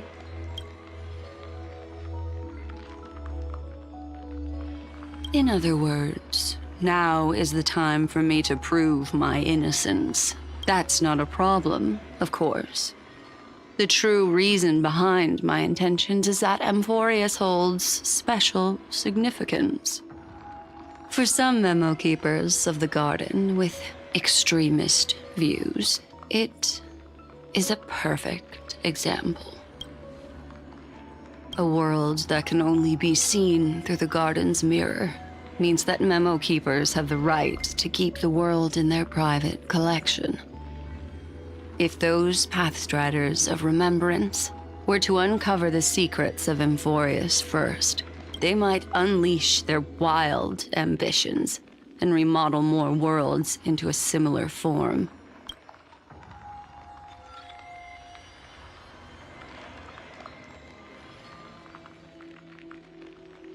I chose to remain quiet before, because I did not want to involve you in the Garden's internal conflicts.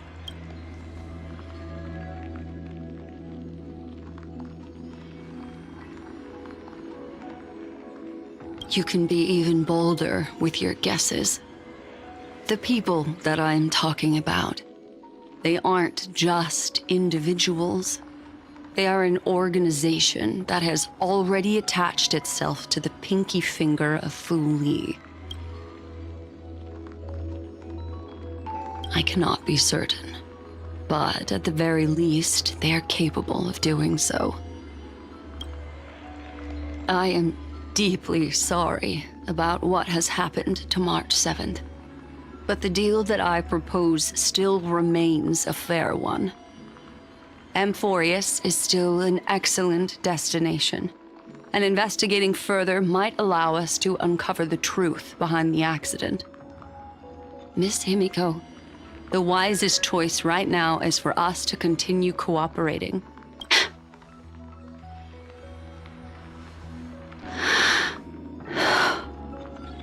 Let me take back a part of what I said just now, Miss Himiko. Although we indeed struck a deal, it seems like I have involved you in some unforeseen danger. Please accept my deepest apologies. It's Fu Li. Their gaze has just swept across Amphorius.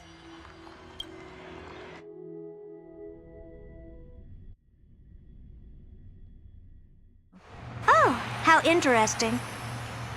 I never expected a mere memo snatcher to be actually hiding so much inside her head. What's even more interesting is that the word Amphorius has appeared in her subconscious. This lady seems to be having fun.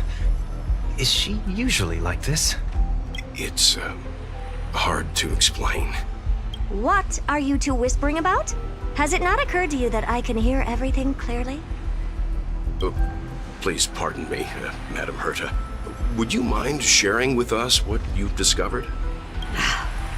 The ones who need help are the Astral Express. You will have to put up with my methods, even if they are rather unconventional. Let's get back to the topic. By using the fourth mirror, I rummaged through the brain of this memo snatcher and learned a good deal. Not only does this person know of Amphorius, but there are also many memo keepers who are interested in the place. I searched through her consciousness and found the following terms: the Eternal Land, the Rejected Land, and the private collection of the Garden of Recollection. It seems like Miss Black Swan is indeed hiding some things from us. Since I'm not able to find any useful clues from the outside, why don't I personally visit this mysterious Amphorius? You're planning to head to Amphorius yourself? Yes, but not in the flesh like you all foolishly did. See these Herta mirrors? With them, I can project my data spirit entity to any corner of the cosmos through spatial warps, without even needing to leave my room.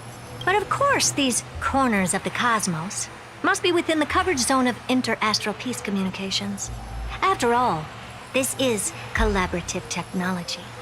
I see. You do seem like the more indoor type. Although that star zone is not within the network of the IPC, the Express itself can serve as a signal station. Come, give me the astral chart coordinates. Then, sit back and enjoy the show.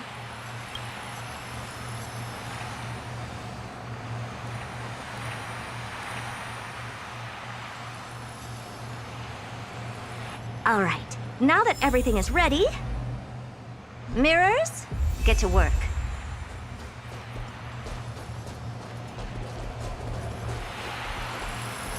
First mirror, input the coordinates. You'll be in charge of the spatial warp.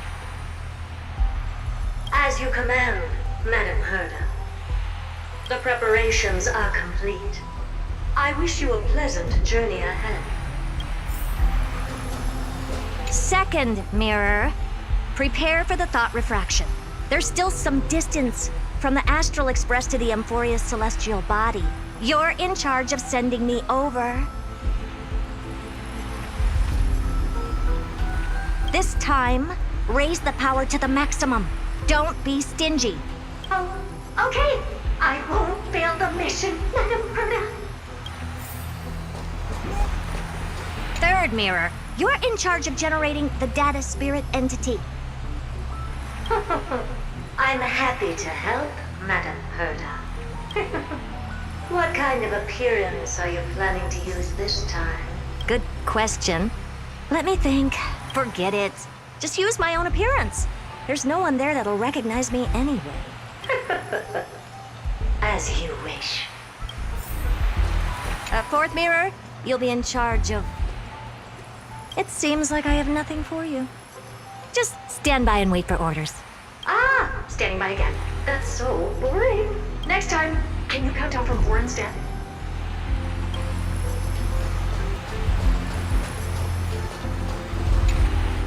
Preparation of the data spirit entity complete. Thought refraction at max power. Excellent. The first mirror. Let's get going. Have a safe trip, Madam Herta. May your journey yield good results. Coordinates input complete. Preparing to activate spatial wall. Destination, unknown celestial body. Amphorius. Spatial warp countdown. 5, 4, 3, 2, 1. Warp activated. Oh! So that's Amphorius? Its appearance is, well, sure is unique. Second mirror, prepare for thought refraction. It's time to send me in. Alright, please read the safety protocols carefully. Can't you hurry up? Yes, ma'am.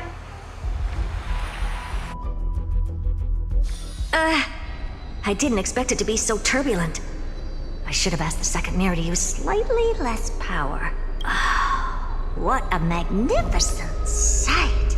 Is this the entrance to Amphorius? Let's see. Perhaps I'll be able to find a way in.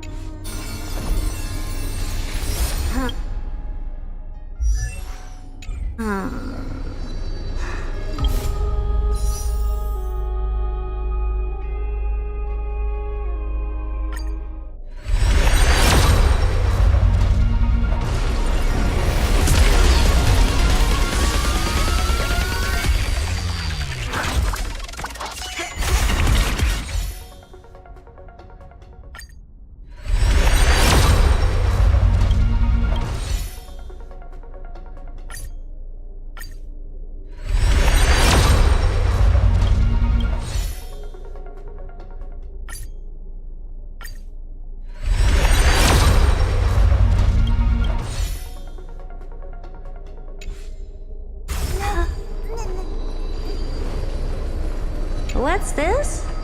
How creepy. Oh, it moves? Who are you trying to scare?